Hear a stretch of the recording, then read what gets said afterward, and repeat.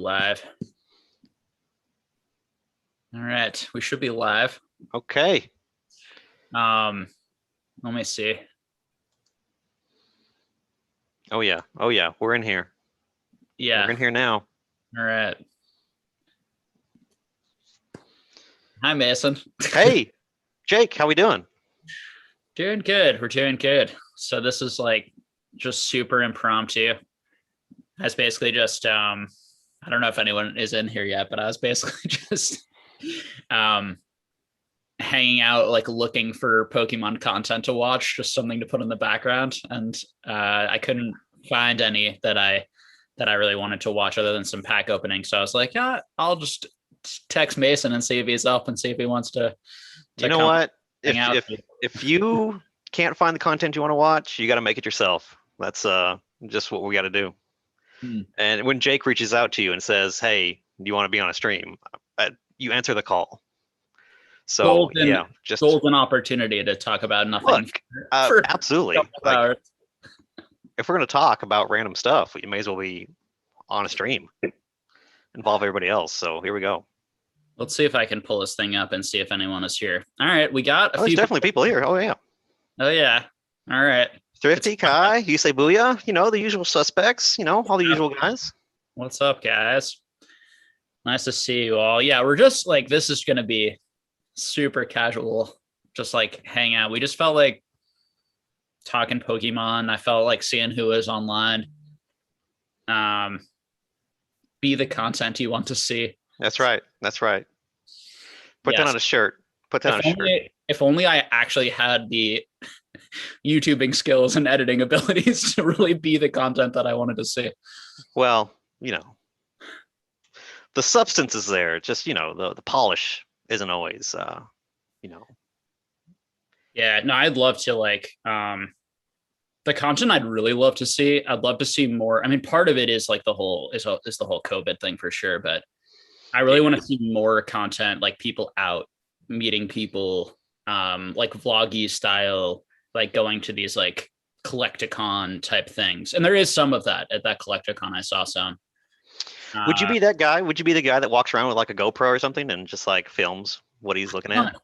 I'm just not sure. It's like, it's funny because I'm actually like, I really am quite private and I like to collect and like enjoy the hobby myself in a lot of ways. Like I don't like when I'm making deals and when I'm shopping and hunting, I'm not sure I want to like have a bunch of eyes on me, as I feel like I'm like going to be like trying to like make it a performance rather than just, I don't know, just like purely enjoying the hunt. Does that sound weird to you? Or I mean, would you ever consider like having a camera on you while you're like actually making a deal with people? Or I've thought about doing that several times. Yeah, because you haven't done it yet. I mean, you can always edit it or whatever you want to do. It's not like it's. I would never do like a live. Did my camera slip down? Hold on. Yeah, I can never see if it's the preview is different from what's on YouTube. So let me fix it. Hold on. Yeah. All right. I mean, like actually be in the. There you go. Anyways, but yeah, I don't know. I would think that people would find it interesting.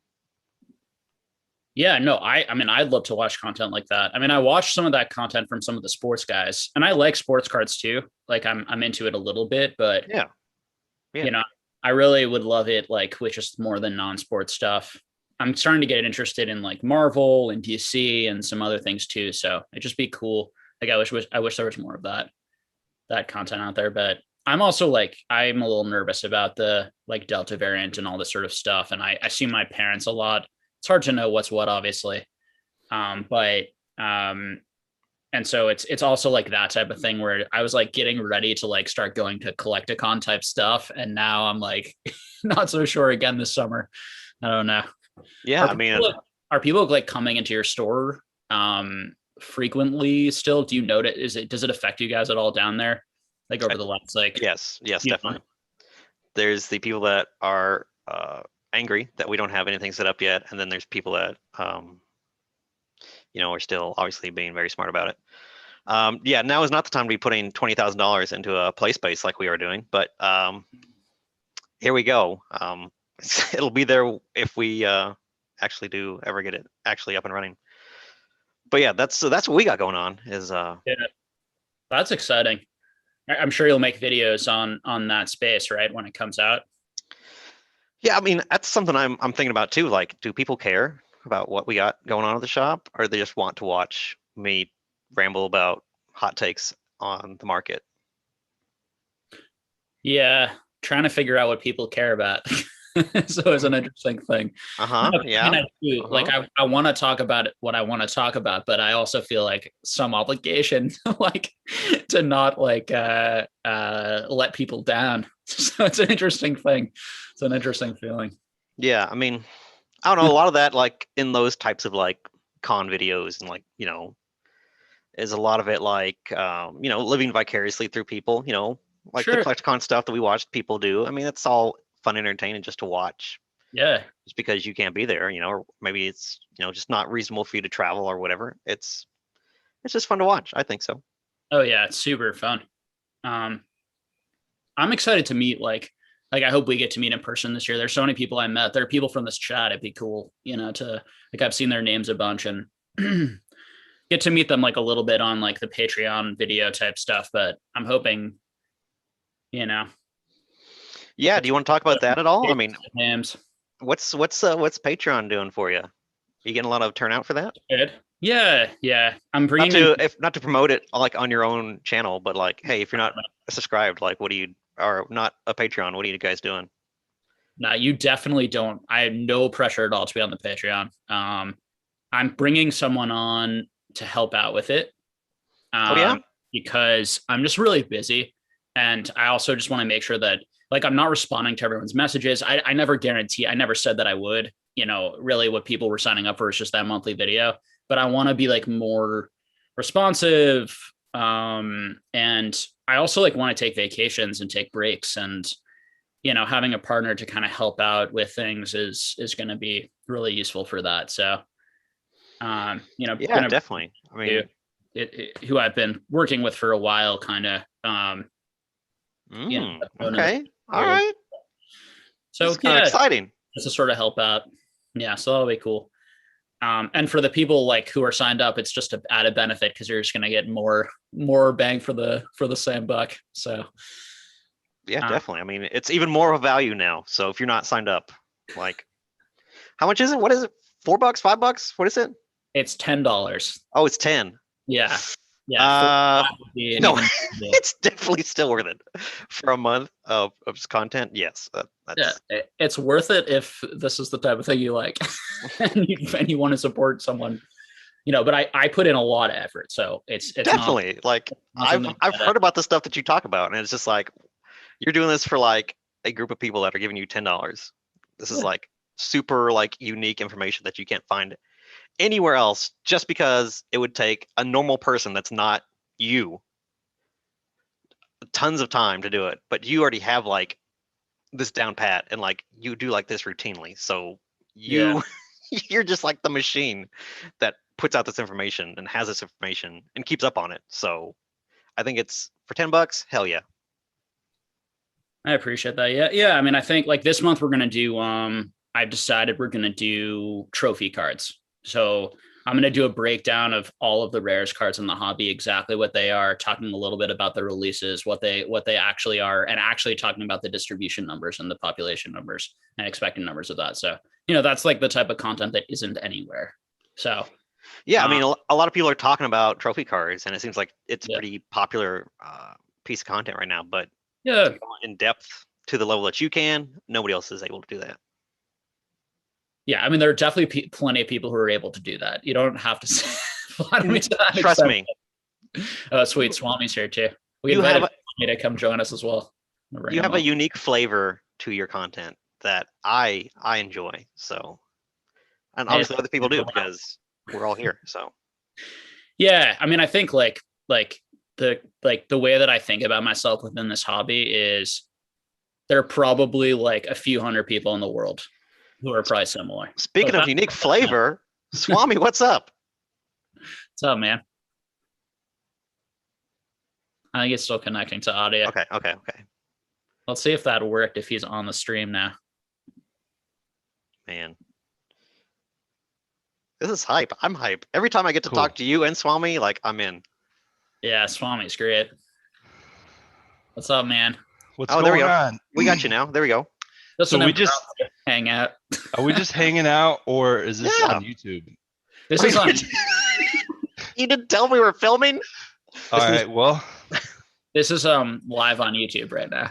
I hope you have okay. pants on. I guess it did really doesn't. just put some pants on I guess it actually, doesn't matter, so but just yeah. in case. My wife was like, "Hey, put some pants on, dude." All right. How you guys doing? Yeah, what's going on with you, Swami? Talk to us a little bit about your Marvel stuff, my friend. What's happening over there? This is all this was just Jake really just wanted to hear and talk to you, and he's like, "Well, I'll settle for Mason if he's on, but I Swami pulled is who I really want." Definitely two not. more prisms. How sick are these? Yeah, they're cool. Yeah. Okay. Yeah, so just having fun with Marvel. Yeah, It's a blast. I mean, I got it all over the place. I'm getting into these sketch cards, my man. I really like sketch cards. I really like sketch cards, and like no idea. Like my whole market feeling about them is just like I have no idea, but It's I tough. really like them. It's tough. I mean, Yeah. sketch cards, I still don't understand if it's like the artist. You got to go after like artists, but I've picked some up just for like cool ones that I like, but it's Have you heard of sketch cards, Mason? Not in the Marvel sense. Is it just like black and white, just drawn? So sketch cards they're like Marvel sketch cards. There are Star Wars sketch cards are a big one, and basically they're one of one inserted sketch cards into the booster boxes. Okay. So each one is an original one of one sketch that an artist actually drew on the actual card. Whoa. So Whoa, this is what I want. That's intense. This is what I want Pokemon to do. That's Like, hot. It's super cool. This to me is what I'm desperate for Pokemon to do. So tell Could you me, imagine if- probably a lot of people from the Pokemon space don't even know what sketch cards are, but No. they would be like, Incredible. this is what when I try to tell people, like, don't invest a lot in alternative arts and be hyped into this sort of stuff. It's like, because what they might do one day is like real sketch cards. So you might have like the type of like amazing art that they're doing on these alternative arts. They're beautiful cards, right? You may have many of those that are like one of ones that they put in product. Like that's what they're doing in Marvel cards. That's what they're doing in Star Wars cards. That's what like Topps and Upper Deck and all these companies are doing with the non-sports world. You know, we don't know if Pokemon's ever going to do it. I don't know how they don't eventually, but it's just so cool. And yeah, now we don't know how they would do it, because the way that like Marvel and Star Wars and all these, I should say Topps and Upper Deck, like all these, they do it is they actually, it's a great opportunity for artists, because it's not like the most famous artists are necessarily doing the sketch cards. Yeah. They're having people like all different types of artists like submit work, you know, for them that get put on sketch cards. And I love that idea, because there's so many great like Pokemon artists, even in just like like our community in the space, who could have their own one of one Pokemon card out there and that sort of thing. And there are tons and tons of one of one sketch cards, which is why they're not very valuable. Yeah. In these sorts of areas. And they could do the same thing for Pokemon. But in Pokemon, you know, obviously getting some of these like if you got like a really cool, you know, Charizard, Umbreon, you know, Lugia, one of one Pamiya card, it would just be incredible. Like yeah, and Sao if you Sao, artist, right? Sao, yeah, you get one of Right. incredible. yeah. Not to mention, I think it would really help people appreciate the artists more, which I think would be great for the hobby. And I also think it's a great adult. It's an adult thing. It's, you know, now that would definitely appeal to kids too, but it also is a something I think would really appeal to adults and sort of go this like artist collector route. Yeah, I mean, it just kicks it up a notch. It really makes it like a mature, more, I guess, high end. You know, what can be even higher than a one of one sketch super by cool hand? Like, because it's crazy. Yeah. Like, yeah. So Marvel, they have a set. It's Women of Marvel, and they just have there's certain sets where they just pile in the sketch cards.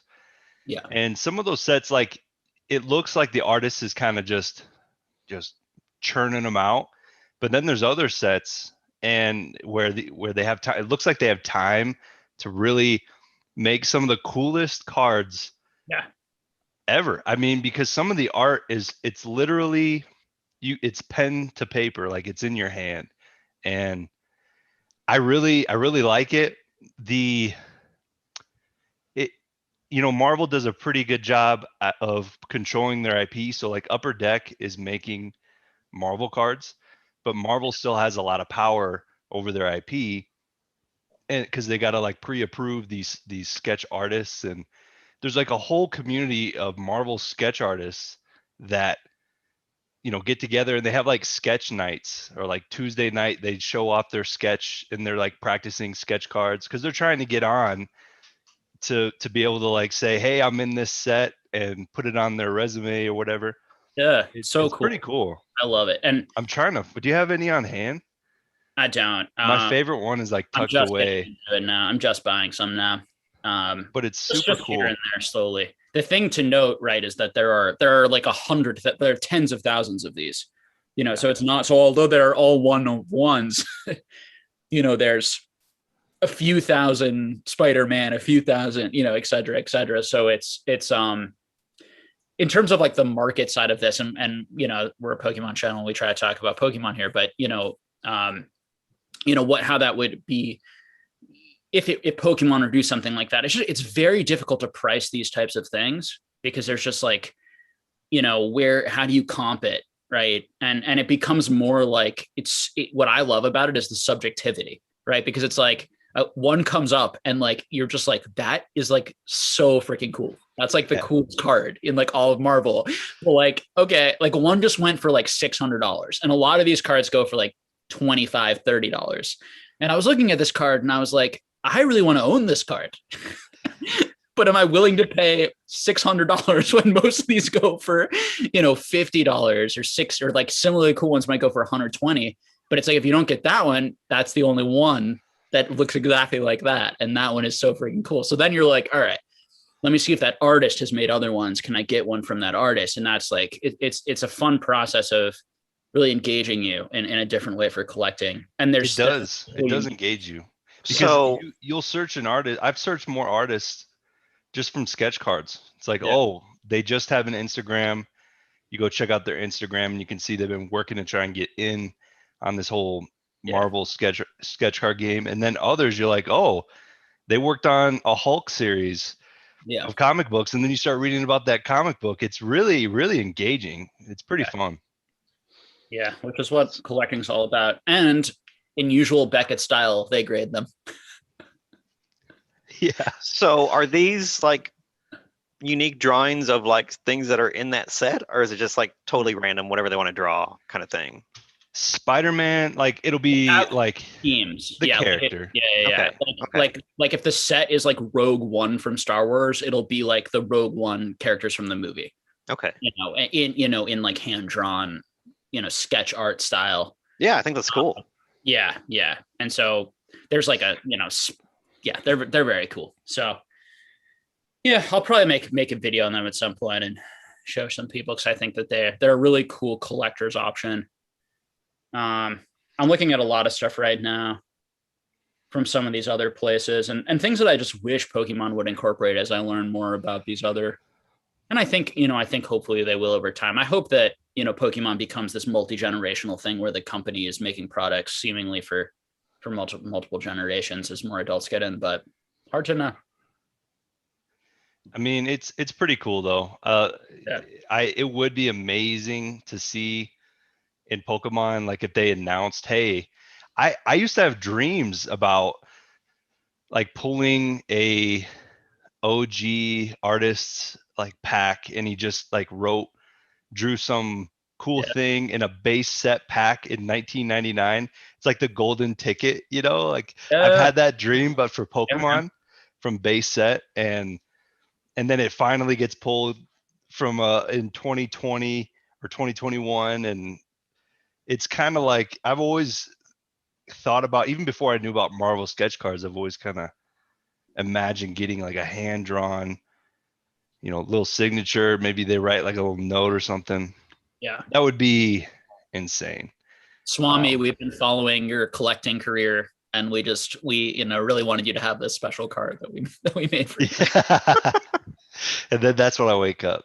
You're a world famous collector. That's when I get smacked in the face. She's like, "Stop snoring." Yeah, I mean, what card game did it where you pulled something and then you would like send it off and they would send you a card back? Who did that? Marvel does that. Marvel Yeah, does.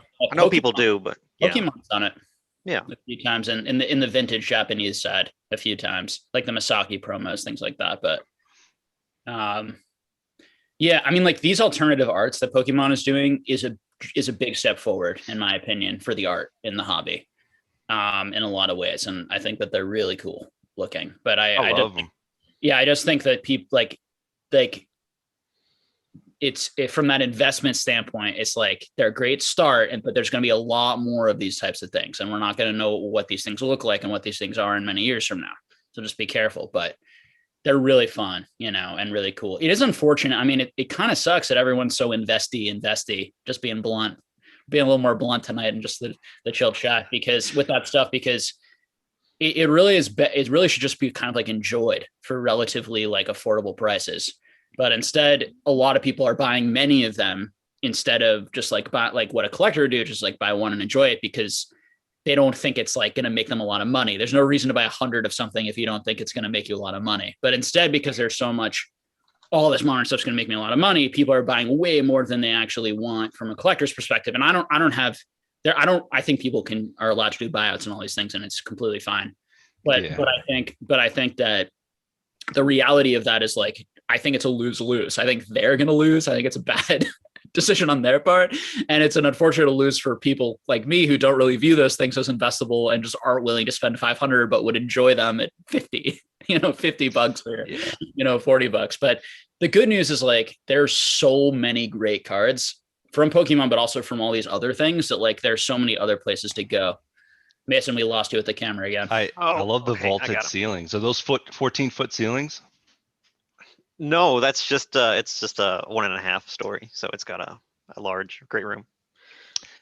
I like. I think the singles will come back down to it. What's kind of crazy is how you could tell how prevalent it is, just because Japanese singles are like $700. Like, I don't know if you guys know OKJ Love, but a lot of these Japanese typical buyers anyway, they're like, what is going on with the prices? And so it's the English is souped up, and then the Japanese singles are just through the roof too. I mean, it'll come back down though. I think it'll get there, because you'll stop having when people send in 100 to get graded and they sell for the cost of grading, or it's just not worth doing something like that.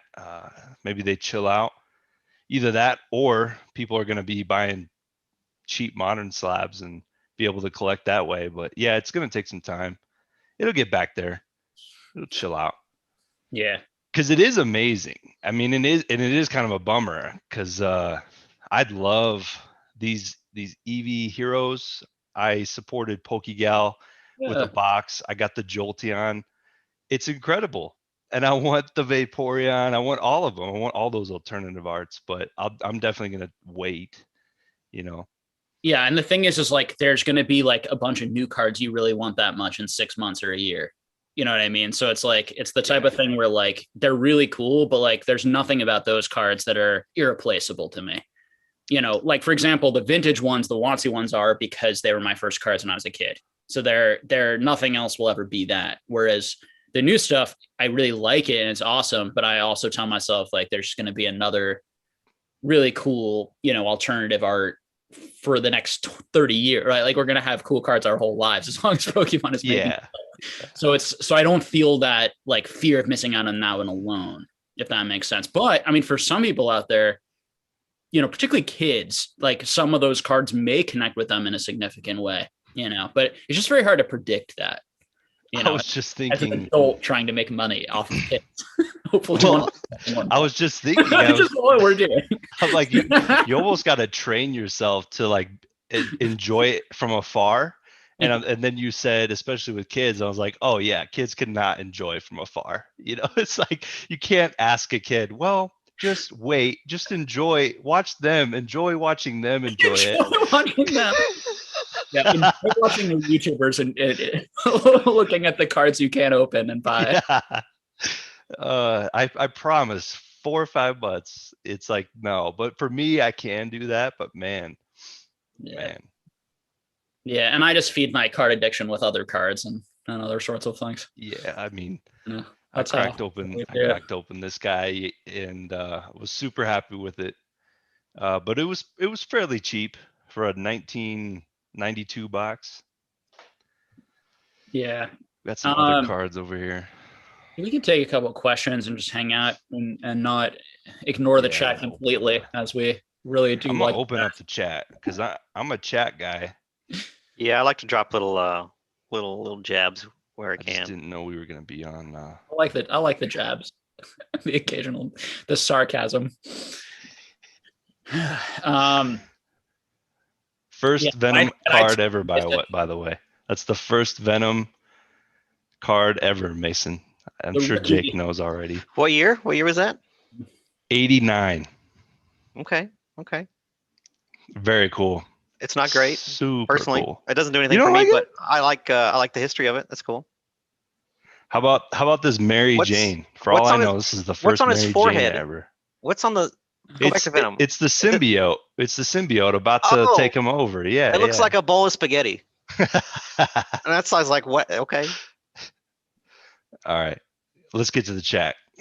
You're killing me, Mason.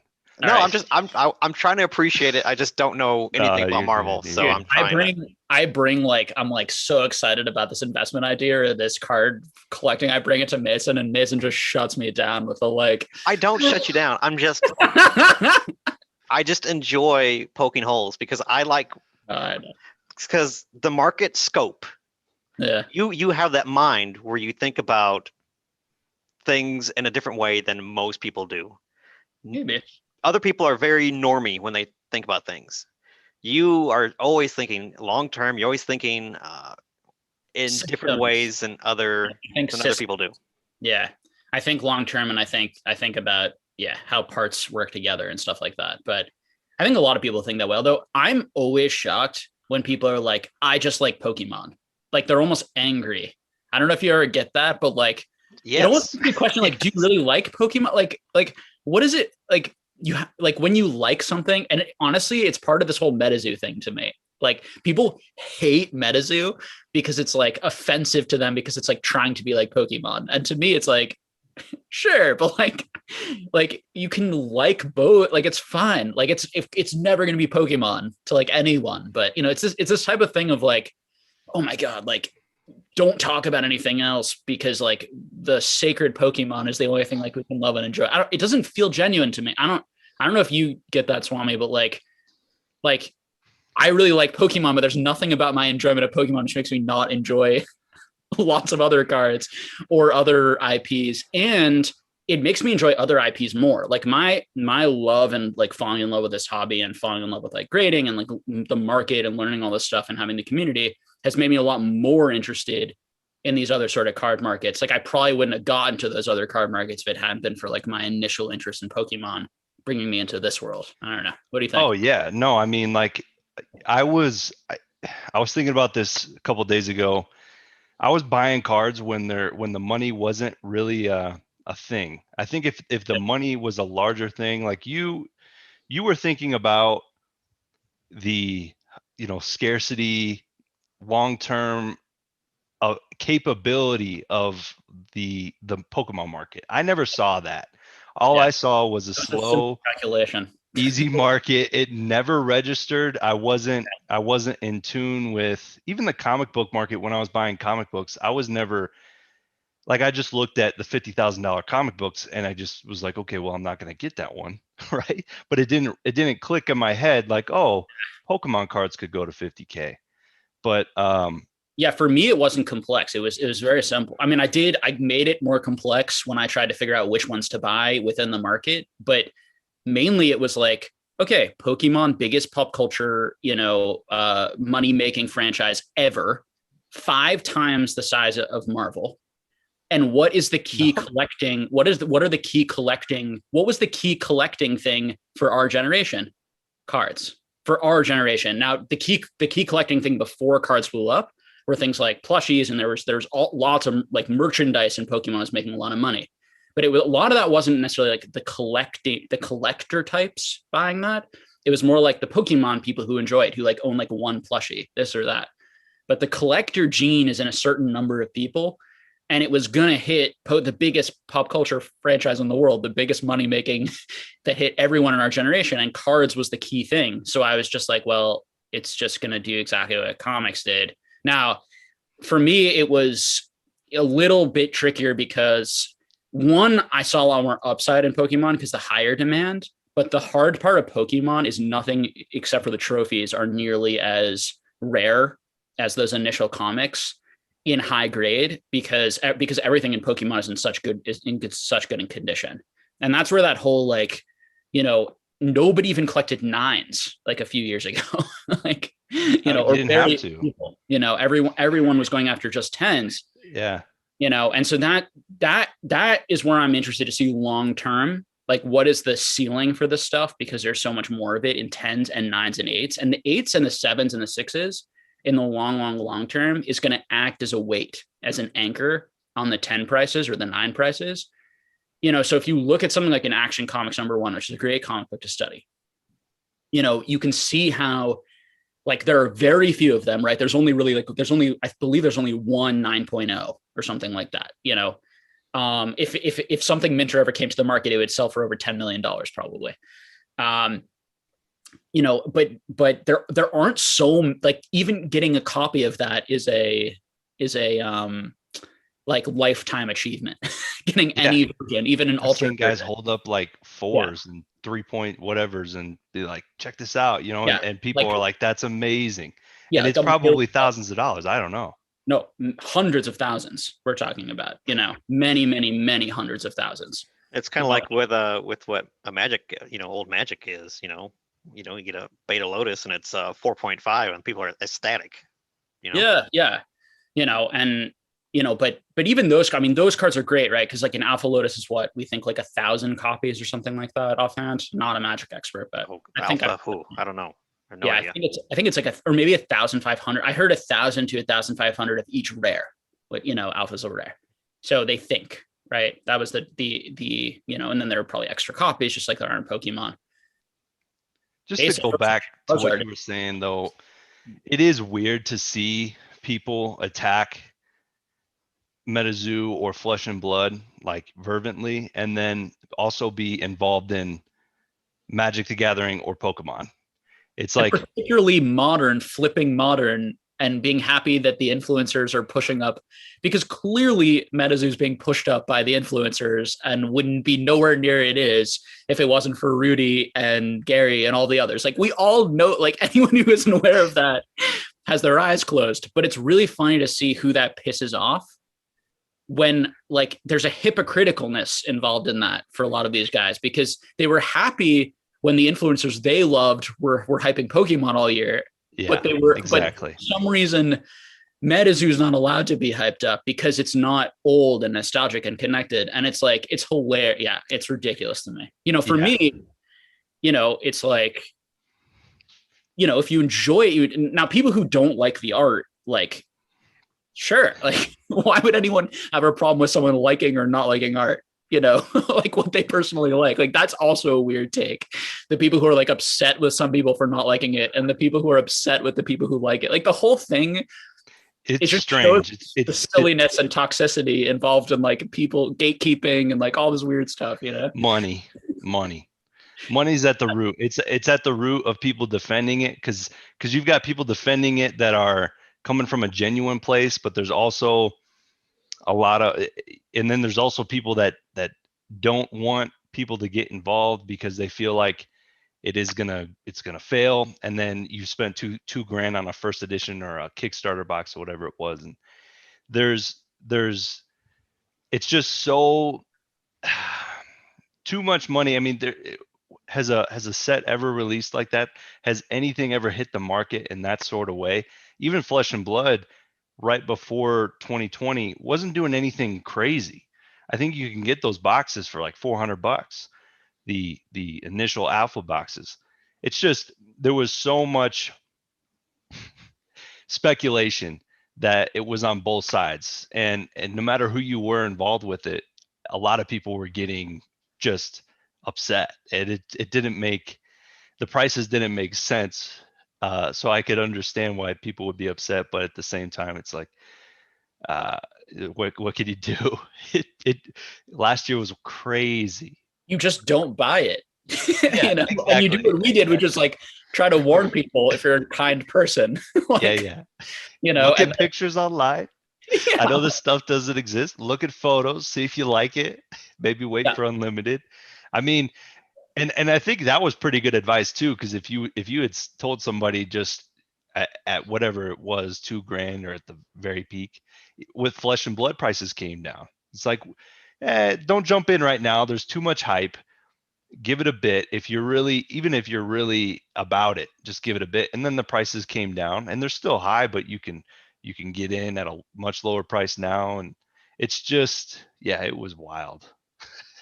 yeah. I mean, to me, like cryptids as a general concept is I'm way more bullish on that than Flesh and Blood as an idea. As an idea that has legs, that has an identity.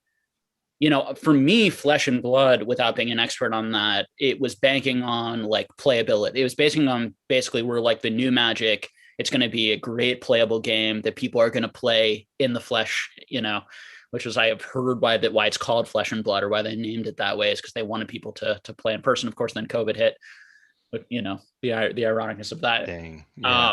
But and where's all the money now, though, guys? The money is in collectibles, not in playing, not in playability. The high money. Now, the solid modern money, and Mason can speak on this very well. There's a lot of money in playability, and there's a lot of interest in playability, but a lot more of that money is on the smaller margin kind of modern stuff that rotates, basically.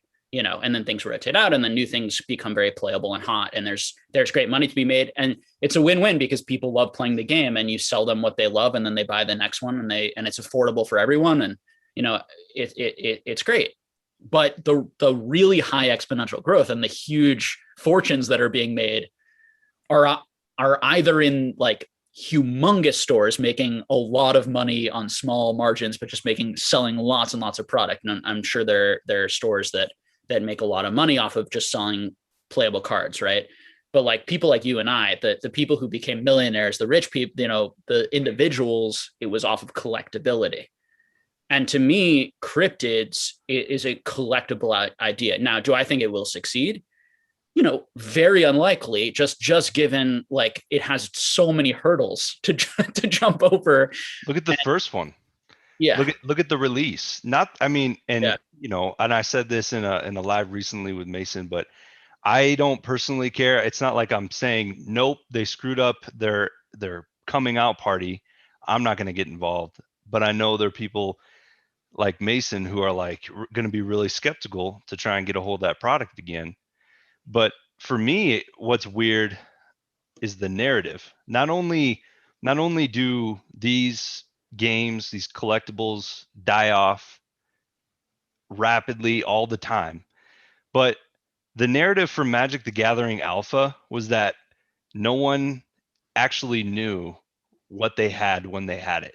Literally, I believe they gave it out at an event, right, Mason? They gave those cards out at an event. They went and started playing with them like that day. Yeah. They And threw them in so, the trash. Lots of yeah, people threw them in the trash after the event. that was the release. Pokemon had a crazy release, but it wasn't. It was so Pokemon had its own narrative, but it's nothing like, neither of those are anything like MetaZoo's or Flesh and Bloods. Sure. It's like I said in our last live too, that they sent me like a care package, Flesh and Blood did, like when they were first starting out, and I threw it in the trash, just like I didn't know. Like if you if you get something in the mail and you're like, I've never heard of this, like get rid of it. Like I don't know what this is. That's From New Zealand. Like what am I doing? I don't know. And I don't know. Those things are probably worth tons, but Oh well. Well, in 20 years, if Flesh and Blood is still around, it's going to be a strange. Remember when it came out and it was cheap, and then 2020 happened and nobody could play the game, but actually the prices just exploded, Yeah. and then they came back down, and then we started collecting again or trying to get a hold of it to play, because they do have collectible. They have some extremely scarce cards in certain sets, those cold foils. Some of them are less than 500 printed, period. Um, Yeah. so they're incorporating the scarcity. They're incorporating what you would hope to be holding on to with a successful game in 20 years. But the narrative of the first couple of years of both these things are so extreme. It's so, there's nothing else to say, yes, this is going to get there in 20 years. But at the same time, maybe that's what it takes. Who knows? Yeah, I mean, the scarcity though is so much more extreme, and the rarity than like Pokemon, for example, that of these things that But as Swami just said eloquently, it's intentional, right? And it was intentional to create hype and collect and that collectability. Now, MetaZoo, we think it might not be potentially, right? Because MetaZoo could claim, or people could say, well, it just wasn't very popular, and that's all of the money that they got in the Kickstarter. And I think I've even heard that they didn't even get enough to actually send out all the Kickstarter boxes initially. So, so it might have also just been like they didn't want to print more than that because they didn't want to lose any more money. I don't know. Michael would have to answer those questions. Maybe he's in the chat. sometimes hops in here, but I think he has like a phone that rings every time MetaZoo's talked about. It just rings. Clearly with Flesh and Blood, it's a clear example of why did they put those cold foils? For playability, to increase playability. No, I mean, I think Flesh and Blood is doing it right if they want to make these things worth something 20 years from now. The game's got to exist and be relevant for that long, though, for people to actually care. Exactly. We'll see. Yeah, it's the same thing with MetaZoo. This is all fine and dandy here in the short term, but in 20 years, who's going to care?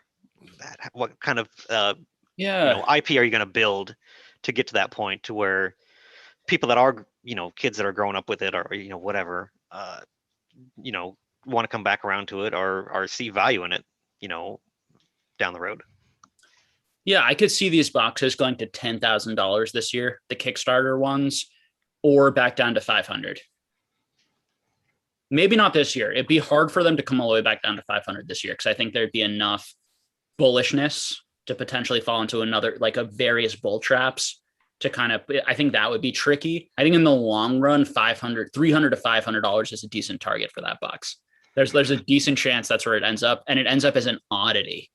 Yeah. And the reason it goes for 300 to 600 or 3 to 500, or maybe even 500 to 1,000 is because it's so rare that there are going to be enough people who are willing to pay that price because they have the memory, they have the connection, and there's so few of them. And at that amount of money, that's very little, right? And then in 10 years, people like you guys that love to just open dead card games will be opening MetaZoo Flesh and Blood because it's weird, just because it's an interesting thing.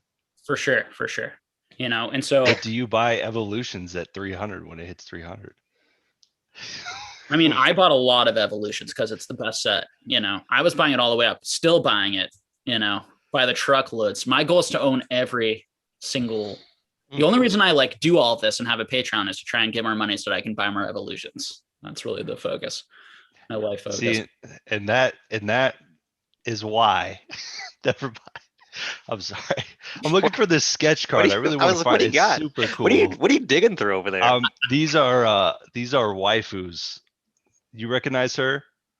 No. You guys watch any of trash, heavy rap metal over anime AMVs, anime music videos? You ever watch those? I don't even know what that is. You know what that is, Mason? I have no idea. Are we talking like the Gorillas? What's up? I think we're talking about opening dead card games, right?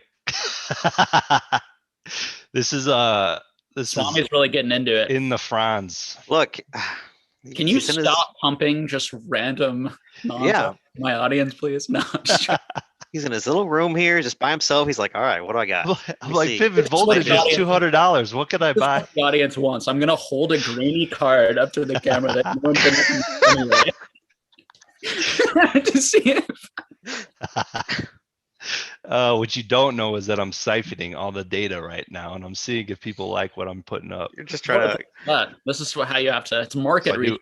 Yeah, market research. Just getting a vibe check. Be like, all right, next one. Let's see. Yeah, that is not a hitter. That's what I try to do with Mason, and Mason just shuts it down every time. I say vibe check, and Mason says, "Yeah, it's great, Jake. Really great. Really good place to put your money. Real smart." Oh man. I'm gonna empty out a glass case tomorrow, and I'm gonna put it, whatever it is, in there. It's all going to the moon. So how Mason has his own wife check in the head, because I'll go to my wife and do the same thing, and she'll be like, "What?" And I'll be like, "All right, next." I'm always pumping. How goes the card shop life over there, Mason? What's happening? It's really good, man. A lot of hype still. I don't have product, which still sucks. People really dogging me about the Marnie milk cartons, but that's okay. Evolving Skies comes out. It starts pre-release this weekend, so that's kind of cool. What are they dogging you about? Like the price? I'm kind of set myself up to be a martyr and be like the face of, yeah, this is what they're selling for, and too bad you don't like it. And yeah, people didn't take well to that. Yeah. Thanks. But that's fine. You're martyring for all of us. It's funny, all these other channels that talk about the business side and modern product and things are coming out. Not a peep from them about the prices for these boxes. But that's okay. That's all right. I don't have any more anyways, so they're gone. Yeah. And that'll probably be all there will ever be. And they are still the same price that I was selling them for, if not higher. So, yeah. Yeah. I want to start getting engaged in the modern market again. There's just only so much time in the day. Well, plus it's here and gone, and next week it's something else that's coming out. So it's yeah. I don't even know like all the products that are out right now. There's so many different products for all these things, and that's where I'm like, I'm not sure it matters that I know. Like I can't really, I don't, but I just feel like I like want to know, like all of the. I kind of want to know. Like I had Squeaks' video on today. Love Squeaks, but I didn't listen to the whole thing. I kind of like. He was covering all the different products of Celebrations, and there's a lot, and I was like, wow, I can't even.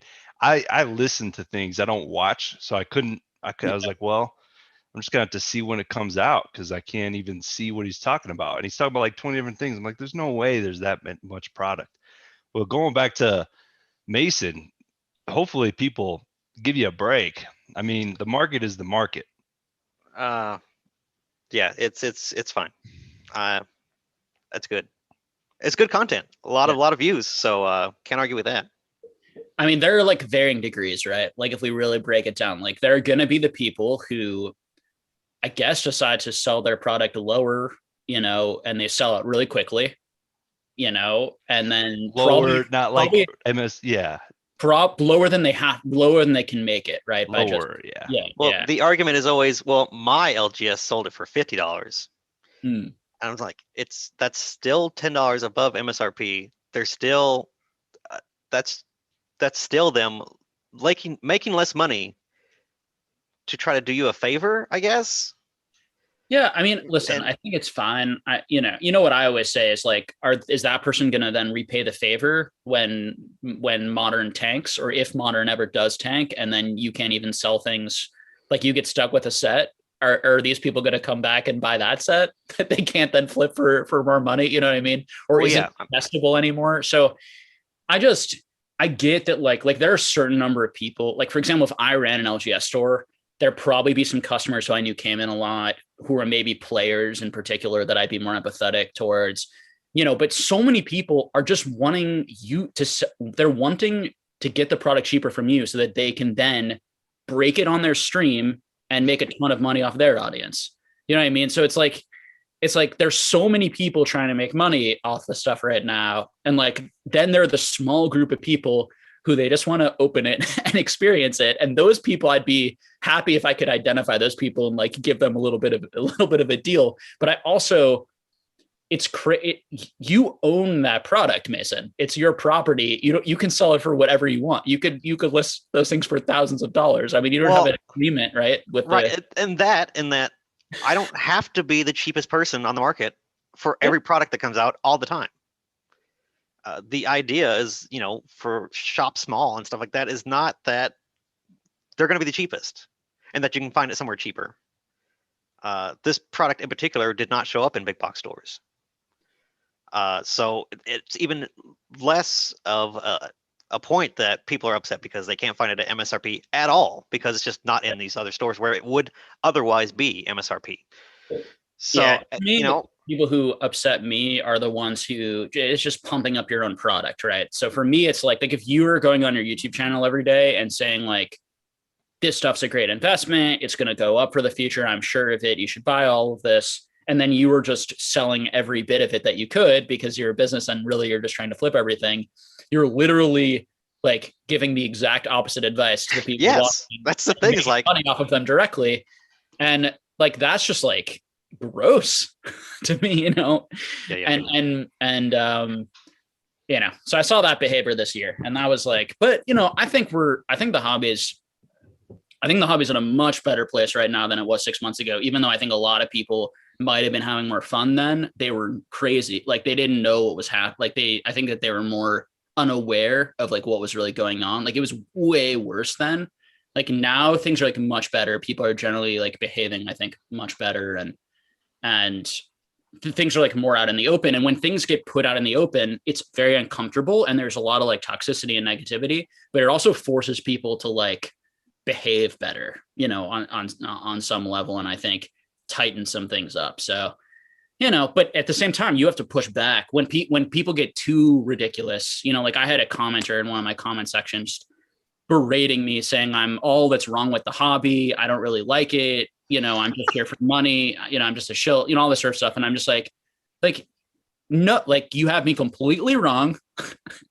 Everything you said is not my motivation. And I may not be able to prove that to you, but like I'm going to say it, I mean, there's a point where I think you have to kind of be like, okay, we're getting wacky the other way. You know what I mean? So it's something I was thinking about with Gary, people, I read a lot of comments about Gary just being about the money. And I kept thinking to myself, the reason he has that many Charizards is because he was in the hobby before there was any money in the hobby at all.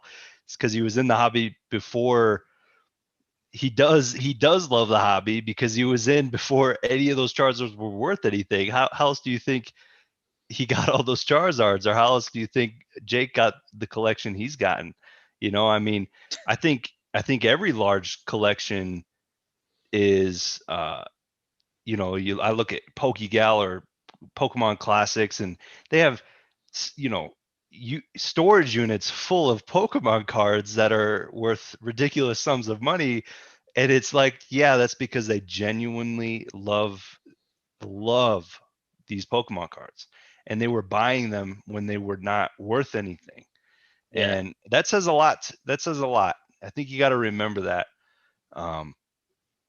because it's not all about money. That's all that we've talked about, for the last year and a half. But I think, and even if cards are expensive going forward, if they level out and they chill out, even if a card is $1,000, if it's not doing this, if it's not going from 500 to 2,000 to 500 to 1,000, if it's 1,000 and maybe in a year it's 1,100, 1,200 bucks. When everything calms down, you can get your hand on modern product, and there's not all this volatility. I think emotions will come down, and yes, there's still going to be money in the hobby, but it's going to be more back to that collecting hobby, right? Just a nice balance. And then you don't hate, like there was never this hatred towards people who are trying to start businesses and who like, there's also a weird hatred. Like there are people like me who is starting a side hobby, but also is an incredibly passionate collector and like is obsessed and loves this stuff. But then there are people who like don't like the stuff at all, who want to create a business in it, and that's fine. Like when did we get to the point where like that is unethical, that you need to be passionate about everything you start a business in? Now, do I think it's stupid? Yeah. I mean, I think starting a business in cards, if you're not passionate or interested in it, is an odd choice, you know, but it's not like you're not some evil person. You know, it's weird, right? The only thing that's bad is the pump and dump schemes, is the lying to people, is the manipulation of people, is the not taking accountability, right? Like that transparently obvious stuff, you know. Yeah, if that was me, I am playing the incredible long game of just like, man, I sat through Steam Siege and Rebel Clash and the reprint of Roaring Skies just to make money this year. Yeah. This is what it was all about.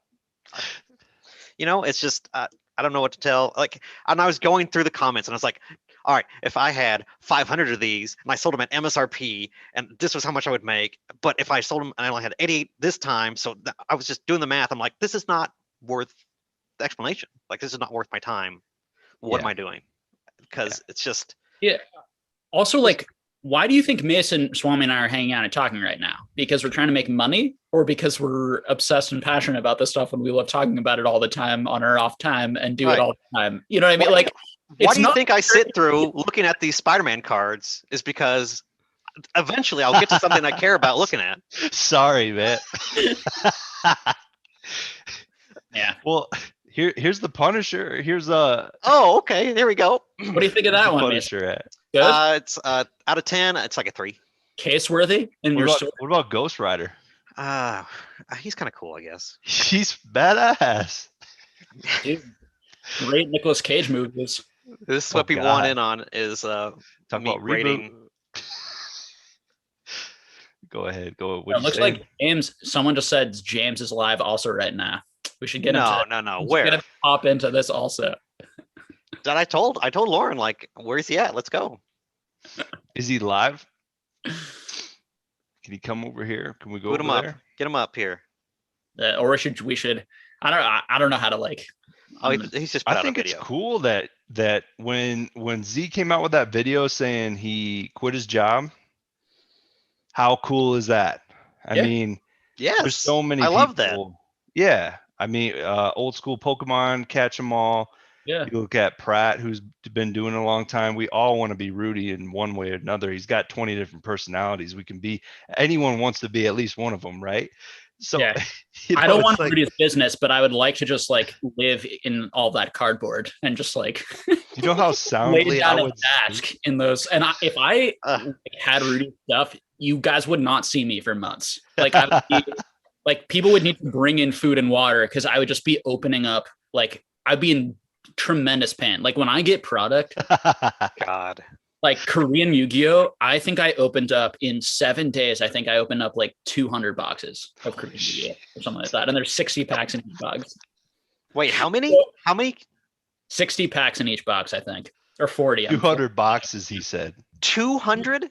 200 boxes, yeah, in probably 2 weeks, something like that. You got an extra binder set you can send me? Where did you put them? I have a full binder set of all the big hits. A lot of the doubles I'm going to be sending to PSA with the biggest hits, and I'm going to grade them and then eventually sell them because they're worth like I'll get my money back probably through a lot of that, and the rest of it, yeah. Radar one's on. Keep in bulk. Radar on. Where's all the bulk? Where's all like what? What did you do with all that? Let's bring the whole chat on. Anyone on the chat. I mean, yeah, we're just gonna have a Patreon. This is basically what Patreon is. We just bring the whole chat into the Zoom. I mean, you Lauren know, if you want, whoa, James quit his job? Question mark. I hope so. Yeah, James has not been an accountant for a while now. Jake, you need like a $50 tier on your Patreon to be like, all right, you get to be in one live chat that is streamed. Yeah, I have a $50 consulting fee right now, which I'm considering getting rid of because you're so overwhelmed with so many people that want to. I have so like honestly like yeah, my like main job is just it's a tremendous amount of work and time and effort and Uh-huh. yeah. So if I wasn't doing that, I have so much more time for this stuff. That's for sure. I can see why people leave their jobs and do it. All right. Who am I inviting here? We're getting radar on. Radar. I'm trying to figure out how many cards that you have of this Korean Let's have a Yu-Gi-Oh. You party. got 200 boxes and there's 60 boxes or 30 packs or 30 packs. I think there's 60 packs or 40 packs. Now I'm blanking. Jesus Christ. Only 5 cards per pack though. That's 12,000 packs though. Like Mason with the calculator. But I don't like cards. I don't like cards, and I'm just no, you're a total sham. Like, what are you doing? I mean, that's a lot. That's insane. That's part of why I like the cheap stuff is just so valuable because I can open so much of it. And then once I did that, I didn't need to open things for months. Like that's I like how you don't overanalyze because you're like you still are getting that chase, but with 200 boxes, like I would sit there and go, I am definitely going to get everything I want out of this set. You know? Oh, John says it's only 40 packs in there, not 60. 40. I bought enough so that I would hopefully get everything. And the thing about like the GX era in Yu-Gi-Oh is it's very difficult to get every ultimate because every card, every whatever. I don't need to go into it, but yeah, it's it's much easier to get like an LOB to get all of the cards. Legend of Blue Eyes. It's much easier because that is still 40,000 cards that you have of just Korean Yu-Gi-Oh. Yeah. He's like, yeah, that's right. Yeah. It's like, what? All right, Mason, I'm going to tickle your pickle. All right, yeah. Are you finding something that I'm going to be excited about? I was trying to look for that sketch card. So Black Panther, you like Black Panther? Yeah. Okay, what am I looking at here? What is John, this? I'm sending an Instagram message to you. Is that like a Cracker Jack? This is a sticker from 1980. That came out of a Cracker Jack box? Is that what it is? It came in some product from Venezuela. It only came in Venezuela, yeah. All right, that's kind of cool, actually. That's kind of cool. How about that bad boy? Huh? Okay, all right. Does that mean? It looks like a Sun and Moon full art card with that plain background. All right. That's all I got. I'm still looking for the sketch card. Okay. I got too many cards. Ooh, how about this one? Nostalgia Trip, anybody? Okay. Yeah, that's kind of hot. I like the foiling on it, or the hey, pattern. I haven't gotten the no yet. Wow, I really tucked that guy away. It's already in the safe vault. I want to see a Swami top 10 favorite cards on the spot. Okay, well, I just showed one of them. The Magneto is definitely one. Shit. Some are off for green. Are these top 10 favorite cards like in any hobby or just Marvel? This is one of my top 10 any hobby. Wow. I love this thing. I haven't had it that long, so it's not like the year test, but you want to give it a gut punch? Hey guys. Hey, John, what's up? That Magneto's terrible. Oh, wait, wow. I don't have my he's gotta get the audio. What's up, John? We're just doing an impromptu hangout. Oh, there we go. All right, I fixed it. Can you hear me? There it is. Yep. Okay. What's up, beautiful. Radar? Hey guys. 40,000, dude. Yeah. I have so many Yu-Gi-Oh boxes over here. Are they Korean? Yes. I smell a trade coming up. I smell Korean Yu-Gi-Oh. It's so cheap. So fun because of how cheap it is. So I bought directly from Korea and I just bought because I bought so much, I got like a really great deal on it. Yeah. And the funny thing is like I can make money opening Yu-Gi-Oh Korean and then grading the hits and then selling them. Now, the issue is like it might be such a small market that it'd be hard to, the liquidity would be an issue if you try to do it on too massive of a scale. But like it is hilarious. But beyond that part of it, like it's just so cheap to actually open. And I'm gonna put vintage in quotes because it's like these are things that are just like every year, like they just reprint all the sets. They do the same thing for English, not every year, but every few years. But you know, it's the same, vintage Yu-Gi-Oh cards from the original. What's up with you, Radar? You Well- Yeah, you said for you were real. gonna be done traveling, and then I saw you went to the National. I'm like, is he ever gonna take a break or what? Never. Well, the cool thing about Yu-Gi-Oh that I did was I did a Exodia chase. So because their packs are so cheap and you pull so many cards, I sold packs, and people who like completed Exodia first won like an actual LOB pack or something that I had. Sweet. So like you could do fun things with cheap stuff, but For now. yeah, for now. But what have I been up to, dude? I've been like, all over the place, traveling like crazy still, buying trophy cards, getting trophy cards graded at CGC, just like doing cool things still, I guess. Oh my God. GT. I haven't bought any Dragon Ball Z because I tapped myself out. I went way too hard. I stopped. I haven't sold stuff in so long because I've been traveling. I listed things on eBay for the first time in like 5 months last week. Yeah, I'm just doing the same old stuff, I guess, trying to make deals happen. The same old stuff. I feel like in the last 5 months you moved to California and back wherever you live now. Like, That is true. like that's a lot, my guy. Yeah, That's a lot. Yeah. It's moving so slow for me because I'm doing so much. If you want your life to slow down, do a lot. That's what I figured out.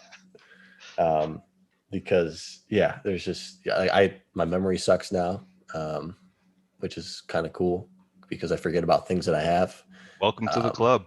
The best part and- about that is when you don't remember a movie and you can watch it like brand new. I haven't experienced that yet, but I hope will. to. Especially like School of Rock. It's one of my favorite movies. Cool. Right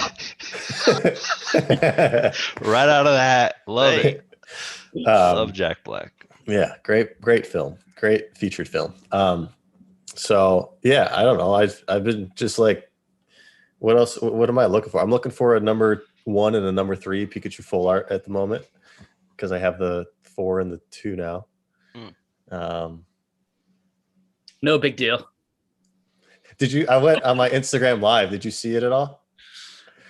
This is wild. I'm going to show everybody here because this is wild to me even still. Like, Oh shoot, here we go. Here we go. The good stuff. Sorry, Swami, but step aside for a minute. Hey, Let's see I'm going to enjoy the show. Right. No, dude, Swami's the best. Hold on.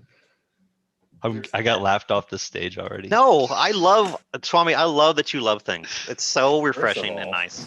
This is a 1-of-1 Swami Hey. Pokemon radar. Yo, all right, Naruto DBS Oh, or yeah. DBZ man, graded card.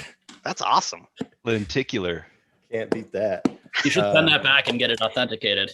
Get that Yeah. signature authenticated. But this is absolutely wild. I don't think many people have ever been able to do this or see this. So let's see if I can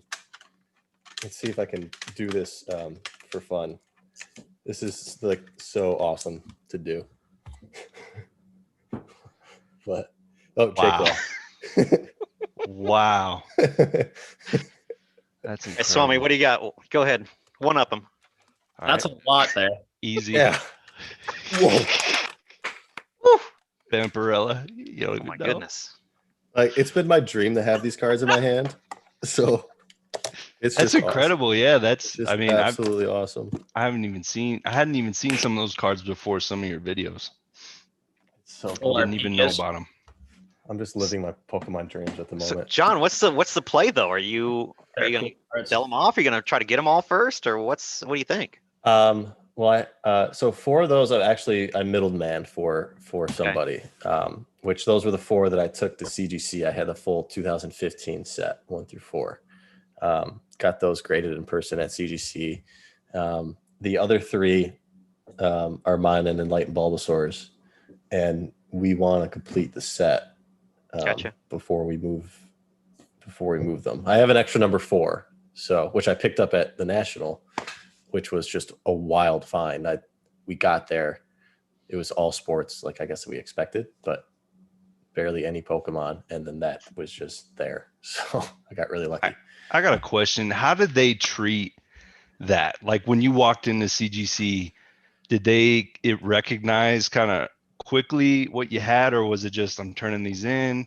Can you grade them? No, I set this up front because I mean, with cards like this, they're they're very historic, very valuable, and can drive some media attention. So, I reached out to all the grading services to do this, and CGC was the first to respond and most friendly about it. And they obviously knew what they were. I think the very first Pokemon card they ever graded was a Pikachu trophy, if you recall. I do. So they were happy to accommodate me and take care of me to get it graded. So made sure they got it in the hands of their top grader, so that they were handled with care and graded based off of what those cards should be graded off of. Because there is a history of condition with those and all that. So it's, it was just a good experience. Great people over there. I wish they would give out more 10s to everyone, but I guess they don't want to. I've always dreamed about having such a legit card. Like you've seen somebody bring in a crazy card and they bring it into the grading company and they bring them into the back and they in a conference room and they're just talking about the card and what's going to happen. And like, I love those stories. I think those are so cool.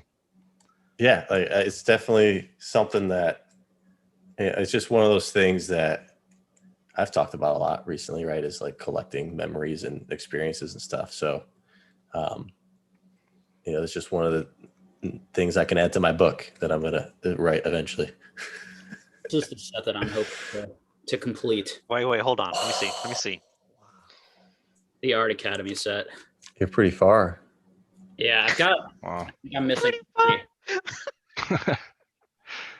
3 to go. Unfortunately, I let a couple slip through my fingers when they were like 5,000, like the hardest to get. So, what are you missing? Kyogre, Mew. Yeah, Kyogre, Mew, and the Ashley Pikachu. That's an awesome set. Yeah. I'm trying to win the lottery and then go complete the snap set. It's so much more attainable than like those Pikachu trophies. And the snap cards are on a whole nother level, but I'm trying to win the lottery and go to Cancun and see what kind of Pokemon cards they got down there. Yeah, I've decided that my new dream is to win the lottery and then go to Japan and hunt down all the snap cards. Yeah, I actually want to waste go to all my money Japan doing it. Find the trophy Yu-Gi-Oh cards, like the very first trophy cards, prize cards. It was the ultimate Blue Eyes White Dragon. It wasn't Blue Eyes. And then the Red Eyes Black Dragon, super unique artwork on all. There's like 5 of them. I don't know about those. Oh, dude, they're super cool. Super cool. But From like the 90s? Yeah. Yeah, it was the first prize cards they actually did like crispy clean, like Bandai, kind of like evil looking. And I think they really did only make like 3 copies of each card. That's interesting. From what I've read online. Then they started going into, when they did do prize cards, trophy cards, then they gave like 3 copies to the winner, and then they made like 100 to 150 replicas. So when you see replica underneath, that could be like, okay, we made the trophy card and then we kind of dispersed copies of that card.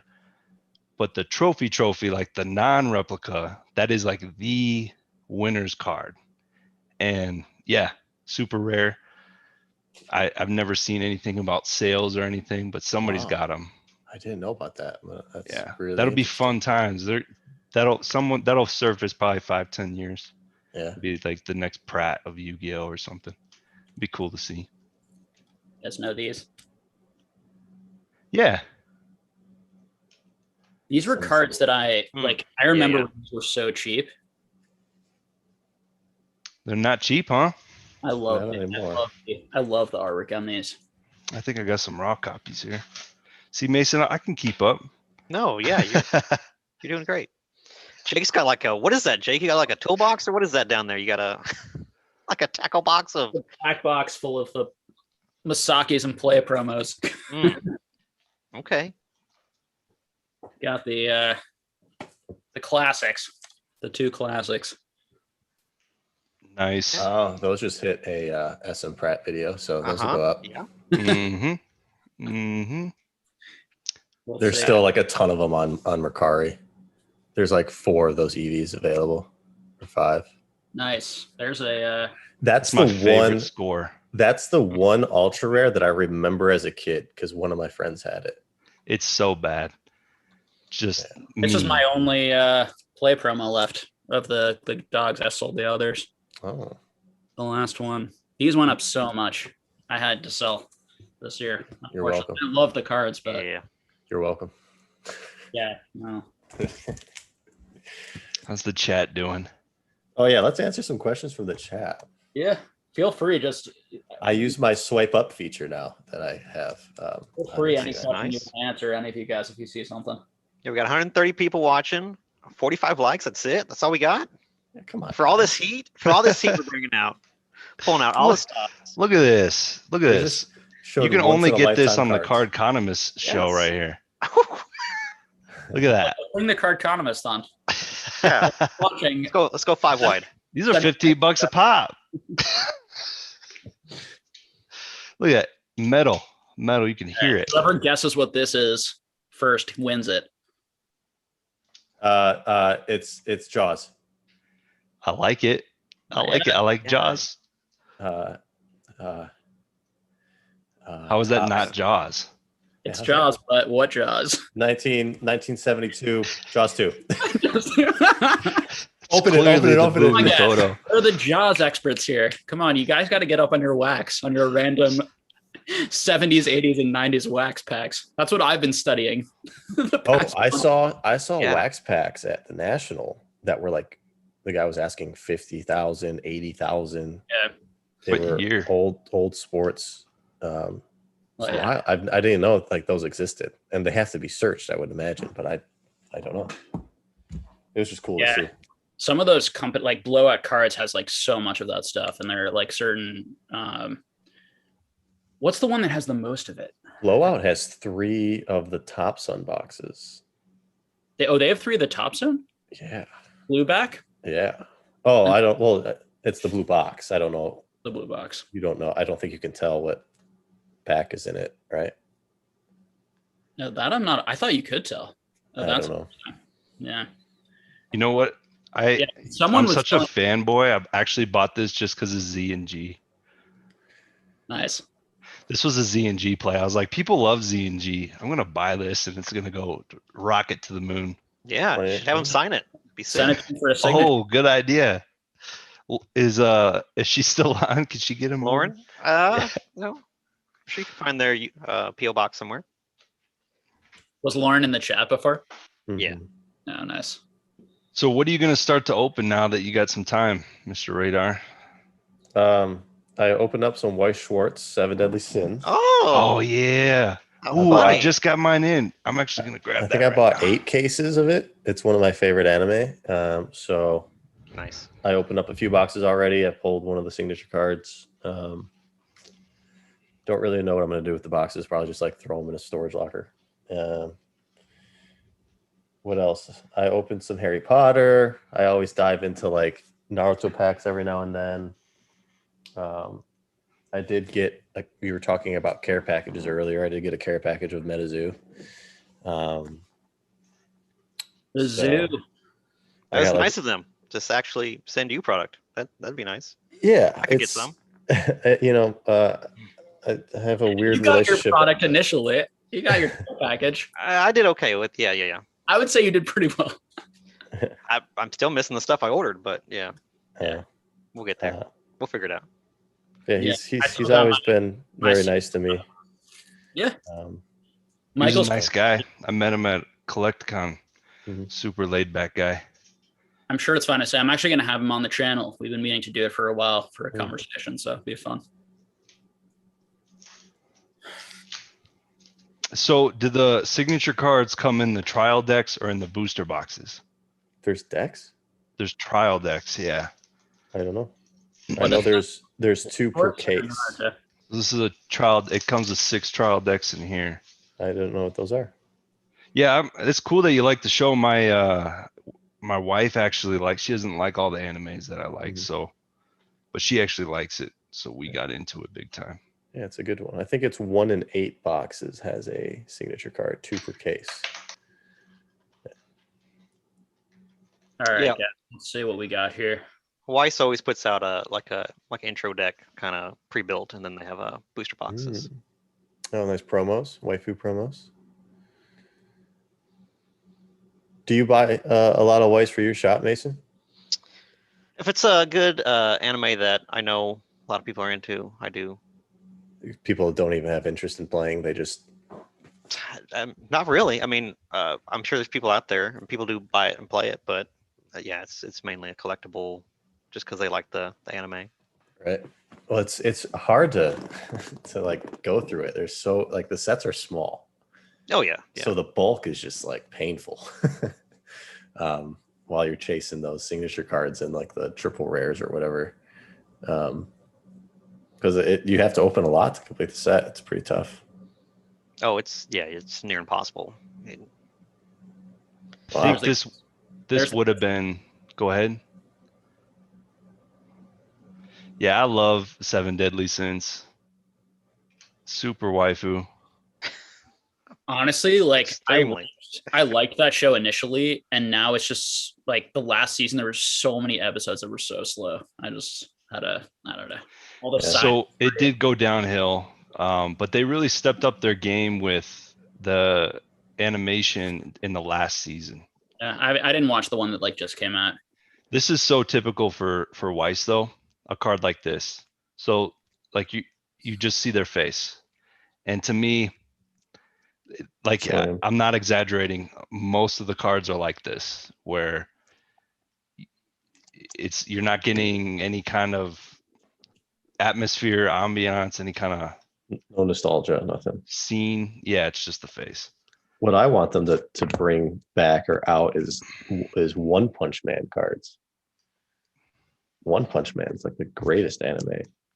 The first season, not a big fan of the second. I still love the second season. I know they changed the animation studio. I know they did all It's that so stuff. messy. Other than King, other than those scenes with King, I just like it just wasn't for me. But the scenes with King are great. Yeah, but yeah, it's just All right, Josh Harris has a question for us. He's been wanting to ask, with the video game grading craze, why is nobody grading movies? they are. Oh yeah. I saw a Um, vendor. and then he's saying is that seems odd to him that people aren't or at least aren't talking about it more. There's nobody grading movies or talking about it. Not saying it's a good investment, just odd it's not happening. What was the name of that company, Swami? I actually just It was another threw out their business card actually. Yeah, another 3-letter acronym. I tried to buy the Lion King. They had a graded clamshell Lion King, and I asked to buy it, and they wouldn't sell it for some reason. So they are grading movies. I don't understand. I don't remember these movies being sealed back in the day. I was way too young, I guess, but I know looking at like even like CDs and stuff. How do you tell which one's the original? How do you tell? Straight out the trash. DNA SHA. I don't know if that's backwards. Huh. No, that's good.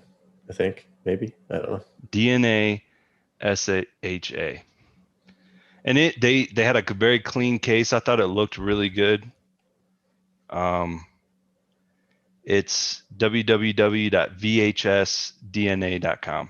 VHSDNA. That makes more sense than what I was saying. VHSDNA.com.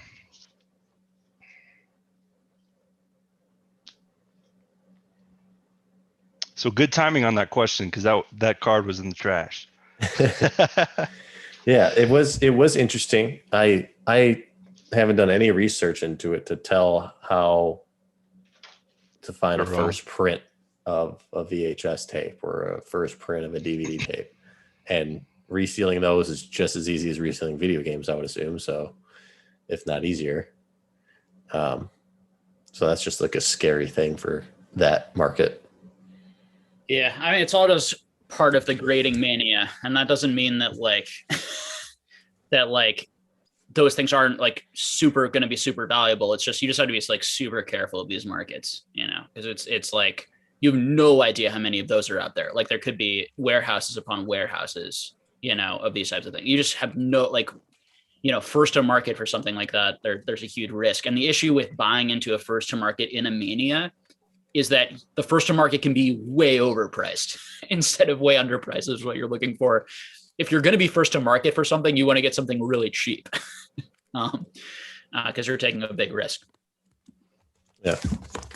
So, but it's interesting. I mean, yeah, grading in general is like, just, it's like the whole thing makes me a little nervous these days. I'm sorry. I mean, they had, what they had was The Godfather, but they had 1, 2, and 3, and they actually made it look really nice, really displayable, all 3 in the same case. And they had made a custom case for all 3. That's what I remember about them. Yeah, I think grading for something like that's just an extra step that's not needed. Yeah.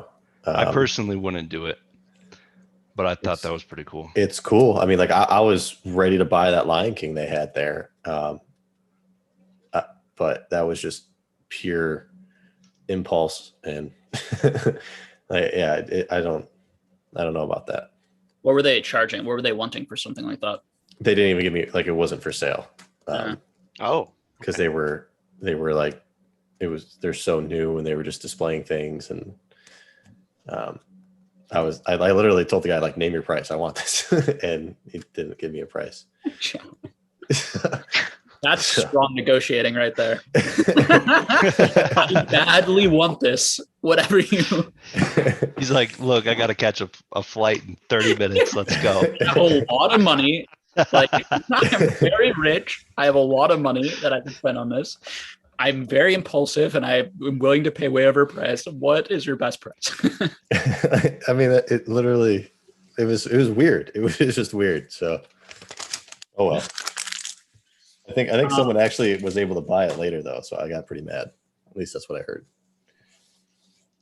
Yeah, I think all this stuff, like the other grading and the other grading stuff we're going to see coming out. And, I mean, there's always been like grading of toys and like grading of all this type of stuff. You just might see more of that and trying to kind of tie it to these types of markets. I'm sure Whatnot is interested in all of that and is going to be featuring a lot of that stuff, I would imagine. They already do like a lot of pops, I know, right? And quite a few toys now.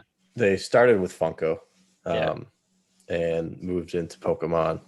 And then into sports. They're into vintage clothing now. Oh, I didn't know. Yeah, I've been pounding them to get into anime and manga as well as video games. But video games, natural. They like to take their sweet time with things. But they listen, so it'll probably come eventually. Yeah. But they want to do everything. They want to sell fruit off of a tree. They want to give the phone to a farmer to auction it off. So, Bulba Squad says, now that we've seen the celebrations link, is wondering just like what our feelings are on them. Ooh, I have a question for you guys. I'm not paying attention to this new stuff, like you said, Jake. Like, I don't know anything that's coming out, but I do see, the leaks and all that. I have a theory now that Pokemon is leaking this stuff on purpose, and they're behind all of this. What do you guys think of that? That's a great question. I heard a rumor that the stuff was stolen today. Everything's stolen, but is Pokemon letting it get stolen? It's just a lot, I heard that there's might be like legal involvement. Like these are like the rumors that are completely unsubstantiated that I normally wouldn't talk about. Did you see the gal chat? We could talk. Did you see the gal that was in a Zoom call that was showing off the set? Did you see that whole video where she's in a Zoom meeting showing the set off? I don't know if she was doing marketing. I couldn't figure out why she would be talking to be showing off product like that. Yeah, I saw the screenshots of that. That's why I thought of it. There was a guy who video is even more strange. Like the video is like, she's like, look at this. And she's because she does sound genuine. She doesn't sound like, it almost sounds like a pitch to somebody that wants to know what the product is. And at the same time, it's like, well, why would you be doing this? And then it got leaked. So yeah, that is strange. I don't know. They could be. It's a crazy conspiracy theory there. Well, I heard that they were sold. That there were packs that were sold to people. The set that was sold to someone, and then they made a video about it and went on like some person's channel. Yeah, So- I saw that the video from some European guy had Yeah. somebody on with a bunch of them. Meticuli or something. Yeah. Well, and the special delivery Charizard made it out to Australia, just one of them. Like Pokemon clearly doesn't need the hype, so I doubt they would do something like that. But like Yeah. it's just weird. Like have we ever seen this amount of it before? No, I mean the only thing I I- compare to like the no. Gold Star Dog fiasco, you know. Right. So whatever happened there, you know, or just these cases of like some, but there might have been a number of these things and we just never heard about it. Like people might have, like, I mean, it brings on all sorts of conspiracies of like those first, like the first black label Charizard, like who got that? Was it some dude who like snuck one out of the factory and then was able to get it, quickly and snuck out a perfect? I mean, you could take these into like, easily into conspiracy land. I mean, these are unregulated markets and there's so much money to be made. But the thing is, the Pokemon company makes hundreds and hundreds and hundreds of millions of dollars. So the incentive is just not there for any of this. Right. It is wild to but all for the an employee, I mean, for a random employee, you just never know, right? An individual acting, Yeah. The All ones with of the the shiny hype. Mews, the story that the lady had and the guy that bottom said didn't make any sense. There is a Millennium Printing branch in this town that they're in, but the story that he told or said that the lady told him didn't make any sense at all. Something about her husband dying and he somehow had these cards already or something. I don't know what the hell. passed down from generation to generation. Well, yeah, this would have been the shiny Mews in particular, where the dude had 3 of them that he bought from some lady, but they could have been like test prints or test samples, that they had maybe at that branch or whatever, and they snuck out somehow. I don't know. Yeah. But now that there's packs being leaked everywhere, and we have almost the entire set leaked at 3 months, well, 2.5 months in advance now. So it's never been to this level. Yeah. Yeah, I mean, I think it's unfortunate. It's also the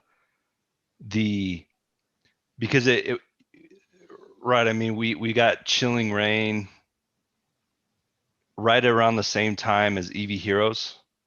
Like all of the new hype on Japanese is kind of like, well, it never that wasn't really there in the way it's there today or in 2021, where you're getting a set release and you're already looking ahead because the Japanese set is out. You're looking at a portion of the next set that's coming out the same time you're like, or right before you're getting a set.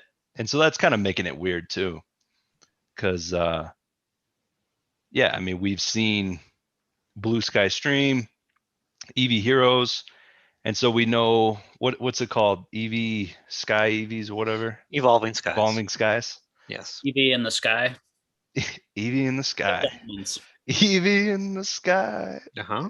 with diamonds. Oh jeez. There we go. Is that on YouTube? Is that recorded? Yeesh. Yeah, That's copyright. That is a weird video you could make. That's a good video idea, Swami. Weird. Right. Yeah. Don't When's test the me. rest of the album coming out? Okay. Jake? Get real goofy. What are you talking about, Radar? I never made a Oh, you deleted it? no. Did you delete it? Okay. Oh, Okay. I was gonna say Don't delete it. why. Well, that will be deleted if I ever run for an office or something. No. It's too embarrassing.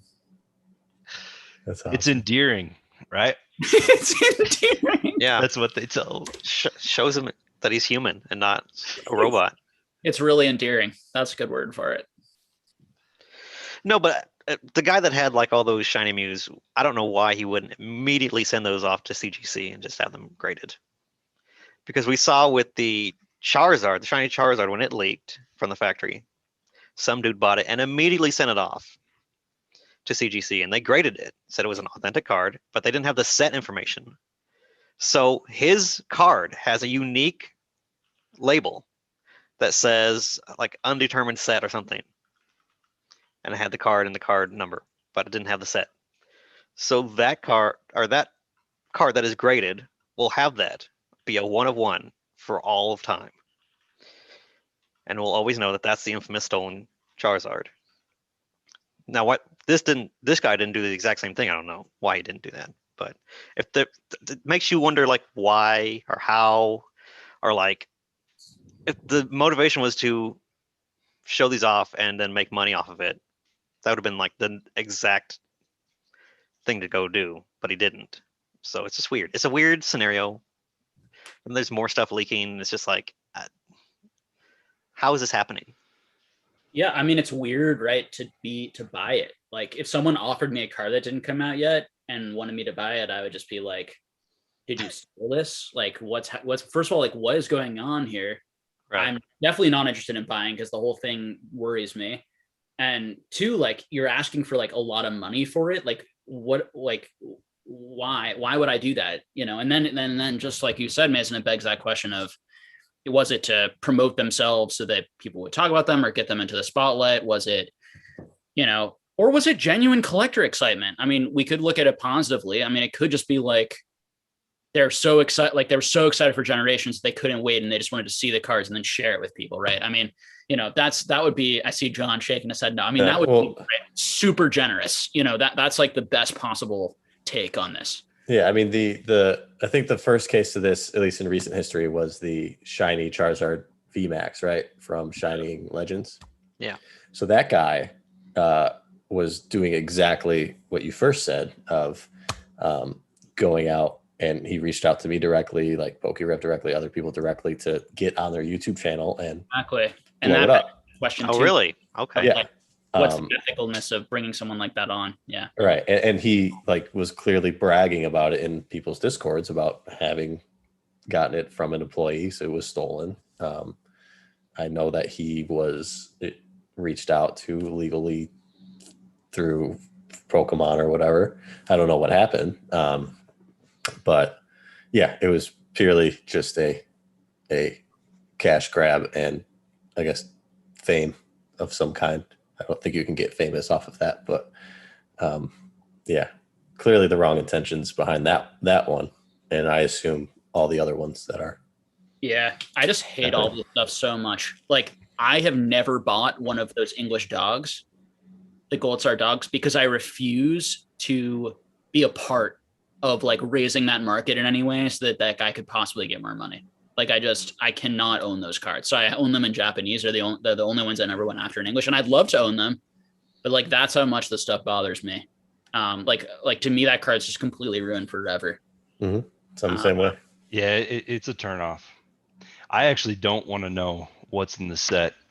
I only know there's Dragapult, Blastoise, Charizard, Venusaur, and then there is the Flying Pikachu deal, that whole premium deal.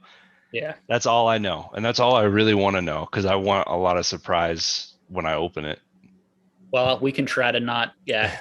I don't care. You could say whatever. But I mean, no, it's great. I heard there's like a light Umbreon or something. Because like, yeah, there's one signing card with the huge boost in popularity of Japanese cards and the access to them. It's ruined all the modern sets for me. I don't care to open things anymore when they come out in English because I've seen it all well ahead of time, and adding on the leaks on top of this just makes it even worse. So yeah. Like, I'm not excited anymore for the 25th anniversary. I would have been, but yeah, it's just kind of sucks. I'm pumped, but I don't know what's in it. I really don't know. I know they're going through all the different series, but I think that's why I am excited, because this is the one set where I haven't opened up anything in Japanese. I haven't, and I don't know if they come out around the same time. I think the pre-orders for the Japanese set comes out in like October. So I think the English set comes out the same time anyway. And yeah, I don't know anything. So it is like the first one I'm actually really pumped for. But yeah, it's the same thing with Radar. Like Battle Styles, I had opened that up in Japanese And so when it came out, I didn't feel like I need to get anything. But do you guys? It's great for business because you can open up Japanese, which is cheaper essentially, Yeah. right? Yeah. And then if you get it at distributor level, and then you can buy your English and leave it sealed. There you go. Do you think CGC would grade this? The collector? Probably. Do you think they would? They're not grading them, I don't think. Oh, really? I don't think so. We could probably ask Charlie that directly. Yeah. I don't think anyone is grading that card because of the like Pokemon saying that it wasn't from them, like the story behind it. I don't need it graded, but I did pull it out the other day and I was like, I wonder if they'd grade this. Do use Swami grading. Bam. Bam. I have a whole case of that stuff. I'm gonna be welded up so many cards. Just very quickly, because some people were asking in the chat, the Gold Star story. So basically, some guy in the Netherlands, I want to say, is that right? Yeah. Yeah, just like one day made this video where he just had like a just binder just full of hundreds and hundreds like thousands, probably. Like the thick 3-ring binders, not like the small ones, the thick ones. 3 to 400 of each Gold Star dog in perfect condition, like it was right at. Yeah. So the reason why those have always had such a high population compared to all the other Gold Star dogs, and why before this year they were always so cheap. Unfortunately, people didn't know the story this year, so I think a lot of people bought them. Were probably like, "Oh my god, I'm getting a great deal. These are the gold. Why are these so much cheaper than the other ones? They're amazing Gold Stars." Didn't actually look up the pops. This is how these things happen. And now those Gold Stars are like fairly expensive, unfortunately, and not unfortunately for the people who own them. I'm happy for them, but unfortunately, just because I hate that freaking guy, and I'm sure he still has a bunch, and it's just still grading and is still selling because he has so many. Like, why couldn't those be like the, I don't know, like the lame Gold Stars that are out there, like the little Reggie? Yeah, like the Reggie rocks. Yeah. Like it would have been so. Like I would have been okay with it. Like it would have almost been like a joke. It would have been a meme because then the Reggies were like $50 each, and we'd all be laughing about it. Yeah, it had to be like the best Gold Stars there, at least in my opinion. I love the legendary dogs. I love Suicune. That's always my favorite of the three, and I do love it a lot. You're an Entei fan? Oh, interesting. Yeah. What about you, Mason? Yeah. I don't know. I guess Suicune, probably. 2 Suicunes. Swami? Yeah. Swami looks like a Raikou. Raikou. Yeah. Oh, God. Yeah. Raikou is always the one I caught first, I feel like. I go hard in the better answers than Entei, but it's close. They're both pretty bad compared to Suicune. Suicune's too majestic. I like too majestic. Too majestic. I like the Galarian Articuno. Ooh. The Galarian Articuno is pretty mean. Galarian Zapdos looks like the Roadrunner, so I like that one. Yeah, that's cool. When's the Looney Tune Pokemon box coming out? Yeah. Oh, wow. Now that could be something. The Hunter with Zapdos. Yeah. Pikachu in a Bugs Bunny outfit. Yeah. So some people in the chat are saying, isn't it the same as the buyout? So no, so the guy got them from a factory. He stole them from a factory. This isn't a buyout. It wasn't like the guy bought them out for years and then had all of them. These were all like mint condition, like way, way, way more than any other Gold Star was in population. Like this guy got them from a factory, stole them. Like that's the story. It's the only explanation for why I could have had so many. So that's where the hatred is coming. Hey, there we go. You like that, dude? I appreciate that. I can appreciate that. And that's a sketch card. So that's cool. Yeah, this is on the card, like drawn and colored. Who's the artist? Yeah, he stole them. Gilbert Monsanto. Community. That's where the grossness comes from. Yeah. I didn't say stolen, so that's understandable. You thought that it could have been about. Well, I don't think anyone would have been able to buy that many cards in a buyout. There weren't that many that existed in mint condition in the world. Like you'd have to open up all the sealed product left, and even then you probably wouldn't get that many. Right. That type of situation, because there was so many more than any other card in mint condition. And those boxes aren't cheap.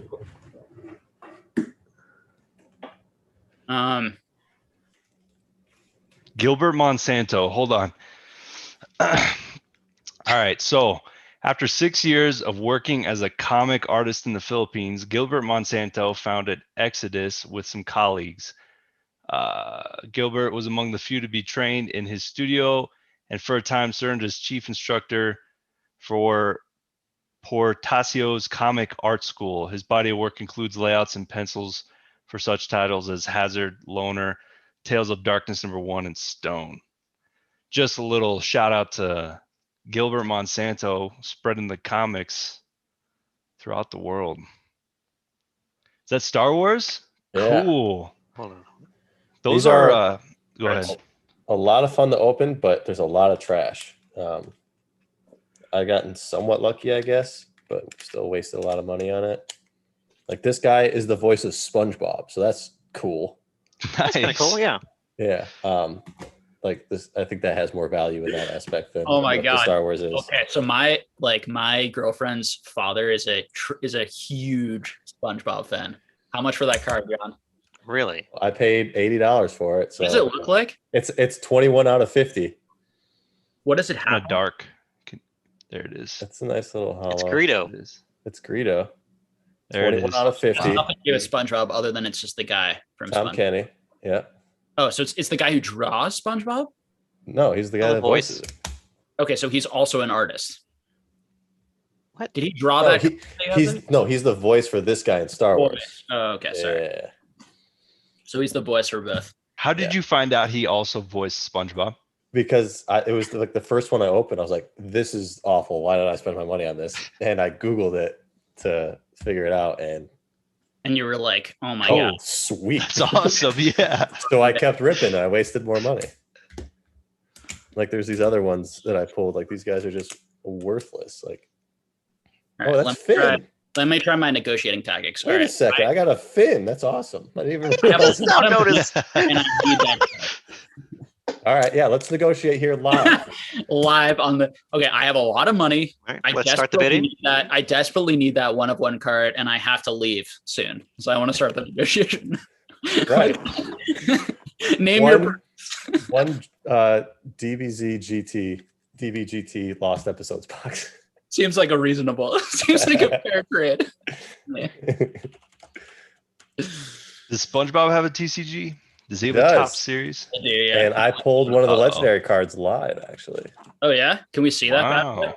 If I can find it. I gotta see if this is a gift for the old girlfriend's father. They're actually hard to pull. I have no idea where it is. He likes cards actually. He's big on like the 1960s like tops like Civil War and things like that. If you guys are aware of those sets. I really don't know where it would Her be. dad.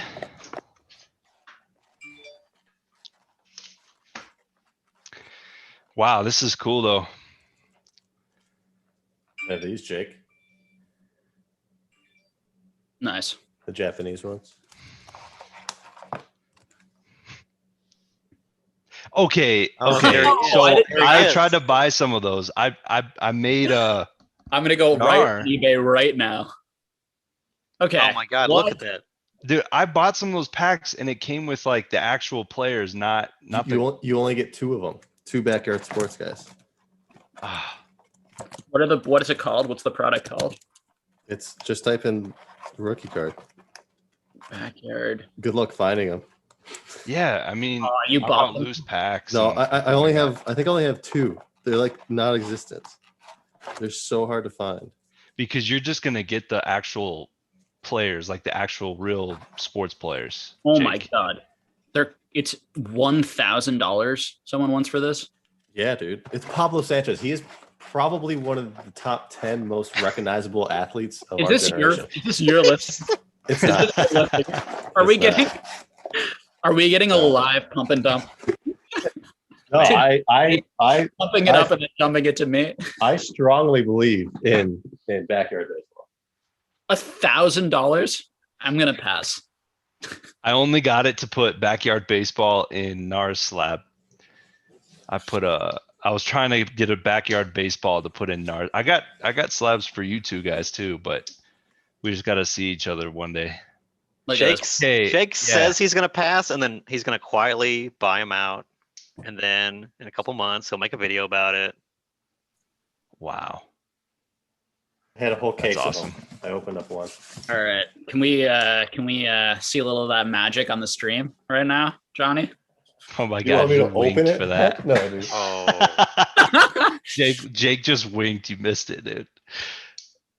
if Jake promised to buy That it, doesn't whatever it excite me as was, much. I don't really get sealed video games. And I know I'm in the minority, me or neither. certainly in your world, it just doesn't it doesn't appeal. I just want to play the game.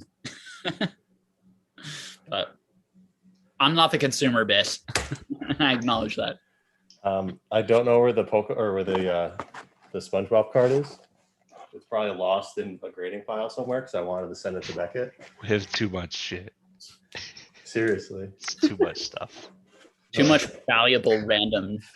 I just Junk. have so much random. yeah, because John leaves and he comes back with a suitcase full of cards, and he's just like, "All right, add it to the stack." Got any Lion King cards? I hear they're difficult to pull. 1 in 1,000 packs. You get one of the premiums. No, I used to have some boxes, but I opened them up for fun. I don't know where the cards are. I have these. I can't see them. Just Oh yeah, Those are cool. cigar cards. Yeah, These are old. These are from the Like, 1800s. reminds me of like the E4 bird. those are like what 1988. 1888. I mean, 1888. Yeah. Holy crap! I actually But, like them, like those ones. But there are some from that era that I like. But it's most of the cards I think are pretty ugly. I like the 1930s. Now here we go. Mr. Rogers. Mr. Rogers. Little Mr. From a Rogers. mile rookie away. card. This guy's making some silly plays that I really hope just make him huge money. That's my hope. I like it. One day. I don't know. I don't know what this is. Is that all? Oh, I thought it was all Vegetas, just Majin Vegetas. I was like, oh, you've really been going to town. You've been expanding. I have a lot. Oh, I found it. Man, Nice. Okay. So this there is is I see the foil. That looks pretty cool. so there's 2 legendary cards in the set. okay. Can you And what please we read it to us? and what we know is that you get maybe 1 in every 2 boxes. It's called Supersize. Double your current patty pouch. Any subsequent boosts are added to your double value. Why is this $150? This should It's- not be $150. This First Double your edition. current patty pouch. First Man. edition, dude. it's I was going broken. to buy this for Busted. $50 immediately, but $150, John. It's a lot. That's busted. I don't have it Too good. listed. What did you buy? What did you get these for? These boxes. Cool Trainer Ryan sent me a free box. And Cool we did a Trainer box Ryan. If you're watching, and we did a box battle on Anime, I love it. Marvel anime. Instagram. good. Yeah, this is a fun I a like that fun set. set to open. That's It's the a- one I was telling you about, Jake. It's a signature really cool card. set. yeah, I Looks don't super think I good in pulled the a binder. sketch card, but it does look cool. yeah, it's fun. Yeah, I got a bunch of random stuff in here. Double the size of your patty pouch. Ainen Shackleford. Double that Yeah. patty pouch size. It's a playable game. You could play with your what was it? Your girlfriend's dad, what'd you say? We can have a little game. Guess Game night. Little SpongeBob game night. Little patty Yeah. pouch. Drop that on him. See what happens. how does this look on your pineapple? Now Very similar. he'll understand what cards do for people once Yeah. once you show him that. I'm gonna demonstrate my value by beating him at a game of SpongeBob. Demonstrate the old intellect. I can't wait until I've got like 14, 15-year-old kids and they're looking at me like they're talking to their friends. They're like, yeah, my dad's kind of into like cards and stuff. They won't be telling anyone. You'll be telling them. We all talked You look about at our me parents like, every now and then. "Stop." They'll be like, yeah, my mom, she really likes coloring books and my dad collects cards, you know? My mom is like normal, like adult. Yeah. Dad. We don't go downstairs. I guess Like, he was cool once. John has a room full of like his things down there. Endless amounts of a bunch of eggs, Allen and Ginter eggs. I do have one egg that was in that box. That I he's have been a bunch of bulk Pokemon stuff that you can have, Mason, for the right price. Hell yeah. Is this good stuff? You know, Waifus. there's some Yeah, waifus, like some that little waifus. Nessa. All right, Nessa Dude, that's Beauty. okay. I'll Throw get that in in there. the chat. Alakazam. Those are All right. $20 bills, $10, $20 bills all day. I got to get rid of them. Chat, let me know if you want one. You got to get on Good. that whatnot. You can get room real quick, is what I hear. What do you buy, Mason? That's like a collection like that. What percentage are you looking to purchase that for? If you're willing to share. No, I can share. So we buy like based on the value, and then we have a percentage breakdown basically at certain tiers. If it's over $100, we'll do like 70% cash. Okay, So that's pretty good. I think that's really actually, good. That's I think really it's- fair. Better than I was expecting. Yeah. Yeah. I imagine I that's on had- stuff that you think is going to move quickly. Are there things that you're like, do you not touch the stuff you think will move less quickly, or you just look for more of a margin? No, I mean we buy pretty much whatever. Yeah, cheap modern stuff like that. We buy. Just if we sit on it, we sit on it. I've only had one store that I've ever met do that much out in California. Everyone Oh, else yeah. would do like 40%, 50%. No, I mean if you read the YouTube comments, I'm ripping people off and lowballing them, and it's terrible. Yeah, gotta make money to You're one pay of the your employees and actually talks about all the prices, and most people who are making a killing don't ever say anything, so they don't get hit. They just sell it and keep their mouth shut. I would go to every single card store I could go to when I was working my old job traveling the United States, and literally only one shop would buy things at that value. So Yeah, you're doing Yeah. pretty good then for your people. I think so. I think so. I mean, I try to buy lower than that. Oh yeah, me too. Oh, definitely. And yeah, obviously, like stuff like that, it's like a $5 card. Yeah, we're paying like 40% cash or whatever, but it's whatever. Yeah, I mean, it also depends on just like, I mean, there are big card stores that'll pay like pretty well because they just can, if you're giving them stuff that just can move super well. But yeah, it's interesting. I know there are a lot of stores looking for slabs right now, like cheap slabs, and are willing to pay like. Oh man, I got some. So Yes, you did. if you send them my way, Jake, I got some slabs for them. Yeah. Me too. No, it's a good time. I mean, I bought a ton of really cheap slabs. As soon as PSA raised their prices, I went out and bought out tons of stores of all their like $6 or $5 slabs, because now the slabs are worth $20 and then I just flipped them for like 30, 40. It's the first thing I did. Yeah, I mean, if prices never go back down, like any slab's worth $25. Yeah, for me, it's just a window of opportunity. So, and I knew all these stores, they never update their so when anything changes, like my advantage on all these big stores is that they're not like up on things, and they move very slowly around stuff like that. So you see the change, and then you quickly go to all the stores and you buy them out. Have you guys watched? That's what I did when Pokemon started collectibles? raising over the summer too. Like I went to Dave and Adams, I bought every single card. Collector's Cash bought all of their PSA cards, like everything. It also probably helps raise the prices. You guys need to watch Retro Hoop Collectibles. He's tracking PSA grading by the week, and they're grading like 800,000 cards a month. Who's it? And Retro who? Retro RETRO space hoop space collectibles. Incredible.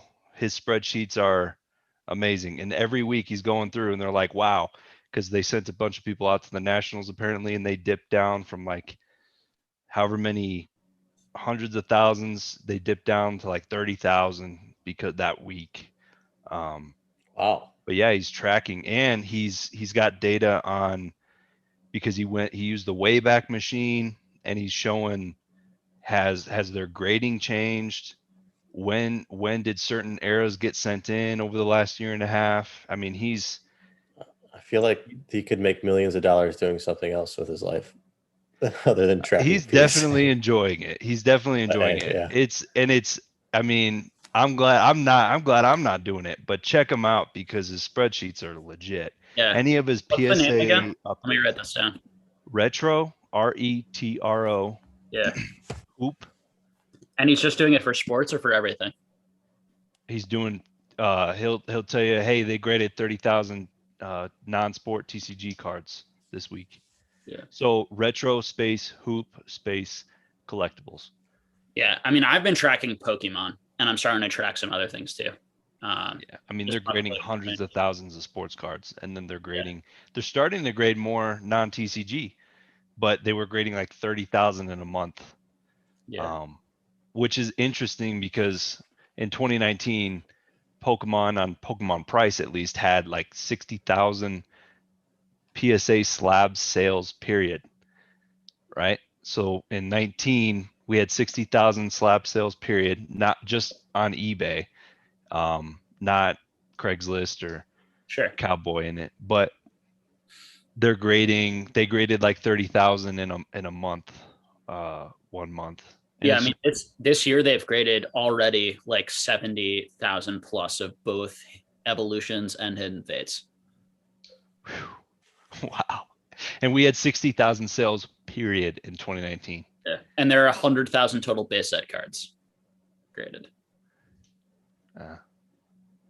Crazy. Yep, It's gonna be interesting to see. 60,000 of jungle and fossil. When you get into the Neos, it's like from 50 to 40 to 30,000. And then E series and into Nintendo EX and into like this is stuff we do in Patreon. Huge decrease in amount graded and the rate of grading. And So the it's just gonna scale come down. too. A lot more Yeah, tens, nines. It's crazy right now. I got to run. It's past my bedtime. Everyone follow Swami, join Jake's Patreon, and go shop at Mason's store. All right. See you, man. Later, John. Appreciate you. Thanks for having me, guys. Take it easy. I gotta go. Radar's gone, so that's all. I'm not interested anymore. Interested? Damn. I'm just kidding. Ouch, dude. You know what? I'm gonna put this guy's name in the chat because I refer to his stats all the time, and No, he has a lot of cool stuff. He talks about SGC as well, and another company called what is it? HGA. his something has changed at PSA.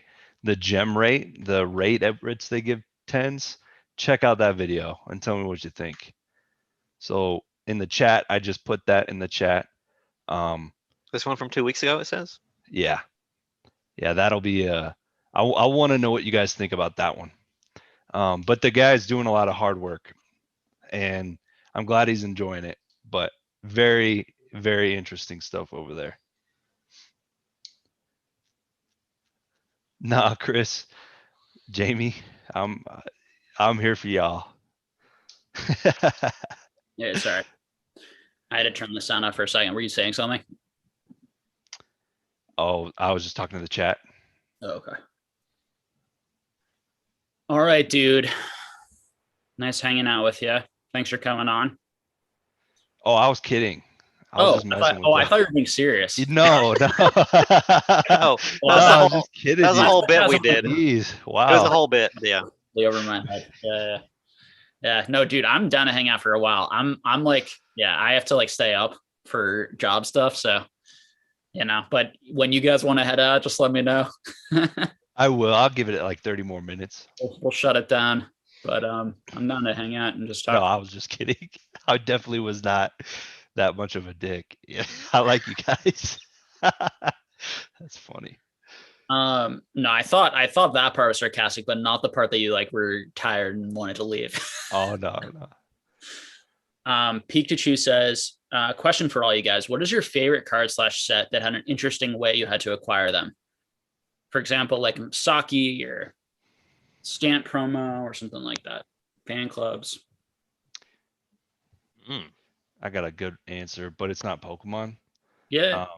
I'd say with Pokemon it'd be vending series, but it's not that interesting because it's interesting the way I learned about it just through collection purchases and but then I just went out and bought everything. and that was back in 2015 or so. But my favorite has actually been the Seven Deadly Sins, the original. There was a set of 24 cards that came out in a gum pack, and at first I thought it came out in the Shonen Jump magazine, and then I found out it came out in gum packs, and to this day it's been in my favorite searches for 3 years now, or whatever, 2 years, probably 2 years, and I still have one card to collect out of it. So that's been my baby that I just can't finish. How about you guys? I mean, I'm gonna pick the boring answer, I guess, and it's got to be Ancient Mew, man. Yeah. Movie promos, those were legit. Like everybody had them, and every collection I buy has Ancient Mew and the movie promos in them. But everybody also wants them, because everybody remembers them, and we all grew up having the Ancient Mew and not knowing what the hell it was and how to read it. So that's kind of just a cool little piece of history that they just don't do those kind of promos anymore. At least not here in the States. Japan gets promos all the time, but they are very selective about how we get promos over here. Yeah. I've never gone to a movie to get a card except for that time. Yeah. It's the only time in my life. Yeah, absolutely. I saw Detective Pikachu and got some of those packs. Oh shoot, I forgot they did do that for Detective I didn't Pikachu. even know they came out with packs at the movie theaters. Yeah. You didn't did you go see the movie, Swami, or no? Oh yeah. Oh yeah. So they were out or some They didn't give me any. They're Wow, they're like this guy. People there were like, we can make money by selling these. Right. Could you imagine people doing McDonald's but for that Detective Pikachu? Sure. I'm sure it happened. Wow. When we were kids, I had a friend who did that for the Mewtwo promos and things like that. Like Really? Yeah. Wow. Yeah, I mean he must have, because when I went as a kid, they didn't have the card. I was those 2000 movie promo things. I was actually really embarrassed in that pre Pokemon music video opening to the movie. Yeah. Because my dad took me, and he's like a Iron Man football player in college and pitcher in college, and he's just not a nerd at all, right? And I'm not a full nerd either. It's not like him and I don't get along or anything.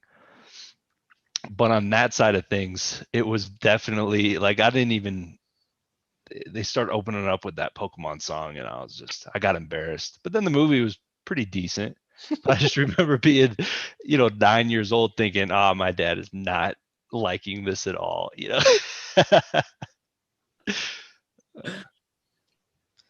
I like the EV fan club promo. That's probably my favorite card. Like if I were to just own one of any of those cards, it would be that. Say that again. I'm sorry. The EV fan club promo that I showed earlier with the Porygon. That's my favorite card of any of those like types of strange ways. Like, how'd you learn about it? These releases. How'd you learn about that card? That card, just from like E4 somewhere, probably just seeing a picture of it somewhere or a video, somewhere along the line. I was very drawn to that whole era, and so I quickly I went like WotC, then I went like E Series, and then I went Gold Stars and Japanese at the same time. That was the order for me in terms of what I was collecting. But I saw that card and I knew I wanted that card immediately, but it was very expensive back then. It was like $1,000 card even back then, and that was like a fortune. That. Yeah. So it was serious money. You could buy like a complete PSA 9 first edition jungle or fossil set for $1,000 back then. So, that was a big deal. So I actually purchased that card pretty late. I purchased that after set cards moved up this year. I started buying some of those, a little bit more. So I bought a few copies of each. because I was like, this is probably my last chance to get them at these prices for a while, and I really like the cards. So let's see what else we got here. Somebody had a question on Skarmory. Yeah, that's the trade with Joe from OmniPoke that Joe came in the chat the other day to talk about. So yep, he did a trade, and the guy he did a trade with actually reached out to me. That guy you had on the other night, was that last week? That guy was sharp. I liked him a lot. Oh yeah, Nate is real sharp. Yeah, and full of knowledge. Oh yeah. that guy definitely. was. Like we've been in Clubhouse, Mason, and I'm sure you've been there when like there were a couple rooms where he and I were he was just like a fountain of knowledge. Like honestly, more than maybe almost anyone I've talked to. Like of any topic, like I would start to say something and then he would add like a bunch more like afterwards. And it was like, I just find it hard to believe that there's somebody out there that knows more than you. I just don't. I said that really poorly. I really enjoyed that episode, and I was fast. I was tied in. I really was listening to that one. I really liked what he had to say.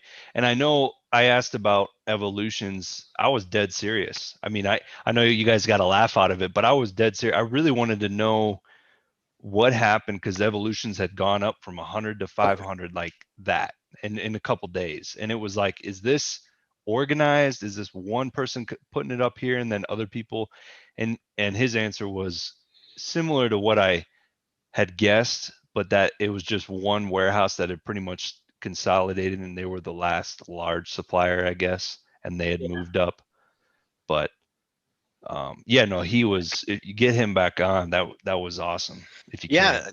He does he do videos or anything or on Instagram at all? Or I'm trying to hopefully he'll start. I definitely want to encourage him, and we'll push followers his way and like people who might want to watch his way because he's got a lot of good, like he's just so knowledgible. Like, I love people that have that sort of unique knowledge. Kind of like with like Echo-Base collectibles, the same thing where it's just he just knows things that is just not talked about or shared in public at all.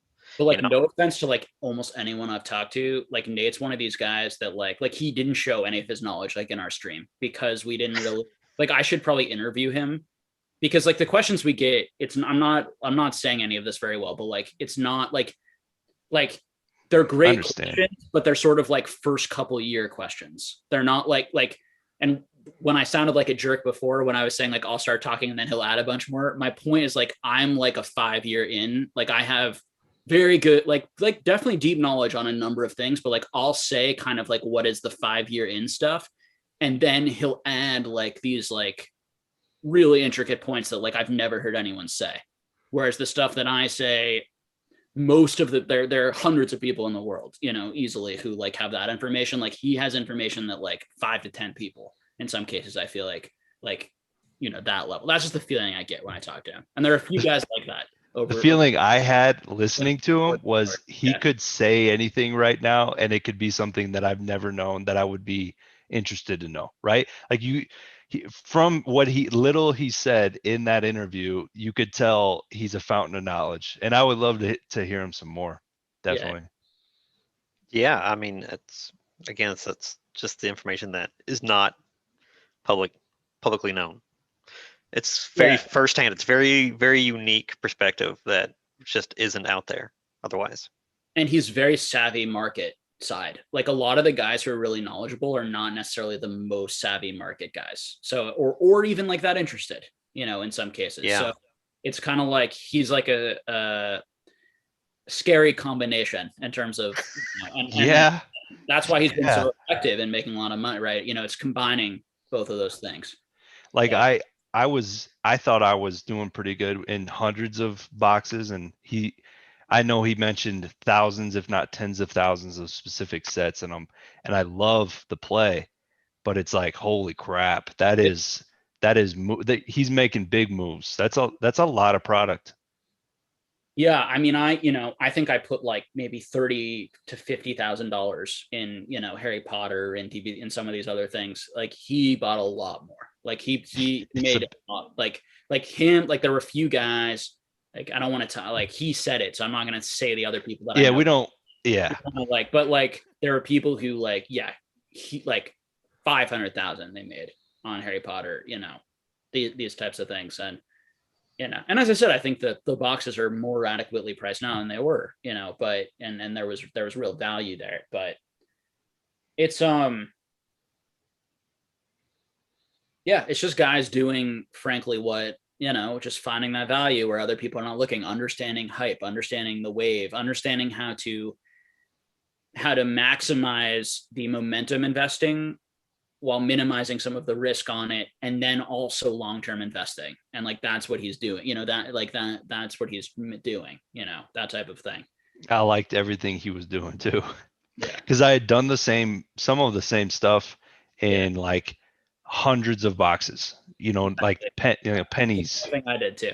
Yeah. Yeah. It's very validating, you know? Yeah. It was interesting. Yeah. You know, but, and it takes, yeah. And he's just a guy who, you know, is just like, it's very straightforward, which is nice. Yeah, I like that. Yeah. I'm not talking him up all the time, but yeah, but he's great. I mean, you just have a knack of surrounding yourself with those kind of people too, Jake. I mean, that's just like you and the pocket change guys, like all the very unique. In my chat today, two of the wisest and most legendary Oh man, the most legendary PokeTubers out there. Yuck. I love Mason's place. He's got USA. He's got a cat. He's got Arcanine. He's got family. Man, I got a printer that's not plugged in. Look, Jake told me at 9:15, hey, do you want to be on this chat? And I told him, like, give me at least 10 minutes to like. That's the kind of heads up I got. So. Oh, I was so pumped. I was pumped. We were in the middle of a bad movie, and I was like, yes. I'm out. Get me out of here. I'm out. Yep. Well, hopefully we'll do this more often. So it is a week. So like my girlfriend and my dad right now are out of town. So it's a little bit of an extra. I have like a little bit time right now. You have bags under your eyes Saturday morning. You just. But yeah, I mean, we should definitely do it. It's fun to just do like impromptu stuff. All right, guys. Why don't we take like, if people want to ask us some questions, it would be down to like take a few questions, you know. You want to do like a 15-minute speed run or something? Yeah, let's do a 15-minute speed run. Right at midnight. We're going to take some questions for 15 minutes. So if you guys put some questions in, we will answer them. All right, let's see.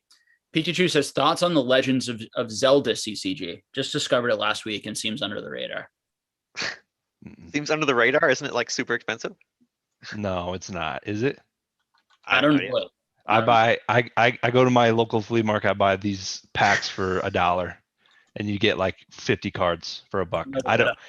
Is it? Okay. All right. I don't think it's gonna go anywhere. But then again, I never was a very big Zelda guy. I was like a little Zelda guy.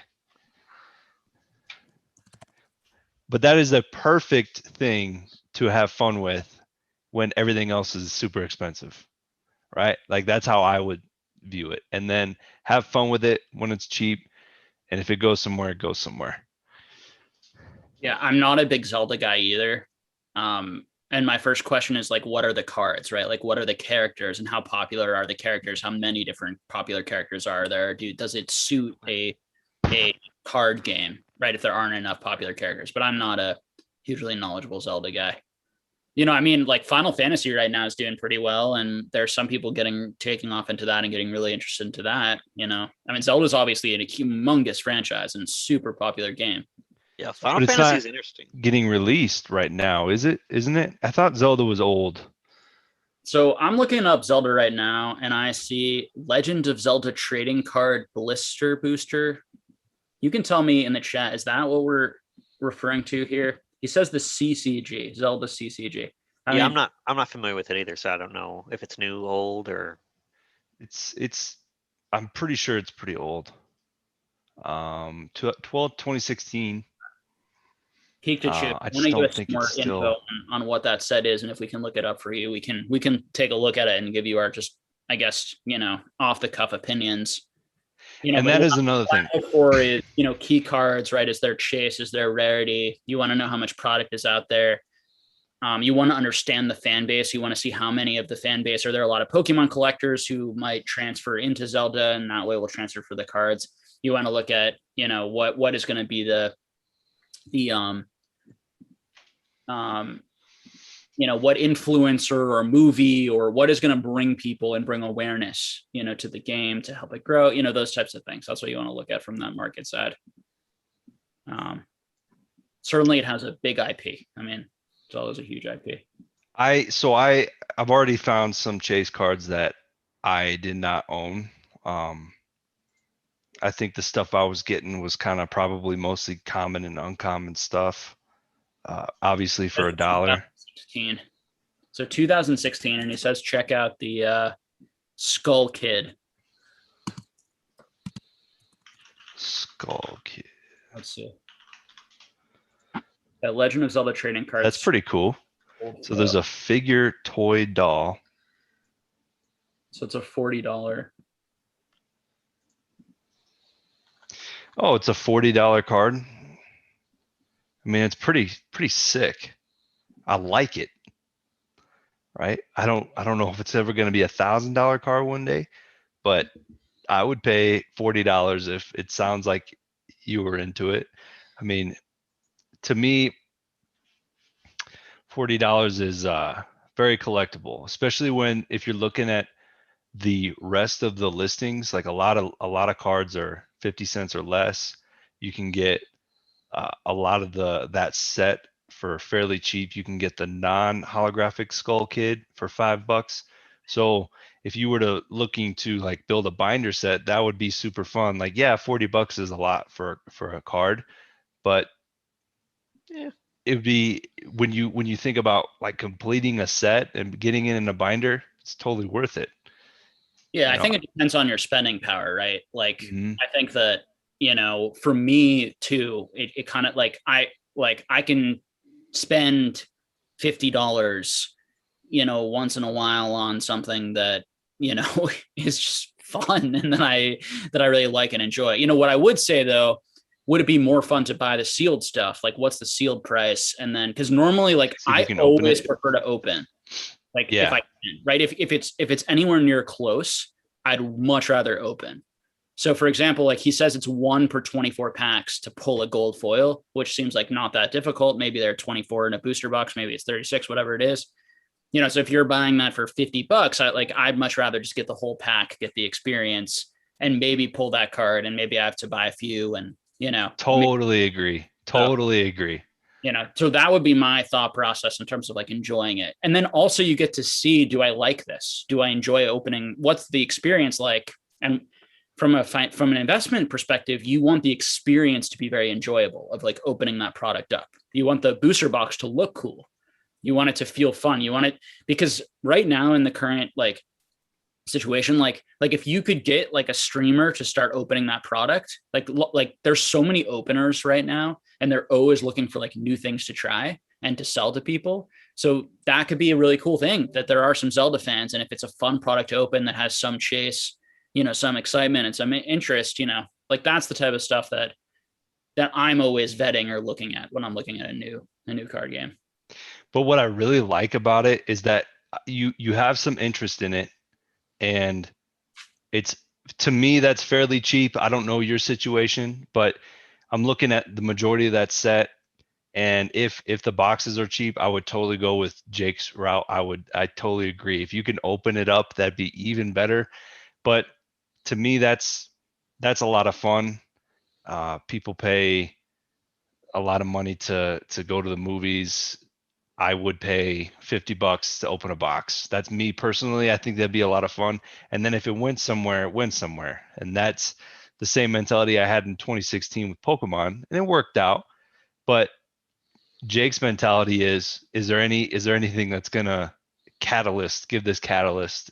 I don't know. But at least you had fun for fairly cheap. So that's what I think. Yeah. And I think it's, it's about balance, that with being frugal and then buying those more investment pieces or bigger pieces. So, and everyone has their own sort of equation. Yeah. I was trying to see where I heard of this company before. Yeah. Interplay is the one that makes the Zelda stuff, and then they also made the My Little Pony CCG. So Interplay made My Little Pony. yeah. Huh. Yeah, I've seen the My Little Pony stuff like a lot of places. Yeah, I was trying to see where I remembered their logo from, and it was on My Little Pony stuff. Okay. Okay, because I've seen some of that stuff opened, but never this. Interestingly, yeah, it's not a maker that there's some makers that I tend to really like. That isn't one of the ones that I. No, they don't normally make. I mean, they're not a TCG company, let's say. PokeJohn says, any advice on fixing warped cards? Definitely. Put them under a book. Like, what do you guys do? That's all I do. Yeah. There is for a long time. Yeah, put them in a perfect fit sleeve, and then either put them in a top loader, or you can just put them like in a book underneath some weight. Underneath a big, fat, thick book. I got a card in between here right now. Yeah. Yep. Just be careful of humidity and temperature changes. That's what causes warping. And the good news about if you want to grade it or something like that, if is that they tend, if a card has a slight warp, it won't affect their grading. Right. Yeah. But the reason why I say perfect fits is because they are so tight on the card that it doesn't allow the moisture to get in there as easily. So yeah. I always, when I'm opening up modern Japanese, for all the foils, I put either one foil behind it in a penny sleeve, or I put a couple regular non-foil cards behind it, and that just keeps it from warping. All Japanese cards are going to warp. If you put them in a penny sleeve by themselves and then in a card holder box, it's probably going to warp. But if you put just one or two more cards in behind it, it'll stay. It's fine. So you don't even need a top loader or anything. Specifically for just new Japanese, but.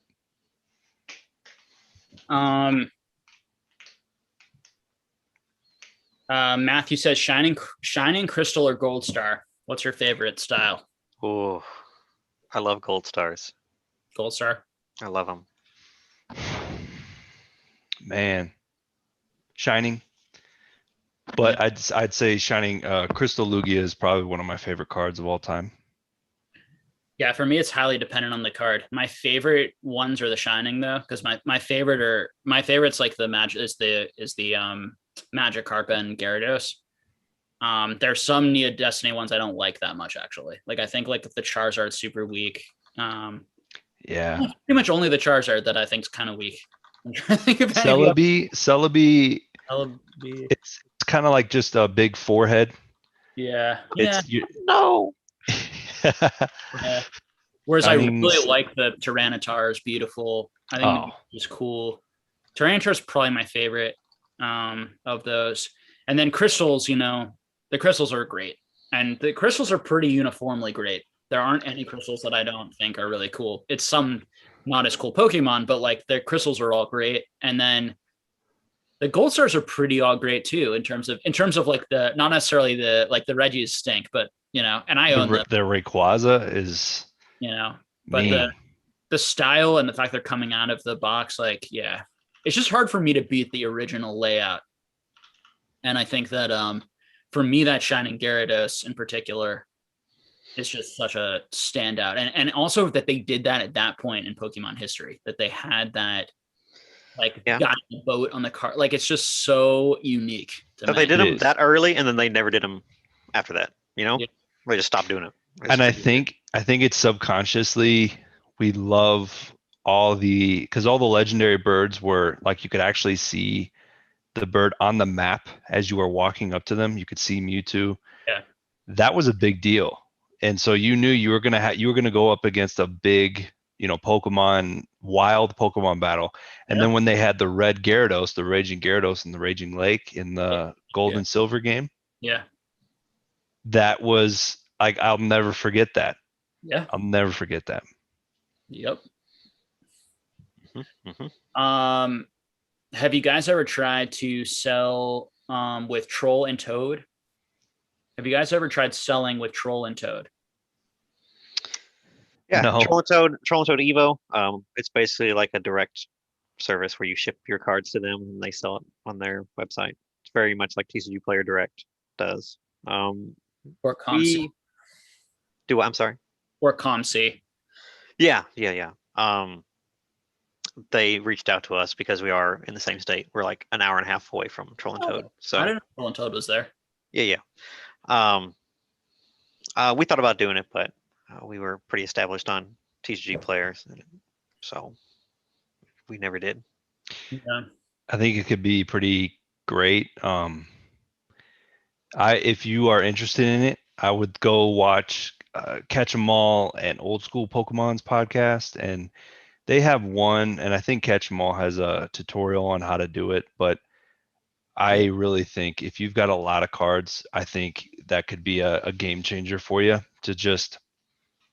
It could be pretty great. And I was this close to just sending it into ComC. Then I heard some bad reviews on getting cards out of ComC from people. So, but I've been looking at TCG Player, and yeah, I would go check out. They've got some good videos on it, and I think I keep telling myself I'm going to start listing cards. I don't have the time. I do not have the time to list raw singles, Yeah, it's such a great place, I think. And I'm planning on probably using it to get rid of a lot of my bulk and a lot of my, because I have a lot of stuff that's not with me right now that's sitting at a different location.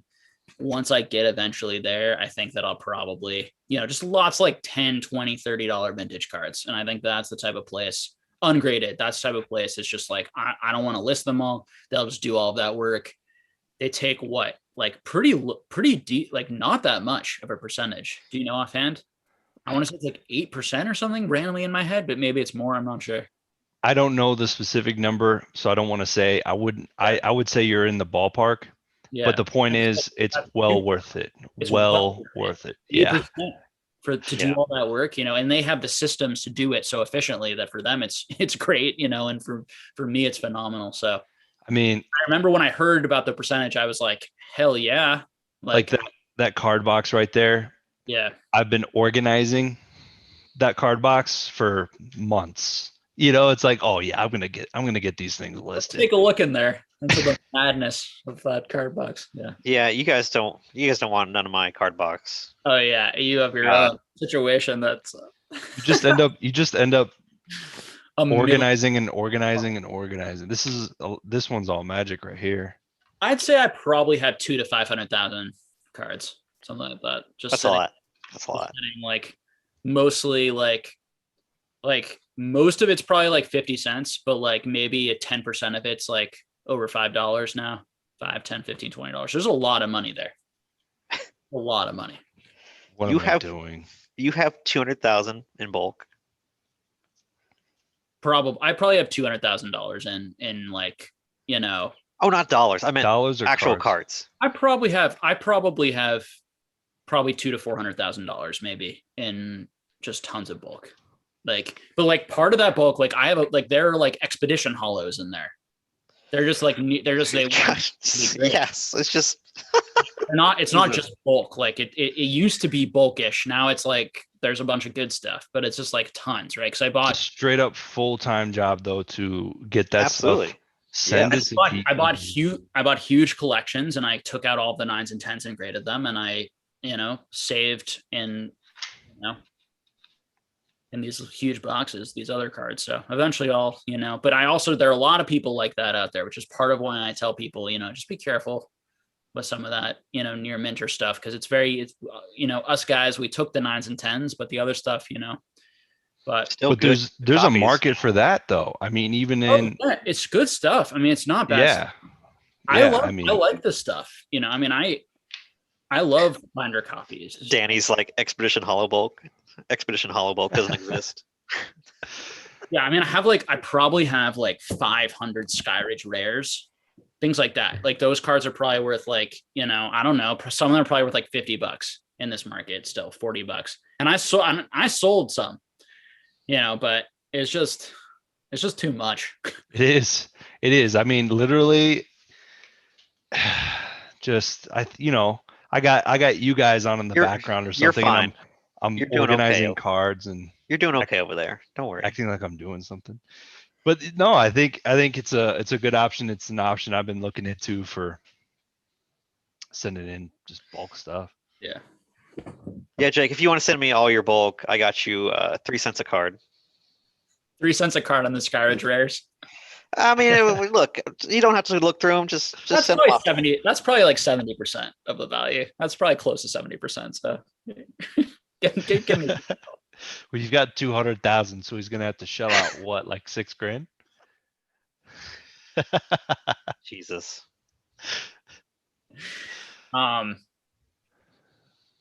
Yeah, it's such a mess, man.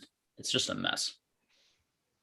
But I also have ideas of opening up a card shop someday, you see. So this is part of where, and then I've talked to you about it, Mason. Part of what's in the back of my head is also I have all this great inventory. So, and I want to do a vintage shop, I want to do it different than other people. And I want to have a museum and other sorts of things with it. So there are also reasons why I hold stuff and, but it's tricky because financially it's like I could do so much more with that money right now. If I were to take that money out of that and put it into stocks or whatever that I could then reinvest later on. But I got time for one more question. Yeah, let's do one more. I didn't understand Peak Datchu. He said, I sold my first edition PSA 9 Shining Gyarados back in 2018, maybe for like $350. What's your guys' worst flop buy? But it's like, I don't know. My flops would probably be selling too early, like your example. But flop buy, I didn't buy over the last year and a half unless it was like gold, super cheap gold. But yeah, I don't know if that's what he meant, but I didn't know if you guys saw a different question. Mistakes that we made, flops. Yeah. I answered this on a different stream. There's certainly like skill involved in knowing the market, but it's also a lot of luck and timing. And for at this time in history, people who have been in the game as long as Swami and I, like, it's unlikely we've made any mistakes. Like most of us haven't made any mistakes because we've all been in at the right time. So even if we didn't like optimize, like none of us have optimized. There are always things we could have done better. Like you just throw a dart at a dartboard, buy some Pokemon cards, you did pretty well, over the last 4 years. So that's what I would say to that. But I probably own one card. Out of every card I have, I probably own one card that is cheaper than when I bought it. Right this moment. I'm about to make mistakes. I'm afraid I'm about to miss out on buying opportunities.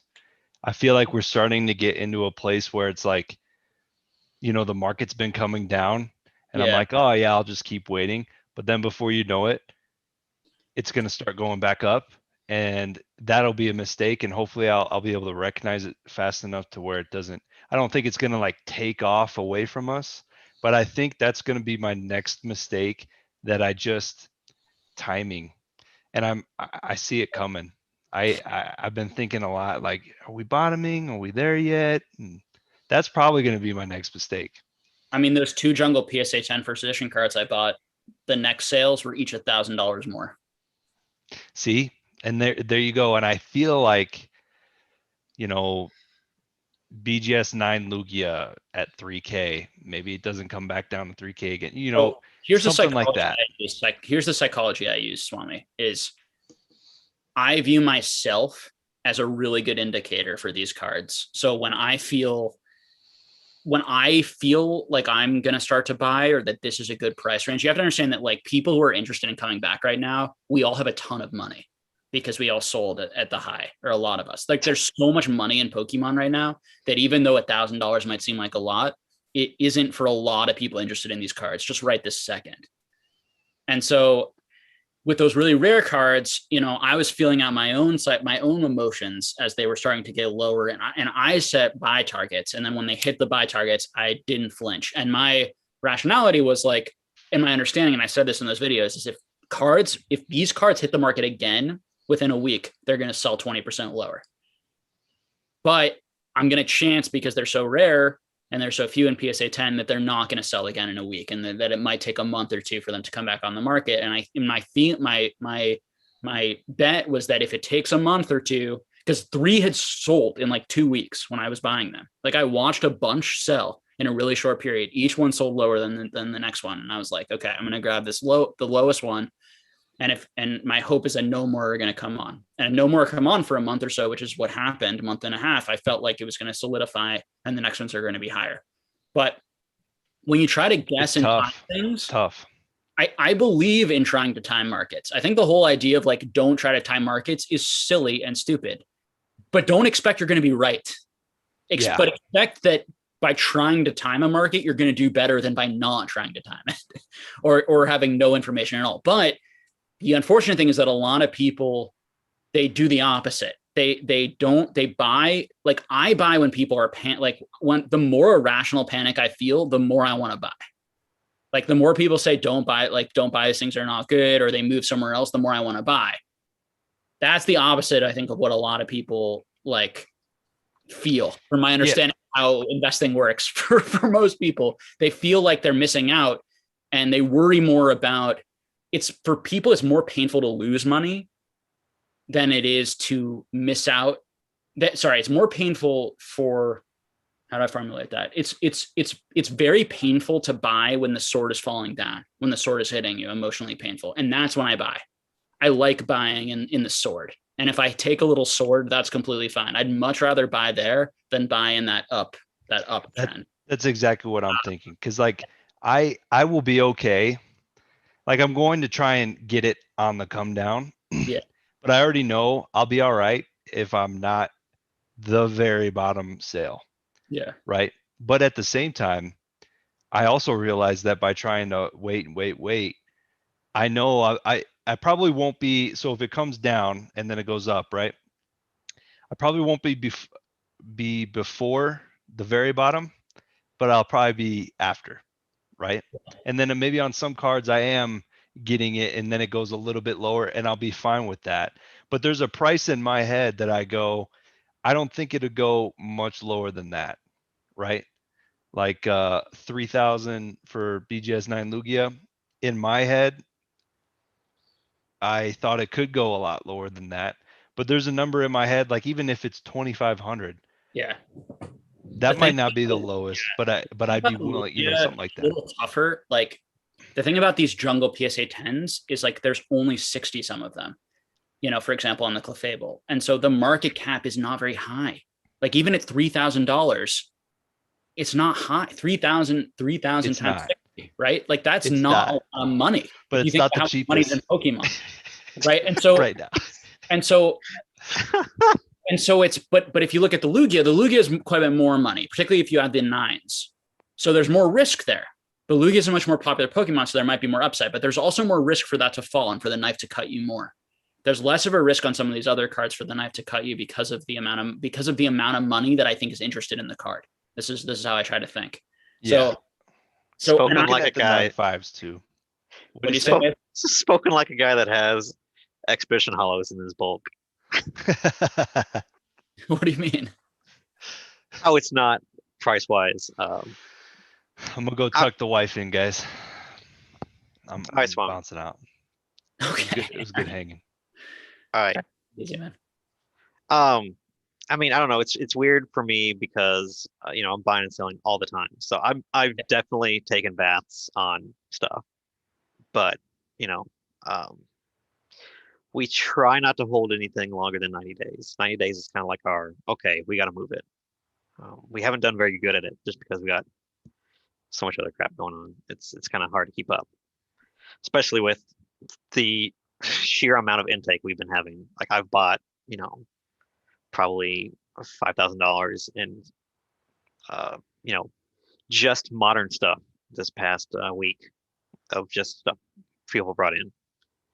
So, that's just a huge, massive amount of cards that I literally can't have my team list fast enough to move all of them, let alone all the stuff that, we have huge, cash sunken into that needs to be moved just in a market that is kind of still bearish on especially high-priced things, especially high-priced modern things. Yeah, there's just a lot of volatility that we just can't keep up with. So yeah, I've definitely have lost money on stuff just because I held it too long. But as a business, that's just, you got to take the lump sum and hope that you're doing more right decisions than not. It's just hard to keep on top of it when you have so many cards. Yeah, I mean, I think the trick is you really to focus on and prioritize the stuff that is not a good investment and try to sell that and get rid of that as quickly as possible, or the stuff that you feel like doesn't have that nice longer term upside. Whereas, pushing out maybe Battle Styles boxes at $80, it feels like, well, maybe I'm not in a rush because I think those probably will hold at $80 for at least a while. So it's Definitely. like I'm not as worried about that as maybe some modern bulk kind of GX V cards or something, because it's there's so many and there's so many more going to hit the market, and I just need to get rid of these because new sets are going to come out that are going to be more popular and people are just going to move on to those. So there might be more of a feeling of needing to move that stuff. For me, with a lot of this stuff that I have now in bulk, it's like, I sold some of it, like I was making lots and I was selling off, sets, like base set, hollow sets, like those types of things during the height. But at this point, I'm kind of just like, I don't know. I think that it's a fine time to sell that stuff, but it's also a reasonable time to buy. So I'm not feeling as like in a hurry, I guess, to dump that. But yeah, I should have sold it all, obviously, or probably gotten rid of it all. But I went to some big people and I did start a conversation just on what percentage, like if I sold it all to them, what percentage would they give me? And it was just too low, like the percentage. So yeah, I mean, it's even in a market like this where it's absolutely insane on a lot of things, and even past year, if you want to say the entire last year, yeah, nobody knows if we're at the top or bottom, or until way later than the deal's already done and over with. Yeah. So we just don't know. Nobody has that crystal ball. So Yogi Pony says, is buying too soon on the way down better than buying too late? I am better at timing things on the way down. So it's something I know about myself. I'm worse at this just tends to be my experience in investing, and it may just be so far in my life, but I tend to be better at timing things on the way down than figuring out how high something can go. I tend to have like zero, like with the Pokemon this year, I was like, I have no idea how high this is going to go. Like it could double again, it could triple again. Like those types of feelings. I have it an easier job finding floors, because for me, it goes back to that price point again of like, how much money do I think is in the hobby? How much money do I think is interested in this card?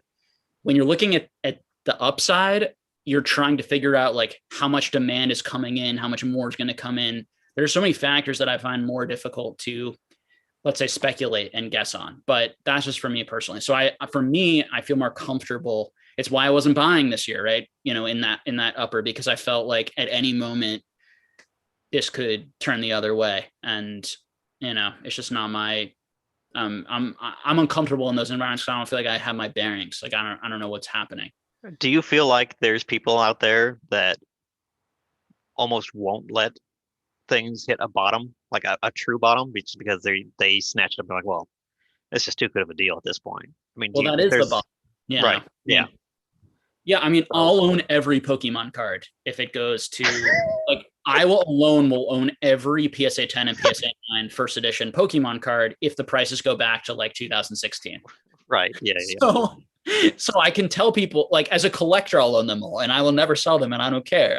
I like them that much, so because you don't need that much, like you don't need that much money if you really break it down. I mean, that's part of why I was buying so incredibly aggressively before this year, or before now 2 years ago roughly, because I understood that, like I saw how cheap these things were and how easy the market could exponentially grow by just a few more interested people in with like a few $10,000 to spend, you know, 20, 30, $40,000. And then we had people coming in with hundreds of thousands, you know, plowing into certain things, you know, and then we had people with $500 who were just like, all right, I want to pick something that I really like and just keep stomping it, you know? Yeah. And, you know, and then we had, I think, the modern market become investable for the first time, you know, where people were investing in modern for the very first time. And that was good. You know, that was for people who it got maybe priced out of vintage, or, you know, but I think it's a shame, because I think that, you know, I wish modern was just kept to just like enjoying the hobby, you know, and then vintage stuff could be those more investable things, you know, but that's not where we're at right now. So we'll see where it goes. Do you think that's the natural way of things? Is that I think during manias, modern becomes investable, and then it gets destroyed and people lose money. And that's what happens in all of them. There's no example from history where reprints are valuable, you know, at all. They can be worth like pennies. And then the originals, for example, like I just bought, like you can buy like the first ever Superman cards. It's probably like $50,000 for like a really low graded set, like a PSA 4, PSA 3 graded set, a complete set. It's $25 for the complete reprinted set from 1984. Damn. $24 for the complete reprinted set from 1984, well before a single Pokemon card was created. So people just they're making a big mistake based on history. So there have to be something different that happens in this hobby for these things to extend themselves. So, and now the only thing that will save it is if there's a lot more demand in the future. And what we're looking at now is very small compared to the future of Pokemon. And that is possible. Like if we're thinking about comic books, if we think we're in like, you know, the Silver Age right now or something, like we're still early in Pokemon, and this stuff is going to be very vintagey because Pokemon's going to be around for 60 years. And they're going to look back at these eras as some of the first eras ever. And there's going to be, you know, a certain amount of, you know, collector interest. And sure, but you're paying prices right now for what it should be in like 30 years if things go well. And more than likely it'll be $25, you know? So, but I say it till I'm blue in my face, and, you know, people just, they just think I'm an idiot, or don't like modern or whatever, you know, or they say, well, it's expensive, so we're right. It's like, no, it's like, that is exactly what happened in these other hobbies. It got very expensive. Precisely. That's what caused it. That's what caused the problem. So, you know, and my thing is like, freaking collect that stuff because it's fun. And like, don't worry about the money. Like almost stop getting tricked by these people to like think about it as like an investment, and just like enjoy the product and like have fun collecting and like building binders. Like that's, to me, is the right way to engage in that sort of stuff. You know, I think people like misinterpret that I'm like a negative Nancy and I don't want people to have fun with it or something. No, it's the exact opposite. It's annoying that so much of the fun was taken away. Yeah. So how does this stop? How does the mania of just, this is expensive, so it must be good, let's just keep driving the price up, how do we get that to stop? I mean, it's just a matter of time. What a question. I mean, it's just a matter of time. I mean, there's nothing, the market will correct itself. I mean, eventually you're like, all the hype in the world and all of the narrative spinning in the world it won't matter because at the end of the day, it's supply and demand. And so the hype and the narrative is keeping that demand really, really high, but that can't last forever probably. So, you know, the reality of just the amount of cards that's going to come back from PSA is going to hit, and we're still not there. We're still not there. Not even close. We're not even into the big stuff at all. Like 60, 70,000 of each of these sets. That's probably 5 to 10% of the population in the world of these cards, right? It's so beyond what people are thinking that you know, it's yeah. And there's those people, they don't watch my channel because I'm a curmudgeon or something, or I don't care about them, or I'm, whatever the hell, or I'm shilling my own product, even though I own like 20 Charizard evolutions and I own tons of all this modern stuff. And if I'm wrong and all this becomes extremely valuable, I'll just be richer. Like, Right.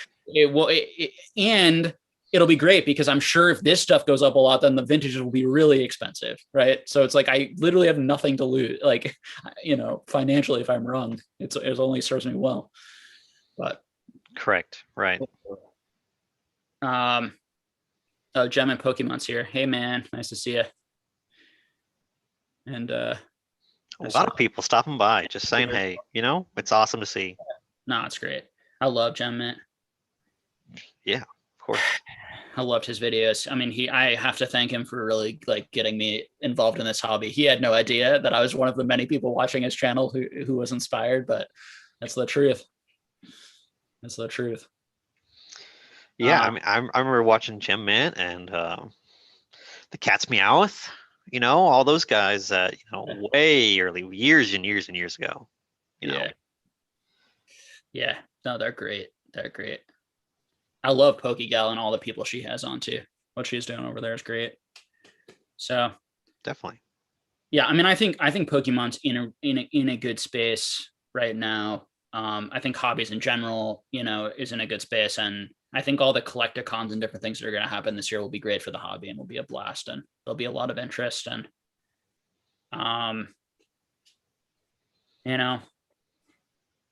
but it's, and I really stress this, not a financial advisor here, but like my retirement, like my real money that I'm counting on in my life and for my kids is never going to touch a Pokemon card. Okay. So like my emergency, like if all this stuff absolutely tanks, I will not be stunned. As much as I put money into this, right? Like I'll be like, yeah, that's the way these things go. That's how these hobbies go. Right. And so, it's tough. It's tough because, and people have big appetites and they want really expensive cards, but it's hard. It's hard when you don't have a ton of money to know what to do. And I feel for that. I get it. I get it. When things are very expensive, it adds a lot of stress and pressure, Mason. I mean, it takes a lot of fun out of it too, It really can. It really can. People just want to open up a box of Spider-Man Marvel cards. Like some people just want to do that. And that's just what they want to do. And the cost makes it prohibitive, and it's annoying because for what? Like what's the real true value of what these would be in normal circumstances, Oh, Jemin says he's coming by your store. Dude, I'm hyped. That's so awesome. I'm ready. Yeah, I hear Gary told me that they're hopefully going to have some collecticons on the East Coast. So, yeah, that'd be awesome. Yeah. Would you ever travel up here? I just bought a big, nice company van. So yeah, we're wanting to do a lot of stuff. A lot of touring around. Definitely. If it's as cheap as it was in Houston, absolutely. Jeez. Old school Pokemon was talking about vending down there. It was nothing about it. It was nothing to get a booth down there, Shit, at that rate, you should be getting a booth down there and just dumping all your well, stuff. I think I probably will try to sell a lot of that stuff at why not? Yeah. That makes sense. Some bins. And also give a lot of it away. That's the plan. So yeah, I mean that's it's a fun way to see people go towards how these normally individual and like solo activity of collecting cards, it's very personal. People have different motivations for it. And then you have these big shows where it doesn't matter what you are, why you invest or why you collect or whatever, just people go together and just hang out. Just doesn't matter what you're there for, just you have appreciation for it. Manny asked, do you think buyouts had a more outsized impact on modern versus vintage prices? It definitely had an impact on both. What do you think, Mason? I think modern has seen genuine demand and not so much buyouts. I think there's very few things that were actually bought out to the purpose of driving up prices. No. I think genuine scarcity is a real thing. Genuine demand is a real thing in modern, and that all this stuff is being pushed up by evil scalpers and evil people manipulating the market. I think there's a lot of scare tactics in here that it's just not the case. It's just people want to buy and open Pokemon cards right now. It is what it is. Yeah. And we want to put a face or a reason, and it's just a lot of people are into it, man. Just accept that people like the same things that you do, and that's why things are priced where they are. Now, was there some stuff I just don't accept it, and that's where we disagree. what? I just don't. I don't know. Like I don't accept that people are buying modern alternative arts for $1,500 in a PSA 10, and that they're doing okay, higher end stuff, yes, and graded stuff. $10, $5, $20 cards. You and I are in complete agreement. People love it, and they should love it. And those cards are worth $5, $10, $20. You and I are in complete agreement. Like the prices of like Shining Fate singles, those are like normal Pokemon prices. Yeah, I mean, fun. I think even those could have a way to go. I think Hidden Fates is a prime example of a set that has genuine value and stuff that is genuinely sought after in modern, that people just forget about in 10 years or whatever. They want it now. They want to collect it and look at it now. Yeah. And I think, there is a lot of good stuff in modern sets that do hold that. Yeah, I just want it because I think it's badass. Like, I think stuff in Chilling Reign, people actually do like the cards, and people actually do want to look at these cards and have them in a binder and collect them. Yeah, I mean, I like the Ultra Escalarian, like the and that's why all this stuff is actually having genuine value and scarcity, and more than should be normally, just because there's more people that want it, and it's the best stuff that they've ever put out visually, so it makes sense. It's all hit at the same time. But if the narrative was like people just really, if like what percentage do you think of this is people buying boxes and just keeping it sealed in their houses and trying to make money? Because I think that's the investing part, right? Like that's the part. It's like instead of all those singles hitting the market, because people aren't investing in these things, they just really want them to enjoy, right? There isn't like a secondary, game like thing happening here, which is what modern used to be for the most part. I mean, people were still flipping and there were businesses, but it was much smaller percentage. And, it was more of like a justification for spending money rather than a real, like, I'm going to really make money here. Now I feel like it's the most common investment advice I hear. Right? To sit on sealed? Sit on modern sealed. Yeah. I don't know how many people are actually out there doing it. I don't know. Again, it's if you're picking up a booster box and I tell you, yeah, this is all I'm going to have for a couple months, and then I might get one more little wave and that's it. The actual scarcity and not knowing if it'll be reprinted or how much they're going to flood the market. Yeah, there's a lot of people that are betting on that this gets, railroaded, and people, it moves on to the next thing, and then they forget about whatever this set is right now.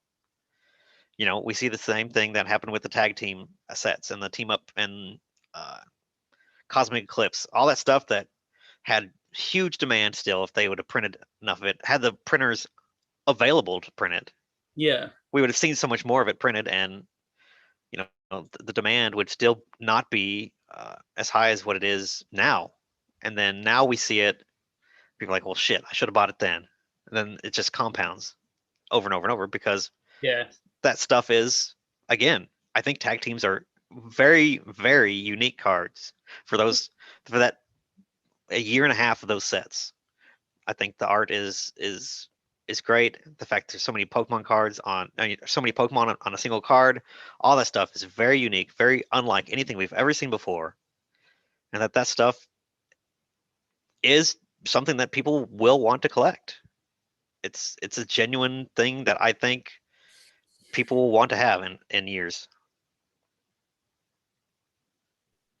Yeah, I mean, I could see it. I could potentially see it for some of those sets. I could potentially see And it. you know, I can't tell me that if kids that were growing up and during this craze right now, that when they hit the same 15, 20-year spot, that they're going to want to go back and buy all this stuff again. It's possible.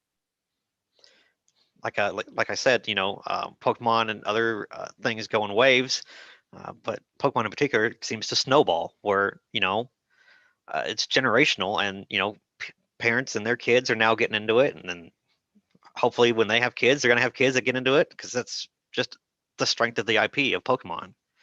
Yeah. You know, we could just see where all these sets, you know, 10 years after they release, they blow up.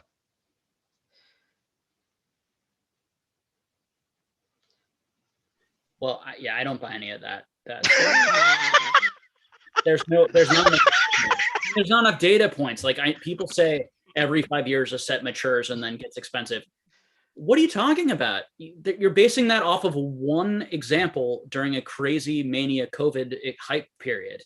Like in 20 years, if every 5 years each set gets expensive after 5 years, sure, it's bullshit. Like, excuse me, but like I base my opinions off of like 50 to 100 years of collecting knowledge because I've studied all these other collectibles. Like it's bullshit. Like, but you know, and I'm sorry, like you weren't really making that argument, but it gets me heated when people are like, this is the pattern in Pokemon. Just keep taking advantage of it. It's like, we have no idea, you know, but I will definitely agree that that is possible, that it's keep it simple, stupid, you know, type thing. And I'm overcomplicating it, you know, keep it simple, stupid. People like it. You say that we don't have evidence of it in the past. We don't have enough history in this hobby to understand what this period is going to bring in 5 years, like how this period is going to affect the next 5 years. This hasn't happened in Pokemon before, in modern specifically. We know a little bit. I think vintage, it's kind of similar to 2016. It's just a lot more money right now. Modern, this is completely new for modern. This type of investing idea in modern, or huge prices on modern. So yes, I agree. And it started with Burning Shadows Charizard. That was the first ever. Okay. Yeah. Well, right? I mean, that was the first ever really expensive. Were there ones before that? I mean, in PSA 10, some of the full arts from like X and Y were very expensive. I mean, you had Flash Fire, you had some of the Charizards from there. I mean, so you had some pretty decent value cards. But okay. Yeah, I mean that's a good thing to kind of speculate and think about. That was maybe the catalyst for. I mean, it was really just the thing that spurred this on was grading, and grading cards is really like grading put everything on. I mean, that's true for vintage. That's true for all of these hobbies. Sure. You know, without grading, these hobbies would be tiny. When my store first started, yeah. Grading Pokemon was not a market that I thought about. It was not a thing that I would have ever thought I would be buying and selling graded cards. Yeah. It didn't exist. It wasn't a thing that the type of people that would come into my store would be interested in. Graded stuff was always, you know, the E4 guys and, you know, the kind of the higher end collectible people out there. And it really, really took off in these past couple of years of just people wanting and they're seeing the amount of value that is in graded stuff. So yes, when you put out a card that says, okay, this is a Charizard, it's a creme la creme, it's the first time it's a rainbow, it's the first time it's a GX, it's the first time it's all this stuff where you're saying this is going to be a card, this is a chase card, this is one that if you get it graded, it's going to be expensive. It's the first time where people go, if you get it graded, so I need to sit on this stuff because the only way it's going to stay in good condition is if I hold it. Mm-hmm. So yeah, I could see where the argument would be, I have to hold sealed because that means all those cards are going to be in great condition in the future. And you have all these pack openers that are opening all the stuff of old product and saying, okay, this is going to be a great card. This is going to be expensive. Graded stuff was always, you know, the kind of the higher end collectible people out there. And you know, the kind of the you know the higher end collectible people out there. And you have all these pack openers that are opening all the stuff of old product and saying, okay, this is pack fresh. This is PSA 10, PSA 9, out of the pack because it's maybe 25 years old, but it's pack fresh. Mhm. So you combine both those things together, and I think that really is what spurred keeping sealed, because it doesn't matter how long you wait. And as these cars age and they get damaged and they get dinged up and kids chew on them and everything else, that if you have them sealed in a box, that box is going to go up in price. So I think that is really what pushes sealed modern and the idea of collecting sealed modern, particularly booster boxes. Well, that's completely irrational, right? I mean, What do you mean it's irrational? Infinite number of gem mint copies of these modern cards. Like so this is the exact argument against modern right now, which is that let's actually take a look at like historical examples, right? So sports cards, we have sports cards, okay? So sports boxes from the 90s. Like let's take like some of these like Fleer boxes like from 1990 to 1994. And this is why, chat, like it's important to like know the history, right? What happened with these boxes is they were worthless. These boxes, you could buy them for $40-$50, which is like today, like a year-ish ago. And that was after they went up a little bit in value, okay? With a little bit of the sports heat. And the sports market has been roaring for years, right? I mean, it's really grown this year, but the sports market has been strong forever. I mean, it's not like it had some downer periods, but it's been solid. Just like the Pokemon market before this couple of years, it's fairly solid. And there was interest. It wasn't like it wasn't like it was a dying hobby. It just wasn't really hot. Okay. So you have these boxes, which is going to be the majority of the history of Pokemon. Majority of the history of the Pokemon is going to be there's a lot of interest and people really like it, but it's not necessarily going to be the new it thing like there is right now, which is what's really driving all this stuff up, is that hype. And we don't even see we won't even realize it until it's over and we're still in it.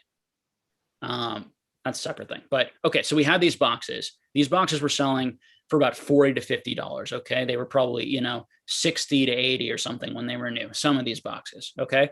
One box in particular has a Gary Payton rookie in it. Okay.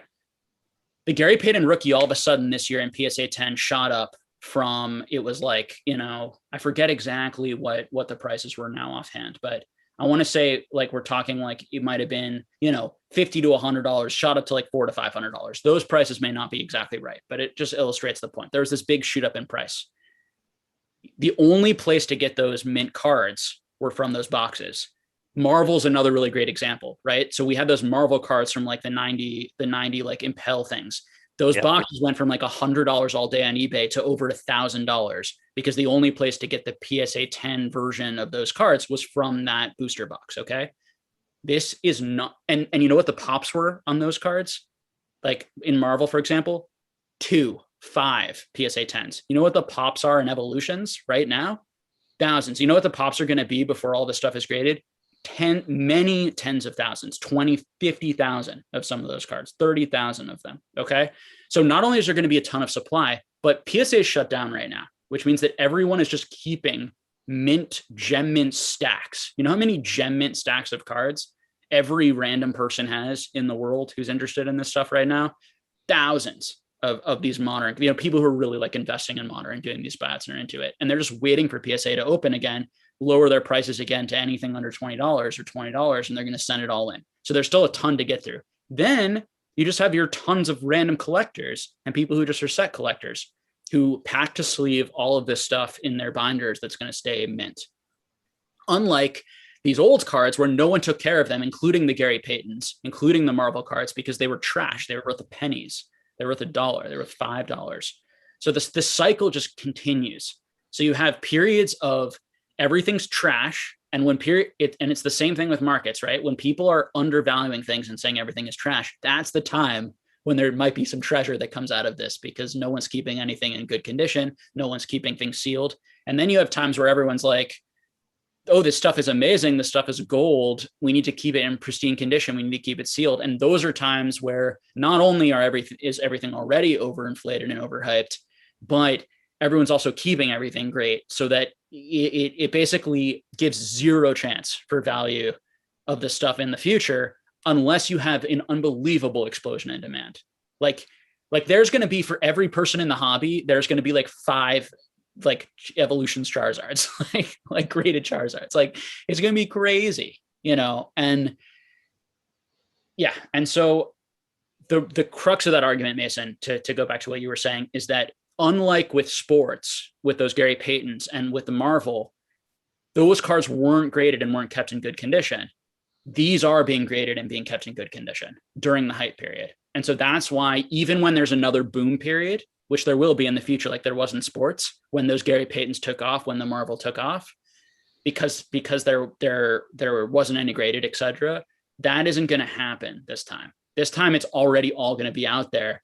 You're going to see on eBay, is my prediction, you're going to see people selling 20 of each card. Like, and in these, like, buy, and buy 3, get 5% off, people just trying to dump these things. And, yeah, I just get passionate because it's like, it just feels very and I apologize if I'm being a dick, but.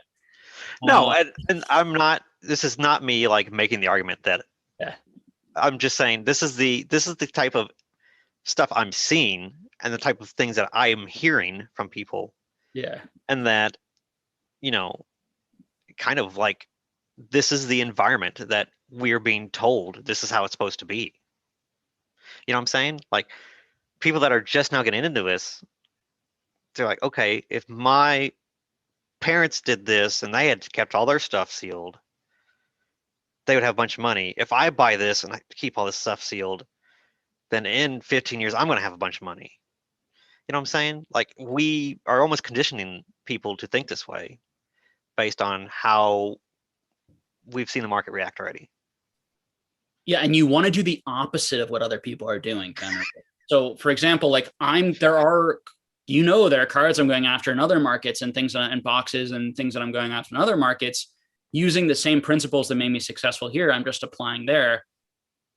And now let's look at the chat here. So people are saying, like, who cares about Gary Payton? Completely missed the point that I was making. That's nothing to do. Yeah, the point is that it's yeah.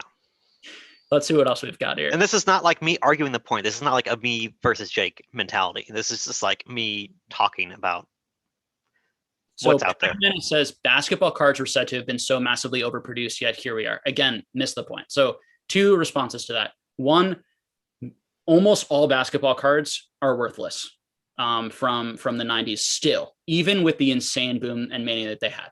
Thus, half proving my point but the main thing is that they weren't being graded, guys. Then there were not massive amounts of those cards being graded.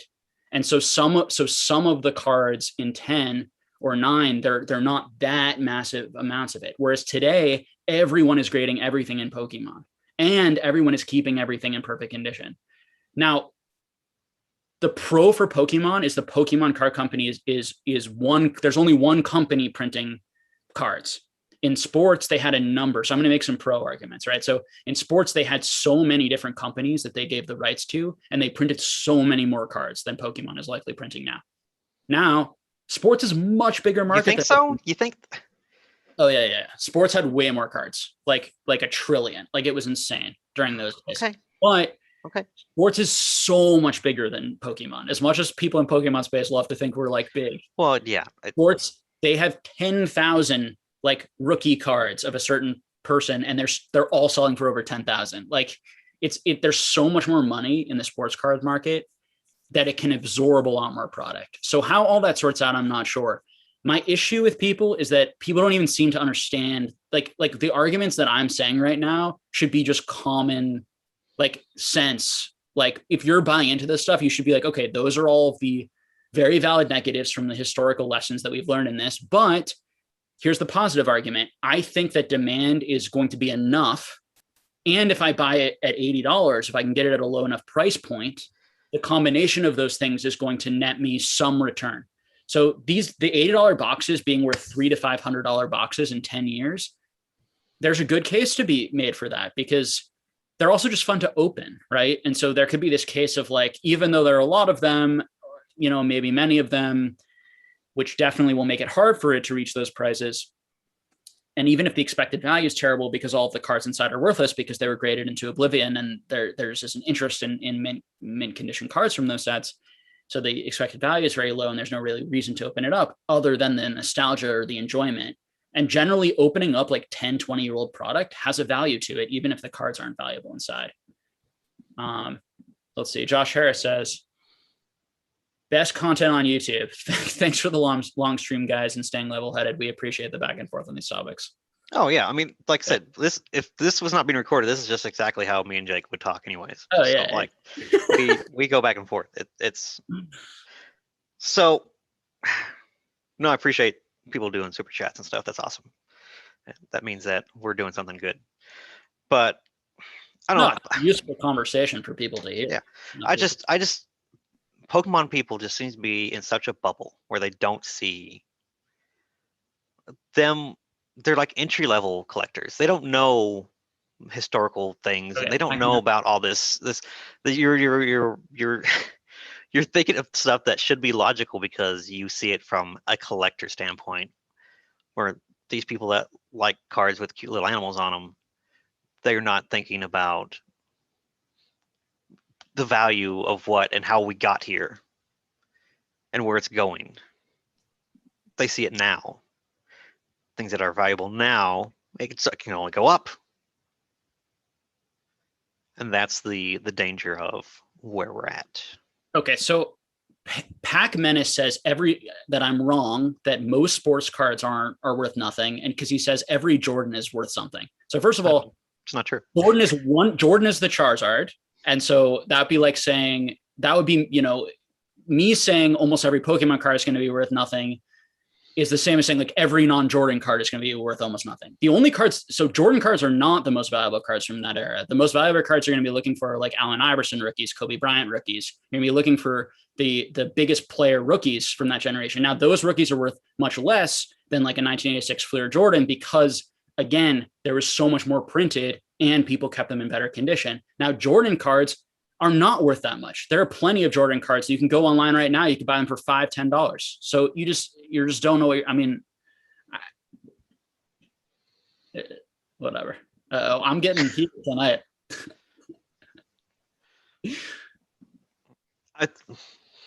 This is all good. This is all good things to be talking about. This is.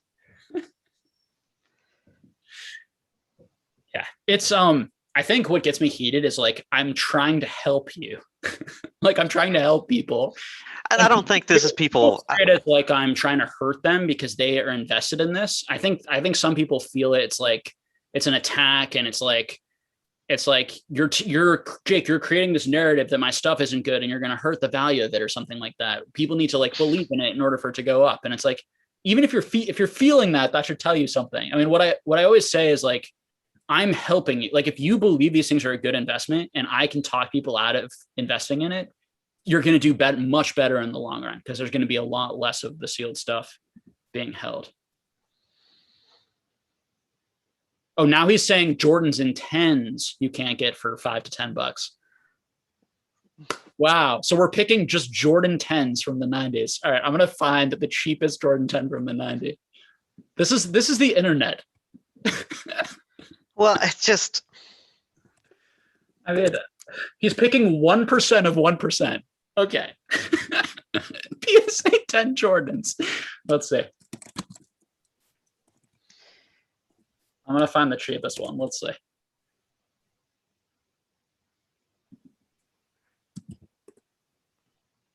Okay, so I'm talking about like cards that are like selling for $1,500 that are like modern Pokemon. Let's see if there are any under $1,500 PSA 10 Jordans. There's going to be some very low ones.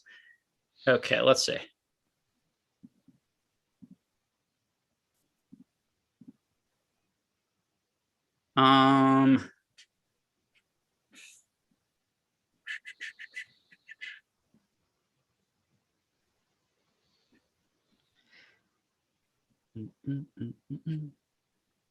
Anyways, what Jake's doing that. Okay, here's one for $150 that's sold. Here's one for $36.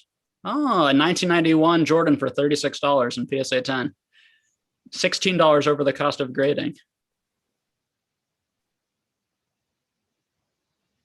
LS Wooden Awards. Never even heard of that card. Whatever. The point is just like, yeah. I just spend so many hours looking at this stuff and trying to condense the information. Okay.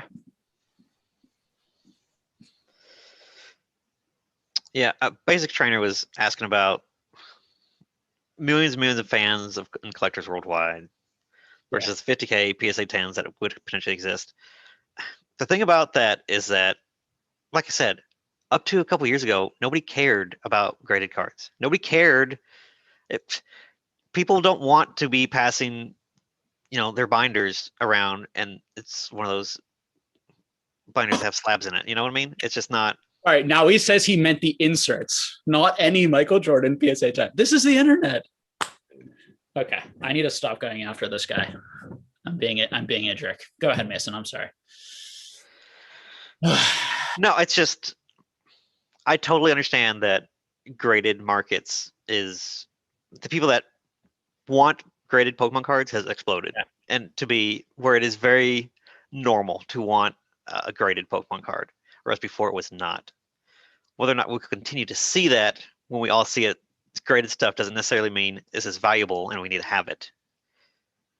And I think that we've already seen a lot of cards become so populated that you can buy a near mint X card and it's going to be just as good as a PSA 9 version of that card, price wise, where it just doesn't matter. Nobody cares. It doesn't add any intrinsic value of it being graded just because it was sent off and came back.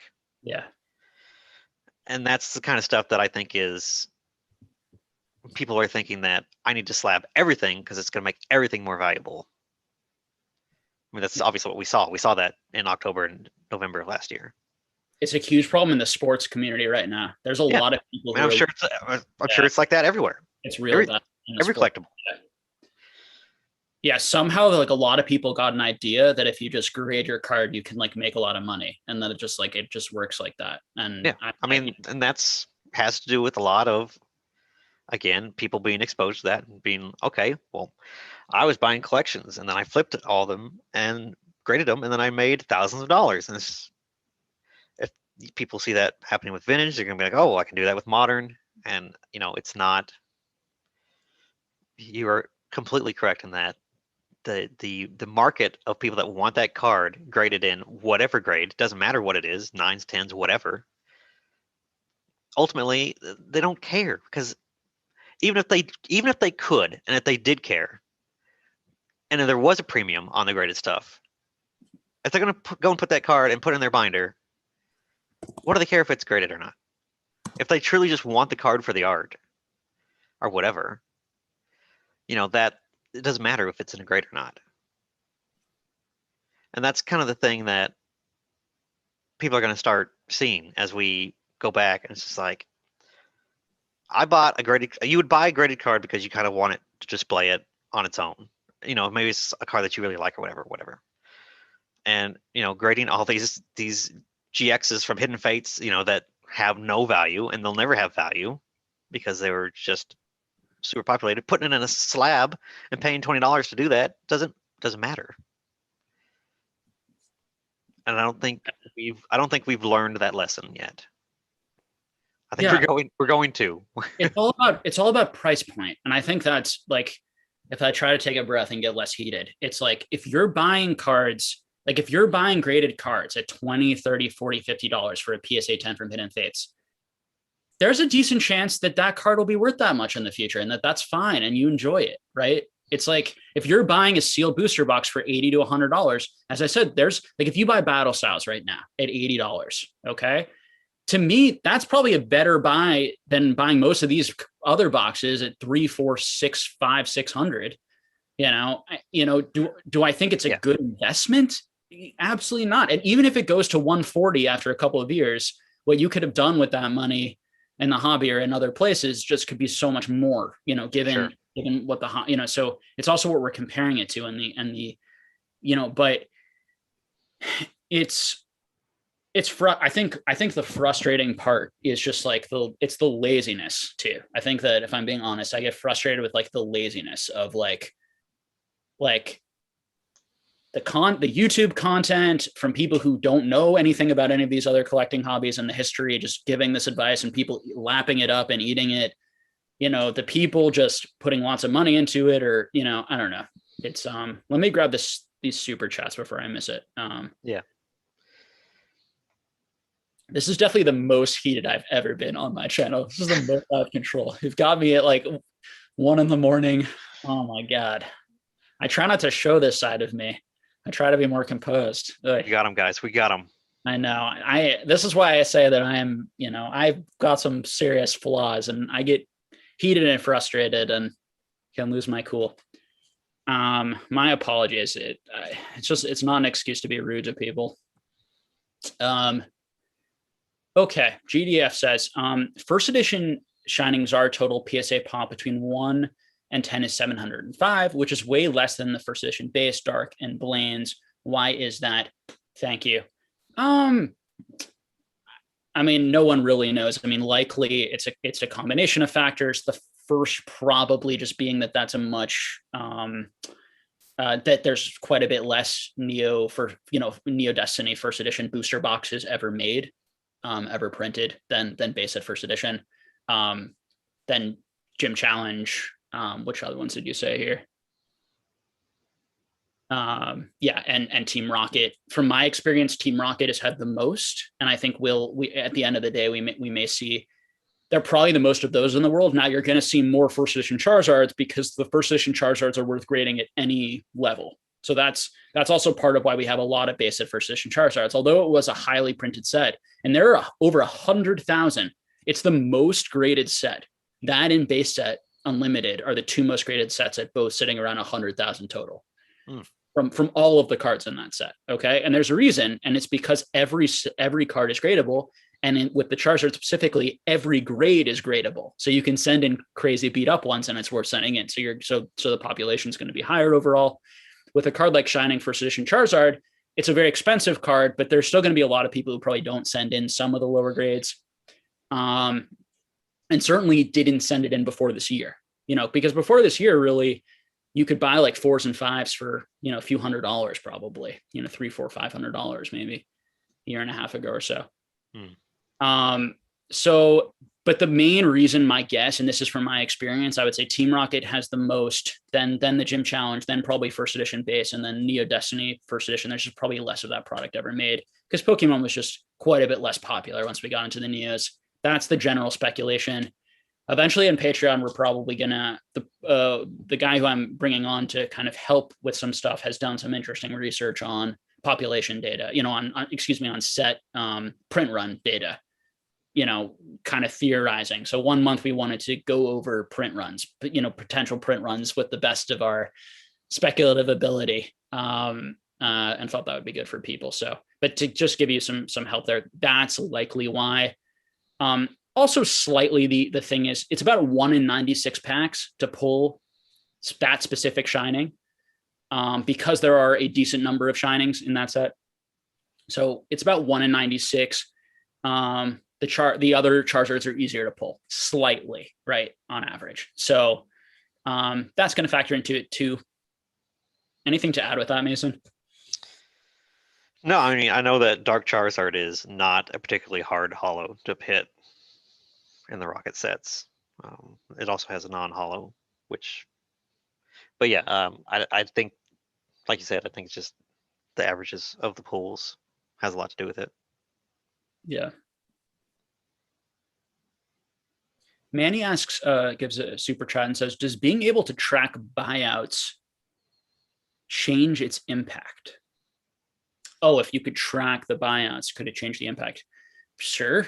I mean, I think that if someone knew that certain people were buying out a lot of the card, they might avoid it, more than rather, and looking for cards that are being bought by many people shows a more maybe sustainable demand. Generally, when someone buys out a lot of cards, they're probably going to sell a decent portion of that back into the market within, the next, few months to a few years, depending on their plan. Whereas if you have a lot of collectors buying that card, those cards might disappear forever, or at least might disappear until the price gets considerably higher. So I would be looking for cards that are not being bought out, that are mostly being bought out by lots of people. That tends to be more stable price point. And then you also want to look at who's doing the buyout, because some people are much smarter with their buyouts than others. So some people who buy out a card, they know not to flood the market. They know not to grade them all at once. Other people probably don't. And so they just grade them all, which makes the population go up huge, and they're not as good at, let's say, price manipulation as some other people might be.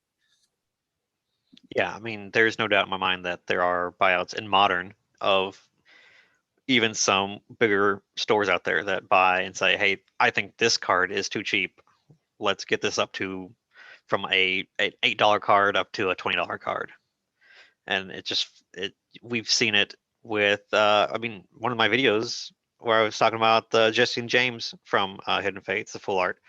A clear as day evidence of that card being bought out when you use these websites like, I like to use Pika Stocks for Modern stuff. I wish there was one that tracked sales better for vintage stuff. I guess Poke Price is probably the best one for PSA graded stuff. That's the only thing. But for as far as like raw older stuff, it's hard to know. There's no real. I'm working on it. I'm working on it. Yeah, I mean, something like that would be huge. It'd be huge. But yeah, Modern stuff in particular, it's a little easier to do with these websites that have a graphing thing where you can see things acting abnormally. So I'm going to reply to Pac-Man just one more time. So he's saying that he is salty and frustrated with me because I said that Allen Iverson was a better player than Michael Jordan. Okay. So no. So what I'm saying is that the most expensive cards from that era, from the 90s era, are rookie cards of Kobe, rookie cards of Allen Iverson, some of the best players from that era. That's not saying that Michael Jordan isn't a better overall player. Okay. It's just prices. These are just facts. If you go online and look them up, you can see what the most expensive cards from that era are. They don't even get close though, which is part of my point, to touching the Jordan rookie from 1986. Okay. So you're saying Jordan is the greatest player ever, and you got me salty with carrying him to Allen Iverson. Okay. This is the most attentive I've ever seen Jake to the chat in my life. Oh, that's not fair. That's not fair. I try. The thing is, to be fair to myself, I'm very attentive. I just spend a lot of time on each question. So I get far back. Absolutely, yes. I literally spend the entire time answering questions, to be fair to me. Let's see. John says, late night Jakes make me nervous to write in chat. I'm sorry. Should be scared. You should be scared.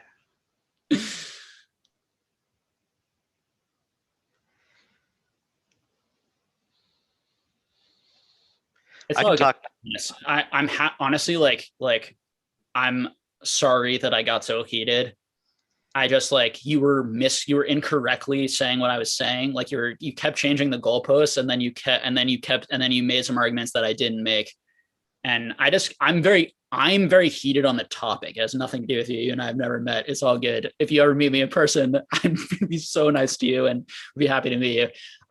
This topic drives me so crazy because I've researched this so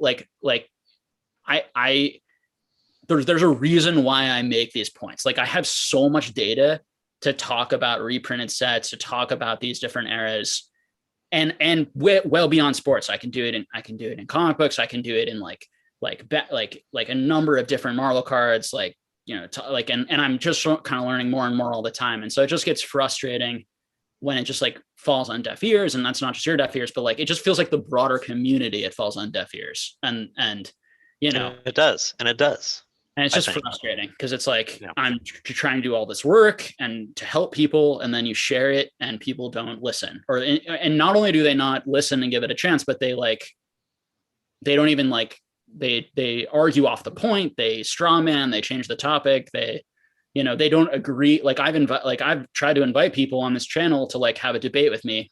People don't respond to me, they won't come on, they won't talk to me about it.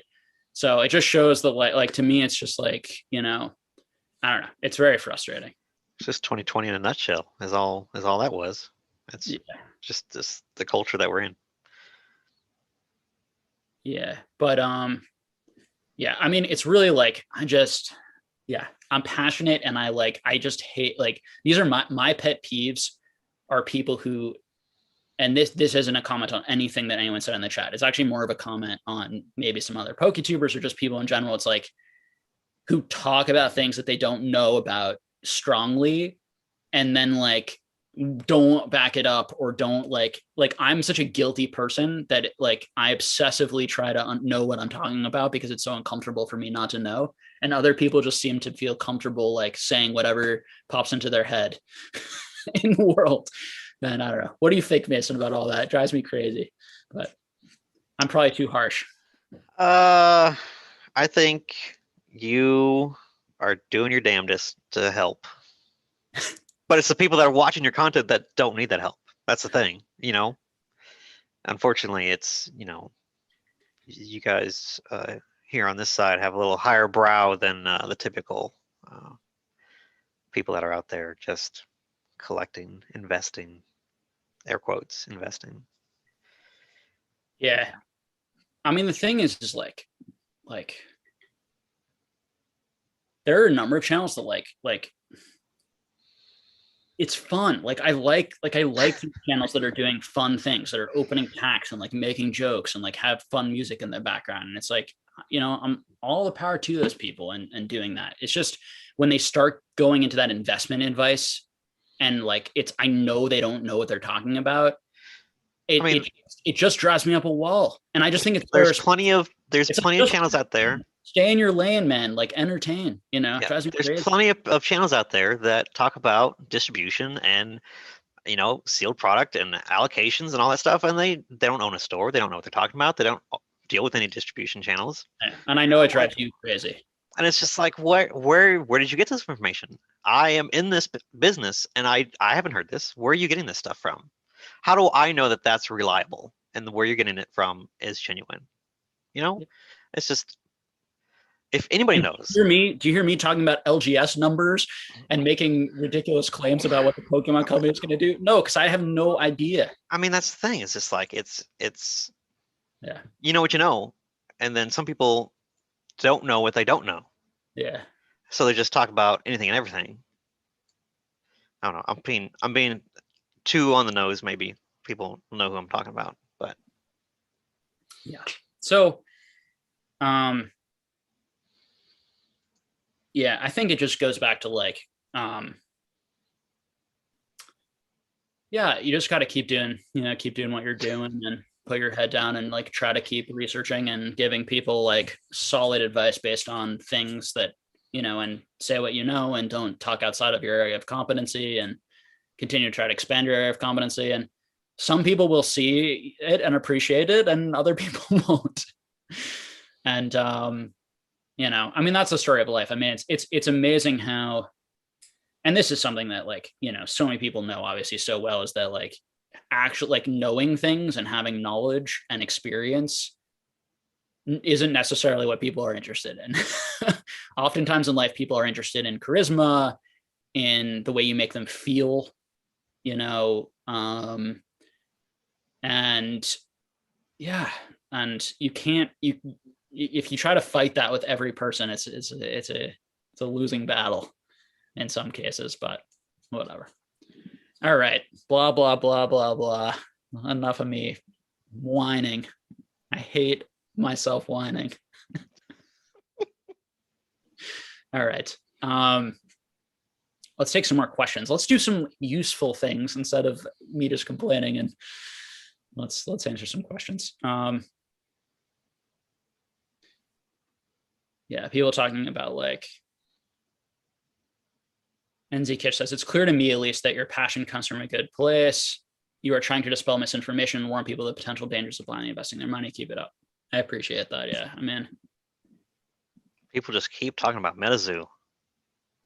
A lot of MetaZoo. It's all I see is MetaZoo. The zoo.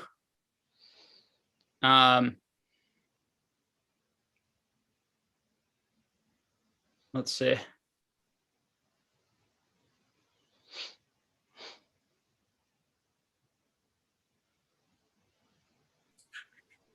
Pumping that zoo. Yeah, the zoo's hilarious, man. I also love calling it the zoo. Take me to the zoo, man. I wish I could.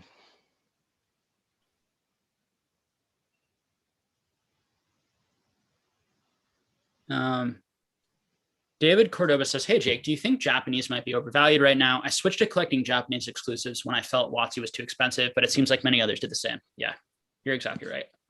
Yeah. So I've seen a shift, and I've also seen a shift in like the Pokemon tuber content for people who only used to talk about English, who have started talking about Japanese, selling Japanese. That shows you like where the narrative is right now. And I think it's just something to be like very aware of. And I think that narratives can move too far in different directions. So for me, one narrative that I always felt existed in the hobby, you know, up until maybe even the last couple of years, was like Japanese. People don't like Japanese. There isn't enough of a market for Japanese, these types of things. And I felt very differently. And I felt like that narrative was discouraging people who might really like this stuff and be interested in this stuff from doing it. Now I feel like there's a narrative that like is encouraging or almost discouraging English collectors. And I think this is true for modern too. Like the narrative around like Champion's Path, the narrative around like battle styles and some of these new English products that they're just crap and, you know, and all this sort of stuff, it's too strong. Like there's some truths. Yeah. There's some truths. There are truths that Japanese tends to do a better job of, you know, keeping their print runs limited, controlling the distribution. They have some cool packaging. Like I generally like the packaging better. Some of the sets, I think they do a better job of like, there's more of an identity. Sometimes the English feels like it's mixing two different identities into one set, which is in fact, it is. What they do exactly with two different Japanese sets. Yeah. But the intensity of the negativity is BS. It's too strong. So I would be buying those Champions Path. Like when everyone is saying Champions Path is the worst set ever, everyone is so bored of opening it up. That's the perfect time to buy Champions Path. And everyone was dumping it, which shows you it's the exact right time to buy it. Because in 5 to 10 years, there might be new people who never opened it up, who didn't experience it, who aren't tired of opening it up, aren't tired of seeing just the 64 or whatever cards are. And it has those 2 Chase Charizards in it.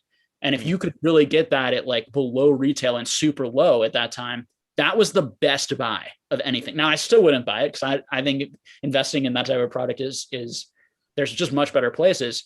But that's exactly how I invest, right? I noticed that like this narrative is being created that is new, that sort of just kind of came from, you know, nowhere. And when you've been in a hobby long enough, you kind of know how people feel. And you can kind of tell when people like suddenly shift off of that or change. And then you can kind of see it moving back and forth. Watching Japanese this year, both on the vintage and modern side, has been interesting because there's really been an incredible push for it. There's been a lot of booster box, you know, opening for it. People love that, like you get a holo in every pack. Like there's a lot of things that have really been introduced to the hobby on the Japanese side this year for the first time. And so that's where I'm coming from. What are you seeing, Mason? You know, you're definitely of the two of us by far the modern expert and you know, all these products and also have a better sense of just general distribution numbers and all that sort of thing. So I should let you take the lead. Yeah, Japan products is, like you said, just exploded out of nowhere. You know, it's gone from, you know, the not preferred to being almost like, oh, if you have culture, then you should be collecting the Japanese product. What are you doing with this English common rabble? Japanese is where you need to be collecting. That's where all the good stuff is. Yeah. And they're right, but you know, that's not the popular opinion as of, you know, earlier before now. But I mean, for the first time ever, I was stocking Japanese product in my store. You know, EV Heroes, obviously you can't not stock EV Heroes. That's just losing money if you don't. So I bought cases of that and it sold like crazy.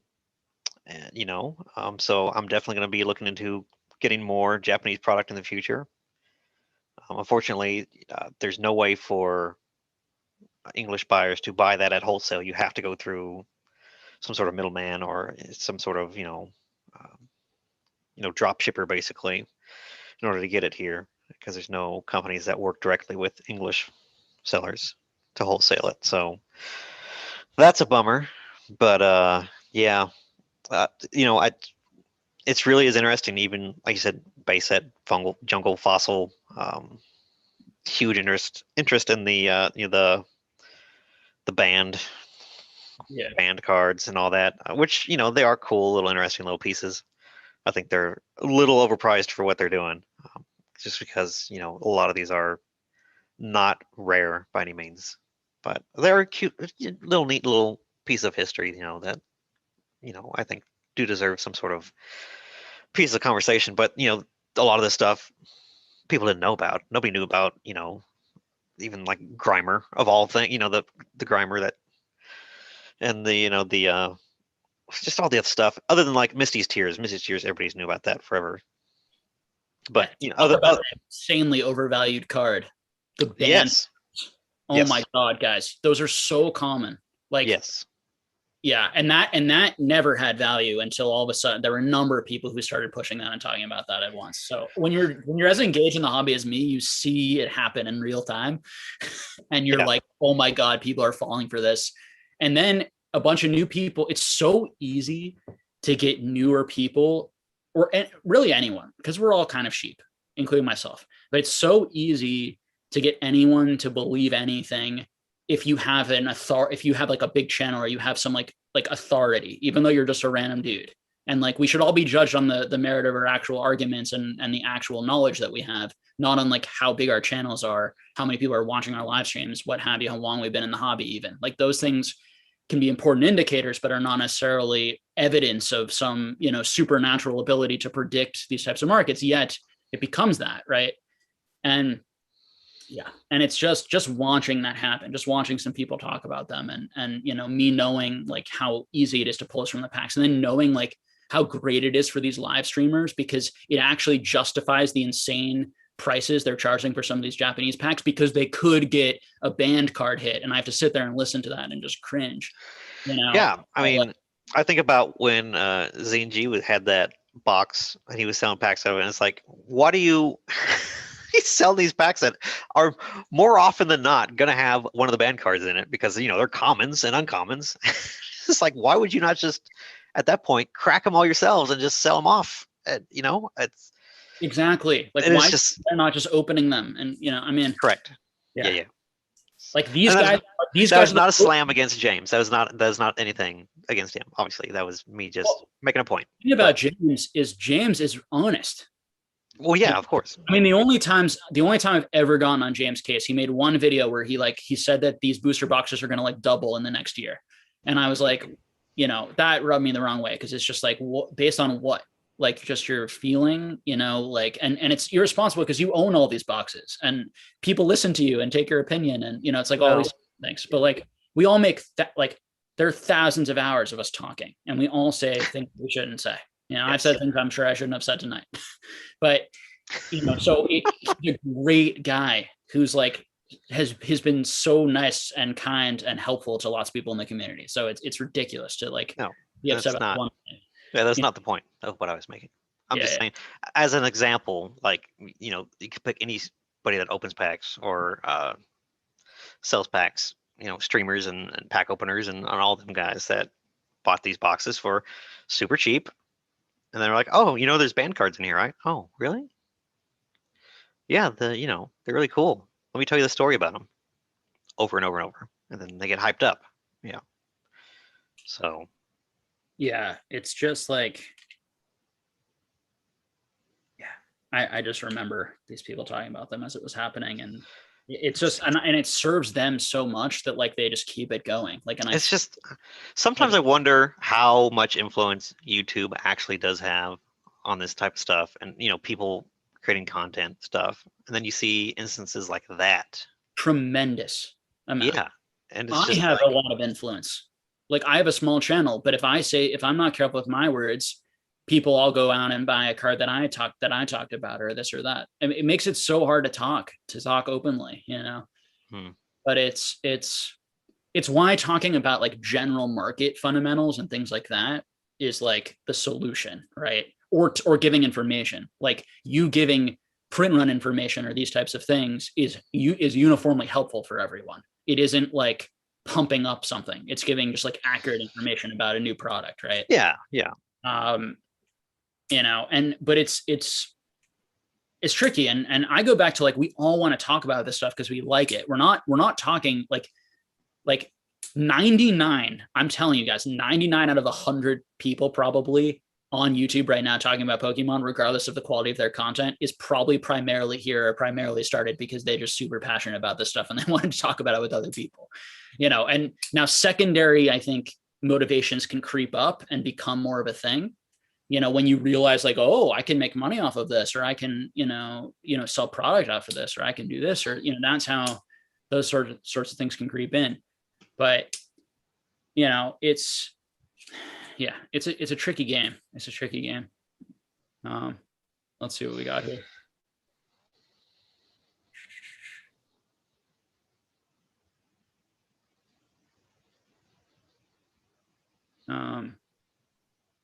Just poking fun says there's a difference in pushing cards and making aware of existence. Yeah. And I think the reality is that making something aware of existence is also likely going to make the price go up if it's a cool thing that people aren't talking about. Right, because no matter who makes content, we're all watching the same channels. Like, we're all aware of what's being talked about. So yeah it's let's take Twice Baked Jake, right? Like, when he makes a video, it could be it could be a video where he's not talking about investing at all. He doesn't use the word investing, but he brings up a product that people hadn't thought about or hadn't looked at, and then he says, this is a cool product that I like. People are going to go out and buy it probably, or be introduced to it. I know I get introduced to things. Like, I'll watch a Swami video and he'll talk about a specific Marvel card, and the first thing I do is I go look it up, I research it and see if it's something I want to buy. Right. So just use your own common sense. It's right. Like, we all do that. And it's not because any of us are crappy people. It's just, we're all interested in getting information and figuring out what to buy. And so it creates these just, dangerous situations. And I think to deny that, or not see the danger of that is where it gets problematic. But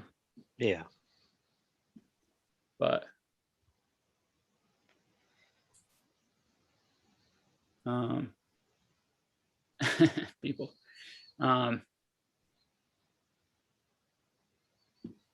so I don't know.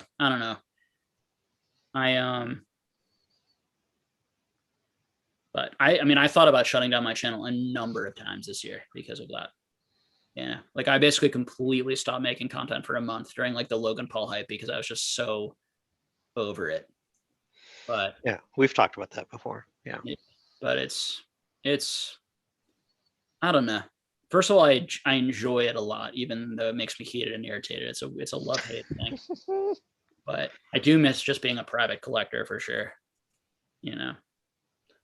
It's interesting. How's it going for you over there with creating content? Yeah, it's pretty good. I'm finding, a lot of good things to talk about, I think. I'm trying to keep it mixed to where it's, informative and, making recommendations that, I don't really have any strong stake in. If I do recommend something, I try not to have, I'm going to buy 200 of these and I'm going to talk it up. I don't, Of course, with Pokemon, that's not a thing I have to worry about because I can't get any of that product anyways. So it sells out regardless. So. And you're talking about things that people know about a lot of the time and just giving them information. So you don't have to worry. Like, you're not like talking about battle styles or doing a video on, it's like everyone knows what that is. So you can add a spin to it, but it's not like me making a specific video on like the lenticular deoxys like I made, right? It's not me picking out one card that like people haven't heard about. And if they've heard about it, they probably want it, where that danger is there. You have a far more possibility of manipulating things than I do, particularly right now, for sure. It's just the nature of the content that we create. Yeah. Oh, yeah. Well, you guys are just seeing basically what Mason and I talk about when we're off camera. It's true. This is how long has it been? Jesus Christ, where are we at? I don't know, man. We stopped count. It's been probably like 2-ish hours, maybe more. 2-ish hours. We started at 9:30. Did we? It's been like 4 hours. Oh man, that's epic. What are you talking about? It's 2.5 hours. Like, what do you? I don't know. I lose track of time. I have to be up all night anyway. Pokemon Radar jumped in at 2.5 hours. Jesus. PokeKen says, same Jake, laugh out loud, still considering deleting it. Yeah, all the time. Right. You know, it's No, I mean, I have a lot of fun with the channel, and it does obviously help my business. Yeah. Pretty greatly to be making content and talking about stuff that there happens to be a lot of good interest in. So yeah, it's good. But I would hope that I would be motivated to talk about this stuff if I didn't have anything else to push in particular. You know, I mean, you are, aren't you? I mean, you love talking about this stuff. yes, I mean, I made a business Yeah. around it. So. I don't like, honestly, I don't think you and I spend a lot of time talking just because you're trying to like learn stuff for your business. You know, I don't think, at least. You can just correct me if I'm wrong. I won't be offended, but about what? About you and I talk? Yeah, just so you like, you know, learn more about certain areas of the Pokemon card market specifically to prepare yourself if it comes in your shop or something. I mean, I imagine that's a small percentage. It's more just fun to hang out and talk about this stuff, I would think. But oh, with you, definitely. Yeah. Yes. I mean, but I'm always watching people talk about anything Pokemon related, for sure.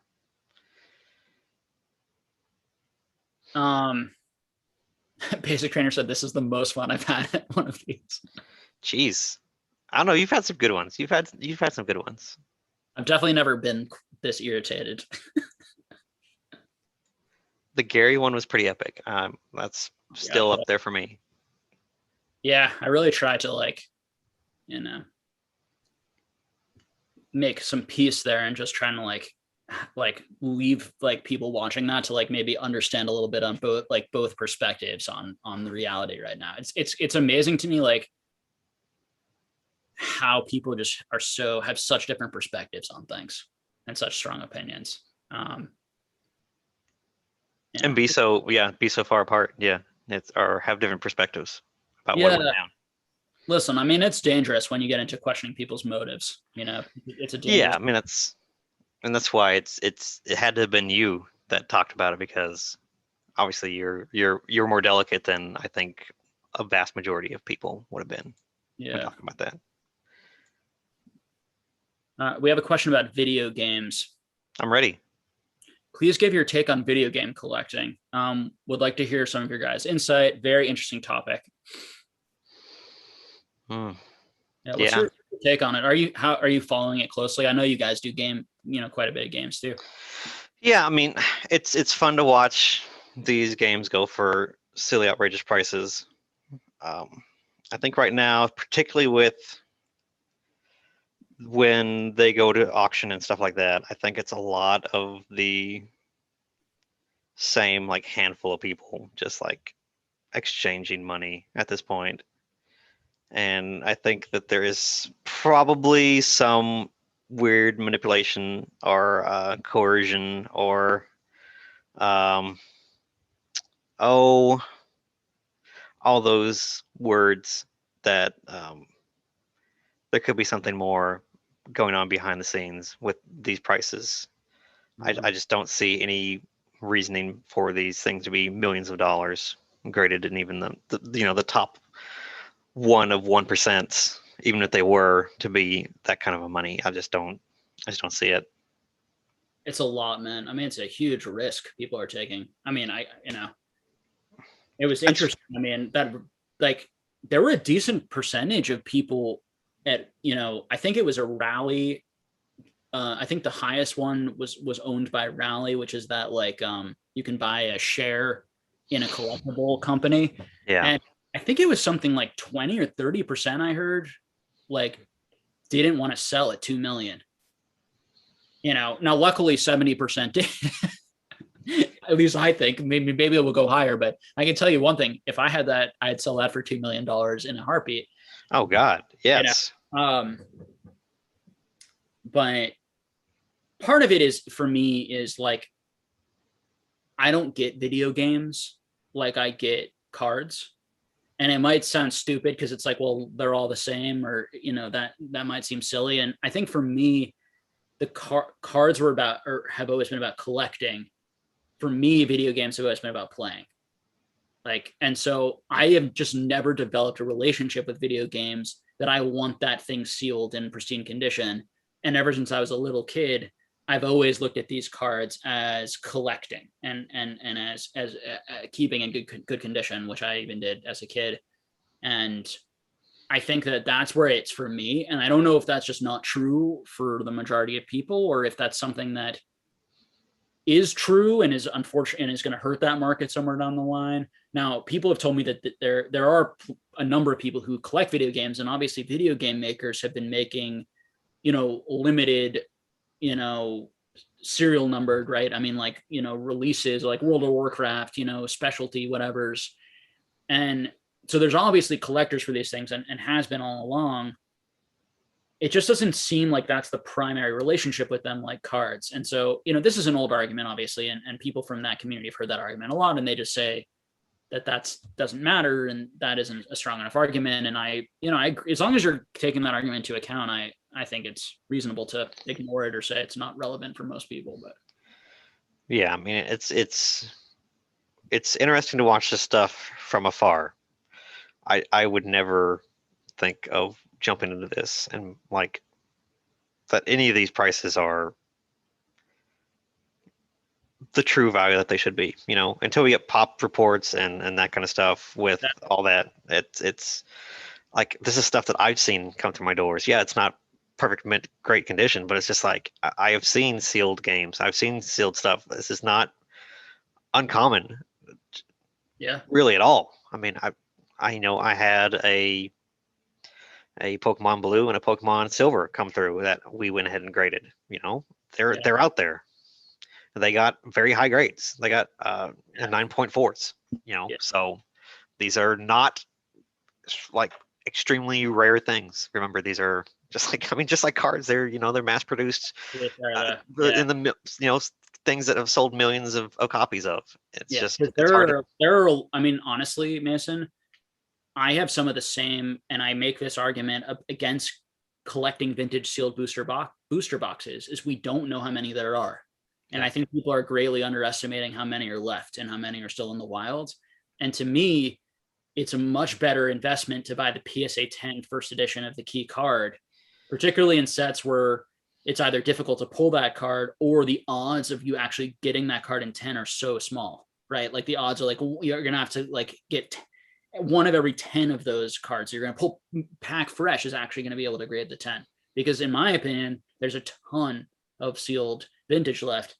And you said it perfectly with video games. That's my second biggest concern. My first concern is that I just don't personally get it. So I can't invest in something that I don't have an instinct for, because I just don't have an instinct for like video games and what their prices should be, because I'm not their target audience. I want to invest in something where I'm like the target also collector for me. I think that helps me have better intuition on the market. Yeah. I think that, but Mason made the most important point, right? Which is that there is no population data, one. So we have no idea how many are already graded. And two, it's so new that we have no idea how many are still yet to be sent graded, right? The prices have just spiked to the point where people could just start sending things in. Whereas your PSA 10 first edition Charizard, they're very unlikely to have a lot more PSA 10 first edition Charizards come out, because that card's been $40,000 for 6 years, and which is plenty of money to have anyone grade that, so that's the strength of a card like that. Whereas some of these things, and again, there might be some that don't fall into that because they're extremely rare versions, and they're, have a certain specialty type of seal or whatever. I'm not an expert in that area, but. Yeah, and I also don't like that these, extremely common games like your Mario 64s and your original Mario Brothers graded stuff, they go to these boutique auctions or auction businesses instead of going somewhere like eBay, where it's a lot more visibility and a lot more marketability there of people that can come in and say whether or not this is a good price for it. Again, this is all like the same, like 100 people. in these auction sites, and just like, all right, let's pump this up, and there's it's a lot easier to do that in such a controlled market like that. Whereas if it was on eBay, that's way harder to do, and it's a lot more transparency there. I think personally. Yeah. I don't know what graded games are coming up on auction. Next week. I have no idea, but these people do, and these people know what's going down the pipes. And A great point, Mason. It's a great point. so I think the transparency is just not there, and I think these prices are way beyond ridiculous. Yeah. I mean, I had, we had a guy that worked at a GameStop. Somebody brought in a case of a Super Nintendo game, Zombies Ate My Neighbors, a sealed case of 6 of these, perfect condition. I mean, they would have graded probably 9.4s, 5, 6, really, really high. Yeah. And this is just one dude that had it. Somebody brought him into GameStop and was like, "Hey, can I trade this in for whatever?" And bought them for nothing. Like, people have these. They're out there. There's guys that are sitting on cases of this stuff, and people that don't, you don't even hear about, that have these big giant collections. Yeah. I mean, just like with Pokemon, it's just there's people out there that don't want anything to do with being out. I know don't care. Hundreds of vintage boxes still. Yeah, Hundreds. and they don't want the publicity. They don't want people to know that they have it. They're just perfectly happy just having it. They sell one at a time over a long time. Yeah, if they want to, or they need to, or they want to help somebody out or trade or whatever, that's how old school collectors do it. Yeah. So yeah, this is, you have to be careful. Whereas with those pop reports, you know how many are out in the world, and with trophy cards, you know how many. There are obviously extra copies, etc. So it's yeah. I think those are great points, Mason. And for me, and my general advice, again, not financial advisors, two guys with opinions who have been doing it for a while. Definitely, yeah.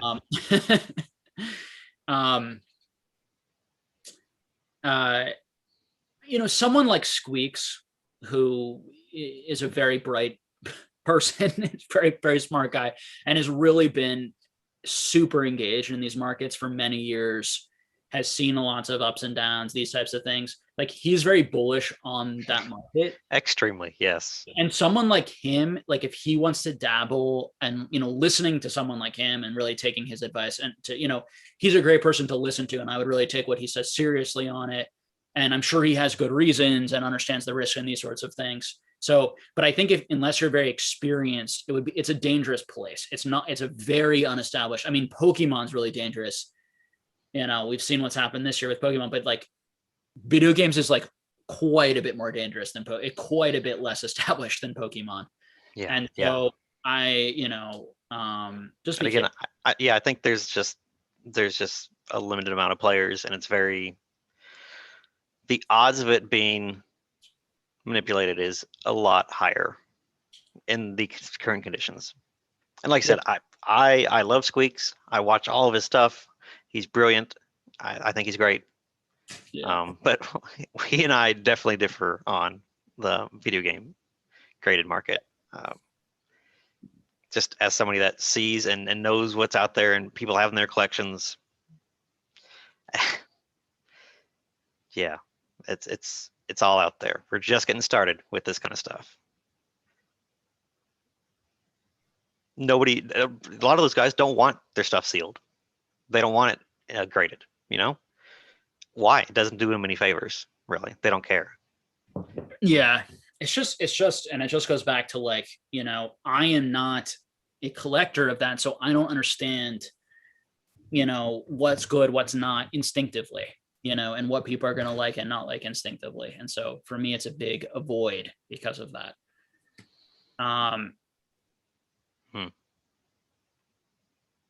Yeah, that's my number one rule, for me to invest in anything, including stocks, which is where I've spent most of my life investing. But it's not fun talking about that. It's fun talking about Pokemon. and using it as a vehicle to talk about the same types of principles and things that I would on a stock channel. It's more fun to just do it with the vehicle of Pokemon. I agree. Yeah. That's the real secret of my channel. I don't think it's a secret. I don't think it is. But some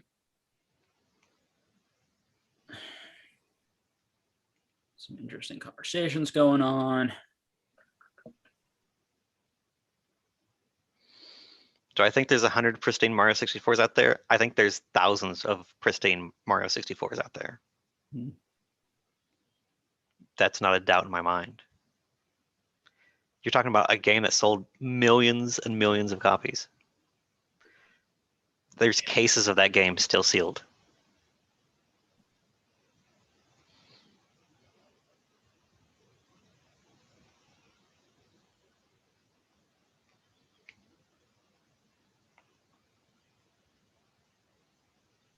Let's see what we've got here. Oh yeah, so he's asking about those. Let's see. Yeah, it's something that I have no idea about. No idea. And that's what makes me nervous.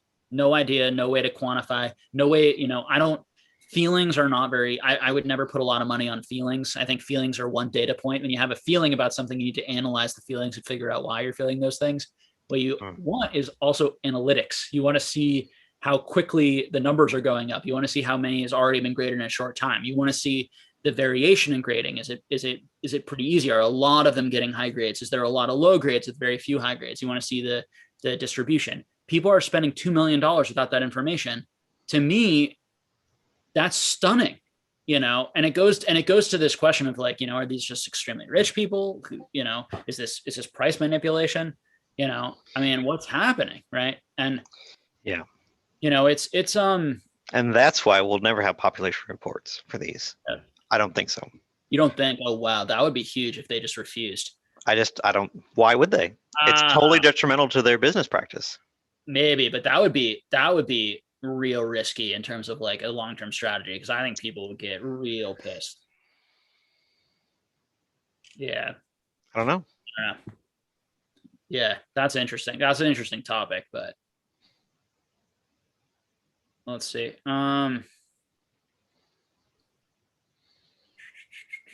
What's the best way of generating passive income as a Pokemon content creator? When you figure that out, let me know. I'd love to know how to do that. Someone's asking about the way to make passive. So yeah, I mean, passive, I'm not so, I mean, affiliate links, that's the best way. Yes, You literally do nothing. People just click on it. I really should have affiliate links. It's weird. It's weird, like about like why I don't like affiliate links, because, and this is going to hate on people who have affiliate links. Oh God, I'm just giving all my opinions tonight. I didn't earn anything. Like I like to earn, and this is going to sound weird. I also don't like the model of like opening up sealed product for you, because I don't feel like I earn that money. I feel like I'm earning the direct money I get from people, because they're literally paying for my information, my knowledge, and the entertainment value directly. I don't feel, whether this is right or wrong, like clicking on an affiliate link is me. I kind of feel like it's like a handout, and that's super self-destructive from a financial perspective, because it's basically just people donating money, right? It's people saying, this is no skin off my back. I like you, Jake. I'd like to give you money. I'm going to click this affiliate link and buy off eBay, and then you get a nice kickback from eBay, and it doesn't cost me anything, and it just costs eBay something. For me, it just feels like I didn't earn that. I didn't do anything for that. I don't know. It's my weird sort of like self-destructive, like stickler stuff of like, I have to earn every dollar I get. I have this like really type of relationship. So hold on. Not earn a dollar I don't feel like I've earned. The guy that talks about runs a channel called Pokenomics that runs a thing that's called investing, for things go up and down without you playing a hand in it. Doesn't want to make money by not doing anything. Yeah, I mean, investing is a skill. Like, I feel like I've earned the money that I've made through skill. Okay. And luck and a lot of hard work. Putting an affiliate link Now, one could argue that I've earned that hard work. I've earned it because I've developed a relationship and people like me. And so they're willing to click on the link and give me money, right? I mean, we could argue that. Literally, like, affiliate links have no negative side. No. So I'm not out here saying you should put affiliate links. Like, if you're, it's a no brainer because it doesn't cost anyone anything. It just costs eBay something, and it's a way to support creators. It doesn't cost you anything. I should have affiliate links because, Sure. if you don't want to pay my extreme prices, I guess you should use my affiliate link to at least go on eBay and buy it then. You don't use affiliate links? No. Yeah. So there's a lot of money in affiliate links. A lot of these channels are making huge amounts of money in affiliate links. Yeah. So that's a big one.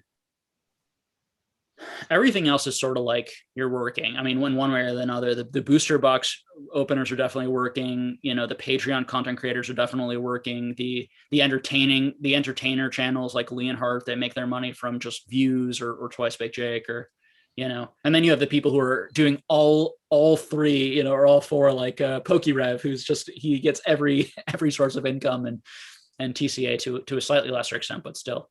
So they have all of those kind of like lines of income working for them. Definitely.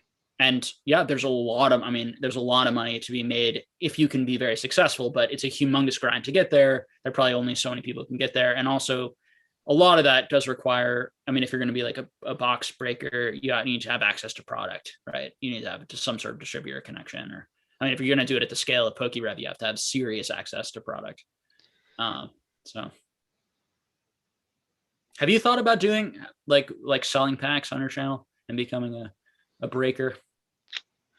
I've thought about doing box breaks, like for this Evolving Skies, doing, maybe for a slightly less price, get the hits and I keep the bulk and everything. I've thought about it, yeah. Yeah. It's pretty common. A lot of places do it. I don't know. It's probably a smart thing to do. I'm sure people would want to do it. I did do it a couple times where people went ahead and bought. I did it for 2 boxes. Some people bought. Yeah. Yeah. I'm the type of person, who's very self-destructive in this way. Like, I have these very strict morals and ethics about what I will do. And then I'll just drag my feet with that for many months. And then eventually I'll just give in because I just can't make enough money, or it's so hard to do it the way that I want to do it, these types of things. So it's frustrating. If you started a business and had to walk away from therapy work, yeah, would your opinion change? Kind of would have to at that point, I guess. Sure. First of all, I don't have kids yet. So, there's a bit of a, I think that can change things. I think when you have more financial responsibilities, these types of things, your priorities change and your decision-making changes around that for sure. I think that if I needed the money to pay my bills or something like that, I would, be more open to doing things like that, I would imagine, or more likely. I don't know. But I'd probably do it kicking and screaming, and I try to figure out any way that I could monetize or figure out a way around it. So one big thing about my personality is that I do not shy away from challenges. So when things are very challenging, I like it and intrigues me. And so often doing things the hard way, the way that I want to do it, I'd much rather do it the very difficult, hard way, the way that I want to do it, than just copy or mimic something that's, someone else. I could have come into the space and just mimicked another content creator, right? And just try to take my knowledge, but put it with make thumbnails and dress like the other content creators and just kind of copy and repeat what was successful. And that just wasn't me. So instead it's different, right? You see how successful some content creators have been this year and how they've come in and kind of done a certain thing that's very, very popular. I just watch Danny Phantom, and then whatever he does is what I do. I would say your content is Rudy-esque, fairly Rudy-esque. And Rudy makes very good content, very entertaining, interesting content. You got to give him that. So you are Rudy-esque. It's not like, I think your videos come naturally to you. I don't think you're having to push yourself outside of your personality or comfort zone or anything, too significantly. Correct me if I'm wrong, but no, it is very much how I actually feel. Yes, exactly. So, whereas I think some content creators probably are actually pushing themselves pretty far out who they really are. And if you were to actually meet them in life, I doubt that they're like that. They're putting on a performance of sorts, I think. You don't think so? There's definitely things I exaggerate, obviously, but yeah, it's mostly how I actually feel. Yeah. I'm more self-controlled than I would be in like a normal conversation. I know you are. God, if you guys knew, if the camera was not running, what Jake would be actually saying to me. Whew. It's pretty much what I said. But no, it is absolutely not. Just with swear words sometimes. Well, yeah, I guess. I say things more than this, more than I said tonight. Definitely. Really? Don't act like you don't. Like, I don't know about that. I'm not sure about that. Okay. All right, I gotta tap out. Right, I gotta call it. You probably keep going. You keep going. You do your thing. I have to stay up all night anyway, or close to all night anyway. So. All right, chat. It's been awesome. Jake, it's been awesome. Appreciate you. Thanks for hanging out, man. Impromptu. Of course. We'll have to do it again. All right, guys. Later on. We'll shoot again. All right. Later, man. Bye. Bye. All right, guys. What do you think? What do you think? Should we wind down? Any last minute questions or comments before we wind the stream down? Little 5-hour stream situation. Okay, Terry just got here. Yeah, we probably have some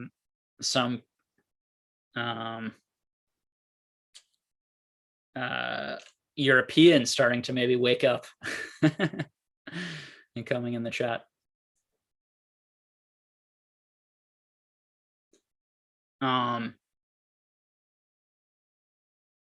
Blitzray.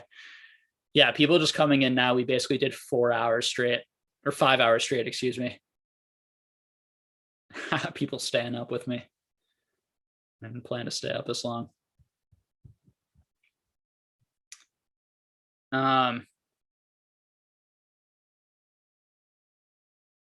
Open a cheap box. I don't have anything like too cheap around me right now.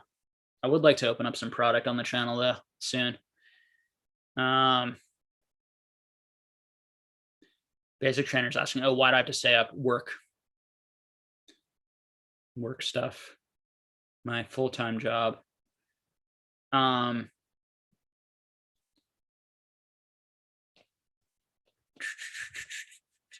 Kateri says, Jake, did you purchase MetaZoo first edition?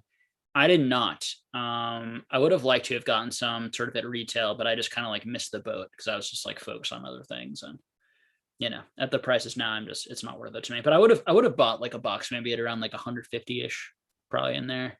Would have been a price point that I'd have been okay. Because I just would have just been, opening it. I didn't have any interest in buying it for like an investment purpose or a reselling purpose. It just would have been fun to maybe like open another box. I have a Kickstarter box that I'm not planning on opening. So I have one Kickstarter box and then I have some of the cards. No more Korean Yu-Gi-Oh. I have a little bit more Korean Yu-Gi-Oh still sealed, but I'm kind of burnt out on Korean Yu-Gi-Oh because I just opened so much of it. So I just like have no interest in opening up Korean Yu-Gi-Oh for a while.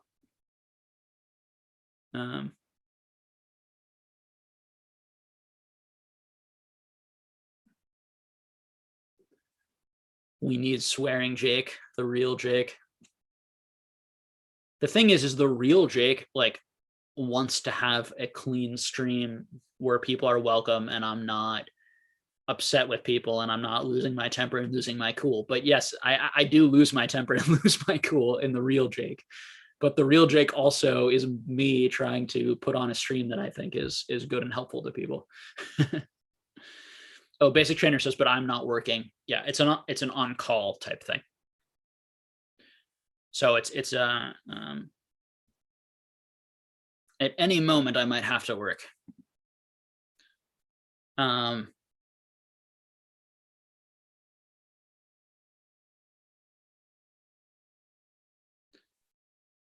Talking about some Japanese stuff.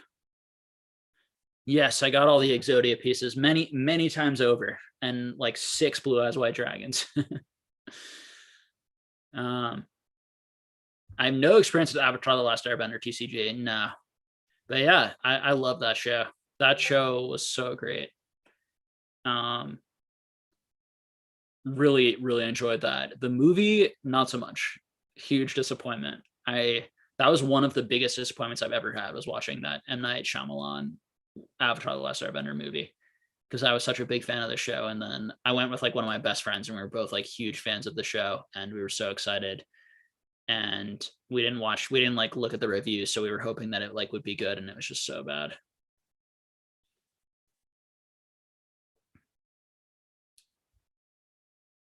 Just Poking Fun says that he got in at 375 because he was at the National. Oh, that's cool. Did you have fun at the National? I watched a bunch of National videos. Just Poking Fun said, what price did you get into the Kickstarter box? I got the Kickstarter box for free.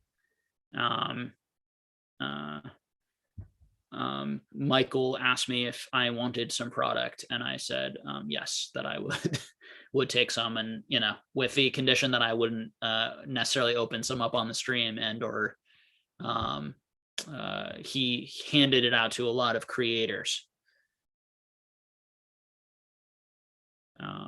But I'm not planning on ever selling that box, unless I need it for some sort of emergency, in part because of how I got it. It goes back to that ethics thing. So eventually I'm interested in holding it. I'm interested to see where it goes. I'm interested in keeping it maybe sealed just for my collection as kind of a memento of this period. Also might be interested in opening it up at someday. Not sure. Basic Trainer says, back to modern. In this ever-evolving and changing world, what if sealed product and graded cards are the new way of collecting, and binders are just not flashy enough in this new age? Yeah, I mean, I think that one thing with like graded cards and all this stuff is how are we going to be displaying it? Like, are they going to come up with cooler and cooler ways to display this stuff? That's part of what I'm going to be looking at. Also, are they going to have ways that like kids can easily display it, and things that are like affordable, and some options? So, I think like, also, are they going to have like PSA graded binders where you have a binder full of PSA graded cards? And they have those now, right? They have those like sleeves where you can put PSA cards in and you can kind of flip them, but they're kind of clunky and awkward. Are they going to improve in some of that? Are they going to have different options? So we shall see. And then is it going to be affordable? Because I think part of the problem with like those display cases and a lot of different things is it's very expensive, right? These are expensive options for display. Jeannie says that he got into the Jeannie Us Graphics. He says got into a MetaZoo box at 150. Glad because it's crazy overpriced now. Yeah, that would have been my target. Would have been where I would have felt comfortable. Would probably be at about like 150. So I'm gonna be interviewing Michael here on the channel actually this Sunday. So we could maybe save some of the MetaZoo talk for then. Because I think that you guys can ask some questions then, and he can talk more about MetaZoo. So maybe we'll save some of the MetaZoo talk for then. Pac-Mena says, how do you start collecting Pokemon? Or if you've covered, can I look for the video on your channel? I mean, I'm sure I've mentioned it a number of times. I don't know if I have like a specific video about it, but I started collecting as a kid. I think I was probably like maybe 4th grade, I want to say, maybe 3rd, 4th, 5th, somewhere in there. Maybe 3rd to 4th, somewhere in there. And yeah, I absolutely loved it as a kid. I was obsessed with it. I was also obsessed with the Game Boy games, as a lot of people were. And then as an adult, I found my cards in early 2016. I found some of my Pokemon cards I've always been interested in like markets and investing, and I've always been interested in collectibles and collecting. And my dad is a big collector. He's a collector of art, collector of a lot of things. And so it just runs in the genes, like obviously that we both enjoy collecting a lot. So when I found the cards as an adult around 2016, I started looking back into the market. This was around Pokemon Go, which got me thinking about Pokemon. I heard about Pokemon Go. I played Pokemon Go a little bit, and then that got me back into the cards, just like a lot of people around that time. And yeah, I saw that there's a market here. I did a bunch of research on the market, a bunch of research on how much the Pokemon card company was making. This was a $100 million franchise. Marvel was only like a 25, $100 billion franchise. Marvel was like 25. So, yeah, so I was very,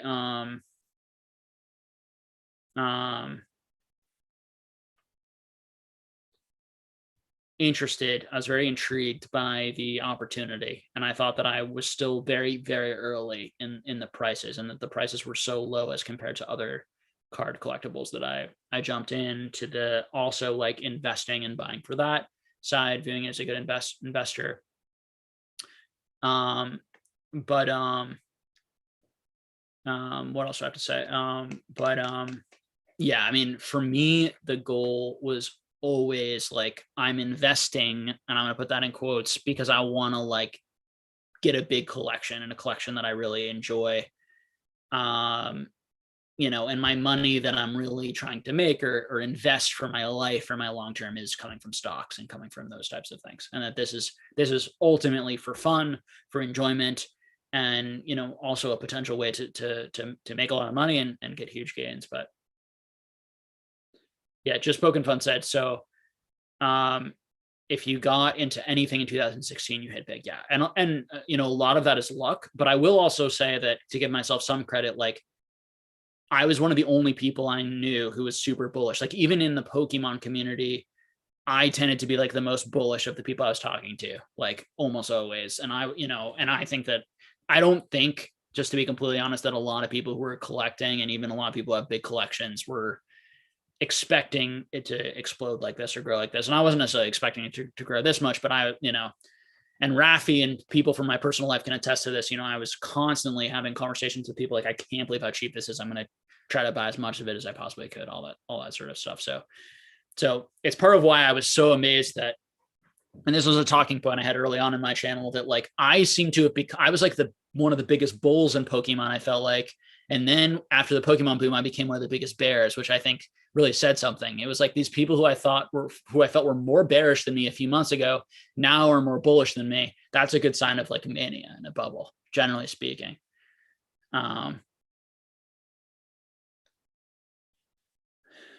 Yeah. So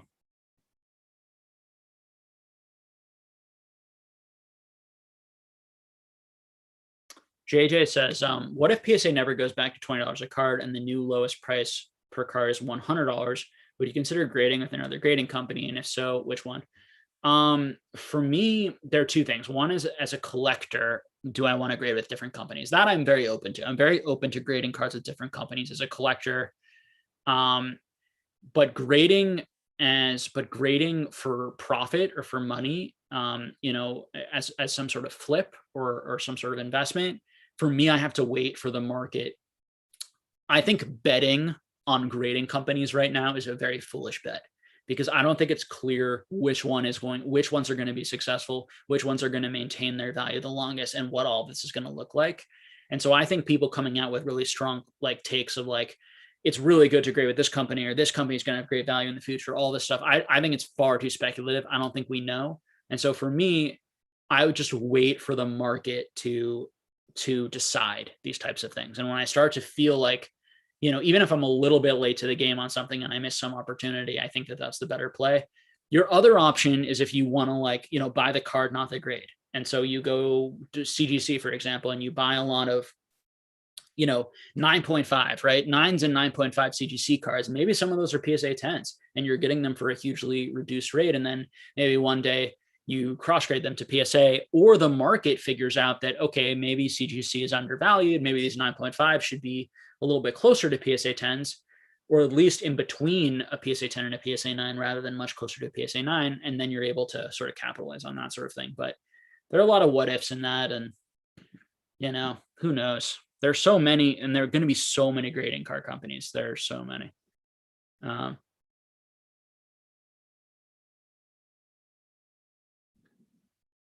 Parker Kish says, Jake, should I be less worried about Japanese PSA from 2012 to 2018? So like PSA, like Japanese PSA cards, like set cards from those generations. I'm not sure exactly what you're talking about.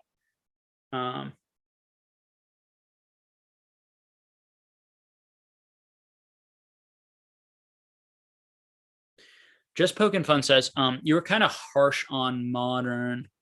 Don't you think Modern has to strive to keep the hype and ties directly back to vintage? I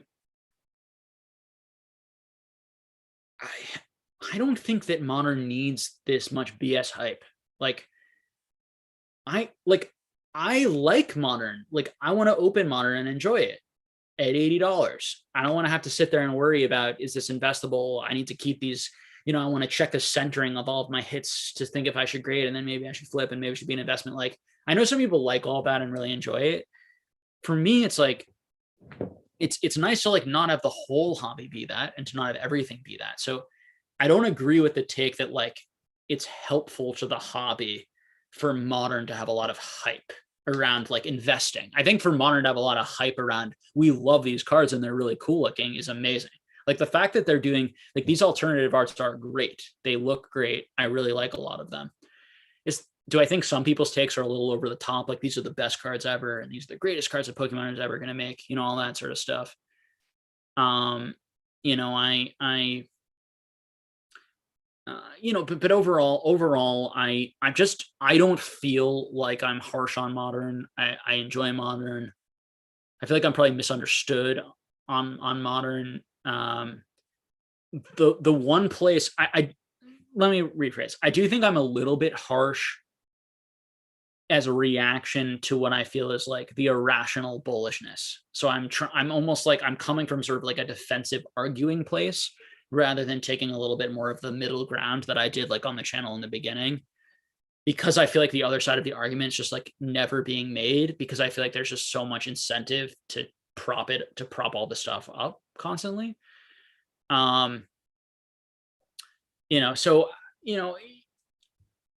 We shall see. I mean, I think that nobody knows exactly how much Pokemon is printing right now. Nobody knows exactly how many boxes are going to be kept open. Nobody knows exactly how much of this stuff is going to be in circulation, and nobody knows exactly how much demand there's going to be in the future. And those are just a lot of what ifs. And whereas I have a lot of historical data to say why the first appearance of Umbreon in New Discovery or something in a PSA 10, when I don't think they're going to be very more in the pop ever, is a good investment. Like, I have historical examples from lots of other hobbies that I can point to. I don't have historical examples of booster boxes like what's happening in Pokemon being valuable in the long run. And in Pokemon, we only have like this people who point to examples of proof of it point to just Pokemon, and it's only been investable or valuable for the last like year, right? And to your point here, that like the reason, like, I think there's some argument that like, well, modern Pokemon's expensive not because it's an investment or not because people are trying to invest in it, but because people just really like it and really enjoy it. I think there's maybe some truth to that, but I also think a lot of people are paying these higher prices and buying multiple boxes and storing them in their closets. I think there are a lot of people doing that. I see a lot of people doing that. Maybe those are just the loudest people and the people on Instagram and the people sharing, and there aren't that many people doing that. And I'm, taking those specific cases, and I'm, thinking that's everyone, right? But I just don't think, and you're a smart guy, just poking fun, and I, definitely respect your opinion, and I respect everyone's opinion on like, if they think Modern's a good investment or it's worth it, or, I just don't. It's too risky for me. There's too much risk. There's too much unknown, and to me, buying a booster box at $80 or buying many, right? Because I'm not interested. Just to be completely blunt, like, I'm not interested in buying a booster box at $80 and then waiting 5 years and selling it for 120. And after eBay fees, I'm making like 15, 10, $20. Like that's not an investment. Like it's fine to do that, but like, that's not gonna, that's not huge gains and it's not hugely interesting for me. And not to knock anyone who wants to do that, or that's fun, but the only way that you could really make really big gains is to buy a lot of it, right? To buy massive amounts of it, and or for it to go from $80 to like $600. And I just don't see that upside there. So and even if that upside does exist, potential exists, I just feel like the risk is a lot, and I don't really get it. I don't understand it. So, and when I don't understand things, I think my brain goes to, where my brain goes to is like, if I don't understand something, it's probably hype and irrationality. But it also could just be because there's good arguments and I'm just not understanding them. Like I might just be wrong. Like I'm going to be wrong a lot. Right. But like, you don't want to invest in things that you don't understand. So if you don't understand why people are putting that much money into something, you shouldn't buy it. Right. And the natural conclusion is, if you think you're being smart and rational, is that people are misunderstanding what this is and hype. And, we'll see. As I said, I'd be happy to be wrong because I own, some of this stuff. And I also own a lot of like sun and moon stuff and middle generation stuff, and all of that would benefit from modern continuing to go up in value. So,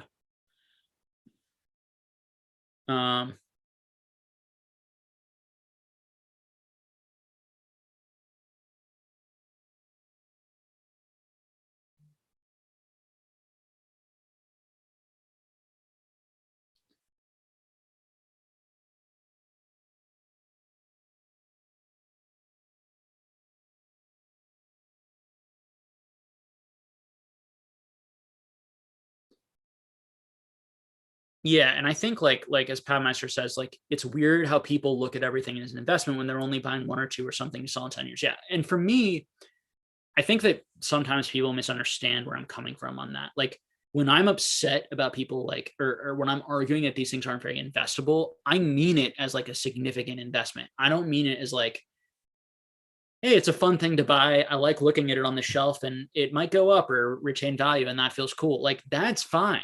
That's perfectly reasonable to buy it at that. I just think that, that's not what people are saying, right? Hey, Dro, good morning.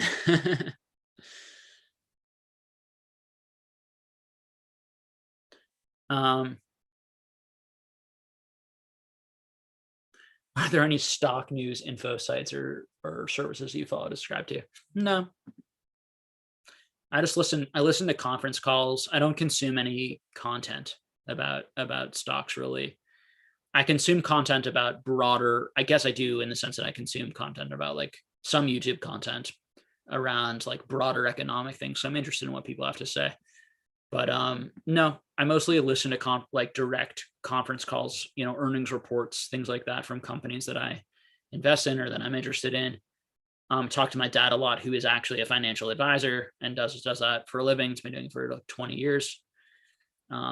He was first a lawyer for a long time and then became a financial advisor, changed careers halfway through. So I talk with him and run ideas off of him. And that's mainly how I do it. Just kind of my own research. I don't do anything too crazy.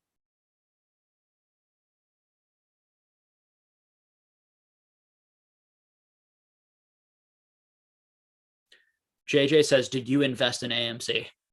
Do I seem like the type of guy who would invest in AMC?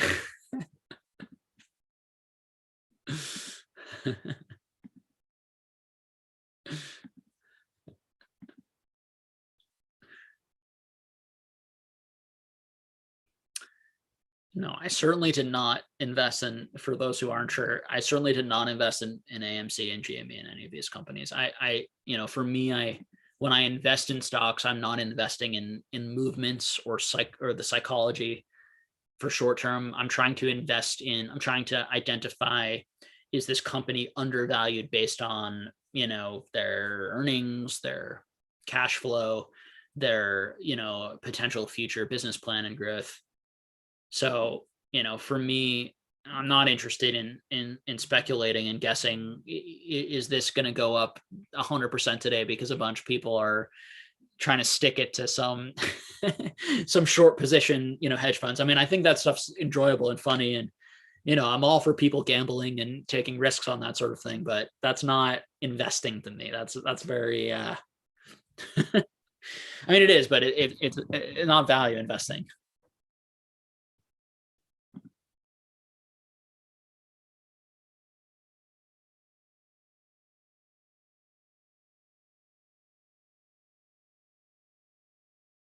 Pat Meister says, are you one of the imminent stock market crash speculators? No, I have no idea.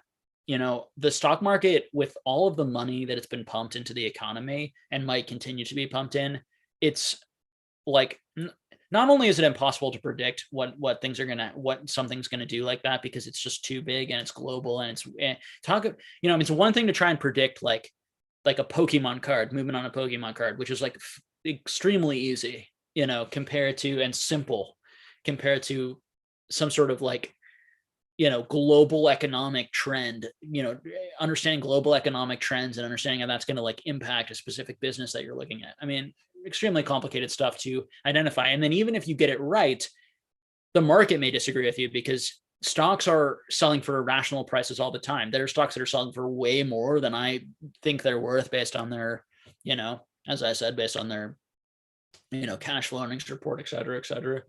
And there are stocks that are, you know, there aren't too many stocks I think are undervalued these days, because everything is so expensive. But you know, that's because there's been so much money. There's so much money pumped in, and just like with Pokemon, people were not going on vacations this year. We're not spending their money eating out. We're not doing as many of these things. So they had a lot more disposable income. So there were a lot more retail investors, right? And then a number of companies had their best years ever and made a lot of money and then bought back their own stock, and, you know, et cetera, et cetera. So that's why you see some of these huge highs. And yeah, I think it's, I think my feeling on the stock market is like, I'm never going to be able to accurately time or predict the stock market. Like, I think I can have a little bit of timing or understanding of the Pokemon card market. And so for me, it's just buying good companies. I'm very like a Berkshire Hathaway, you know, a Warren Buffett disciple when it comes to that. Buy good companies, invest in companies.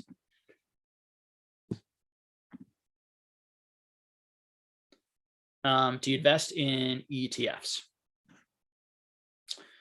No, I don't.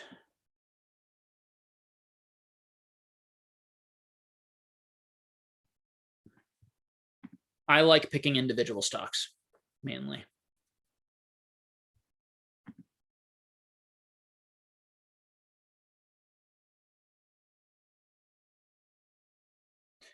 Yeah, Ben Dover says, Ben Dover says, time in always beats timing. Yeah, I mean, I think that barring huge fundamental shifts in markets, you know, you generally want to buy things that you think are going to do well and just continue to do better, right? And then, you know, barring huge significant changes. So obviously with COVID, there were maybe some huge significant changes in the airlines and you know, in some of these businesses that may forever be changed or be changed for quite some time period. And so Warren Buffett may have sold the airlines thinking like, okay, here's a pivotal shift. And we can argue whether that was right or wrong. Clearly the timing of it was unfortunately very poor, but maybe overall selling was smart. And you know, reinvesting or trying to allocate that money to other things. Although he's sitting on so much cash, I didn't really understand the move, whatever, you know, and I know he's doing some Berkshire buybacks. That's a whole nother thing, but,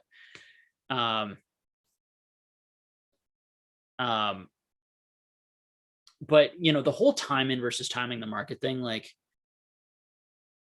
I think it's about knowing yourself and knowing what you can time. You're always trying to time things, right? But it's being realistic about like, how accurate can you be? And what's the downside for trying to time things, you know, potential downside versus just getting your money in today in things that you think will be good for the future. Because the reality is like, if you don't invest in the stock market today, there could be another big run up before the market corrects. And then you've missed a big part of the run up. You know, you could invest in today and the market might tank 40% over the next few months. Like either of those things are, you know, is possibly true. So Manny says, are you much more aggressive with Pokemon cards as a result of your experience with stocks? Yeah, part of the reason I can be aggressive with Pokemon cards is because I because of my financial situation and other things like stocks, it provides me a little bit of a safety net, right? So I can be a little bit more aggressive in spaces like this. I also just think that in this type of market, I feel like I have an advantage. In the stock market, I feel like I have basically no advantage, and it's people, you know, smart people are saying lots of different things, and I don't really know what's going to happen, and it just feels too tricky and big to, you know, very much accurately predict. And people who have insider information or just more access to these companies who have bigger holdings, bigger shares of these types of things, you know, just have such better access to the information. I feel like in the Pokemon world, I was one of the guys who probably had the best access to the information, was thinking about this from that investment perspective when a lot of people weren't, was taking it seriously and being thoughtful and looking at analytics when most people weren't. Versus like something like the stock market where, you know, I would be one of the younger people and less experienced people, you know, and so all of that gave me confidence in the Pokemon market, and was all reasons why I decided to do it even more.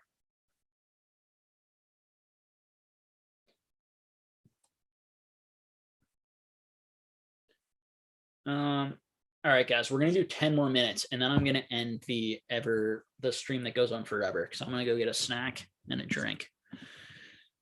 So let's do a couple more questions, and then we will end for today. You guys are great, man, hanging out all this time. Hope you guys enjoyed it.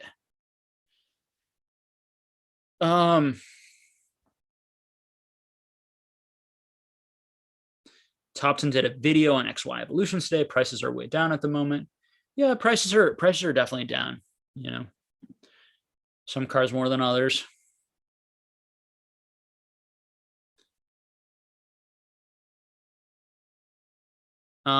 Just Poking Fun says, you think reprints will be the downfall? I like to point to Vivid Voltage for this perfect run size, enough for everyone, but also maintainable value, should not have been reprinted.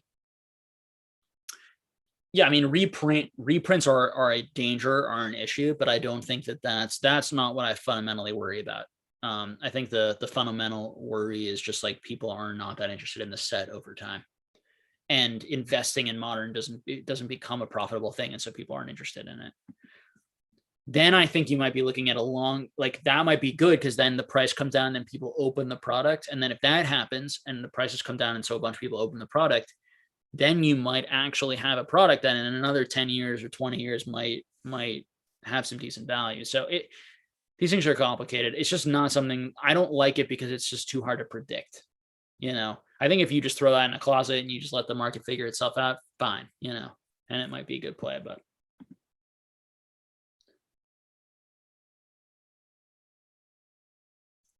Pat Meister said I have to work in 5 hours.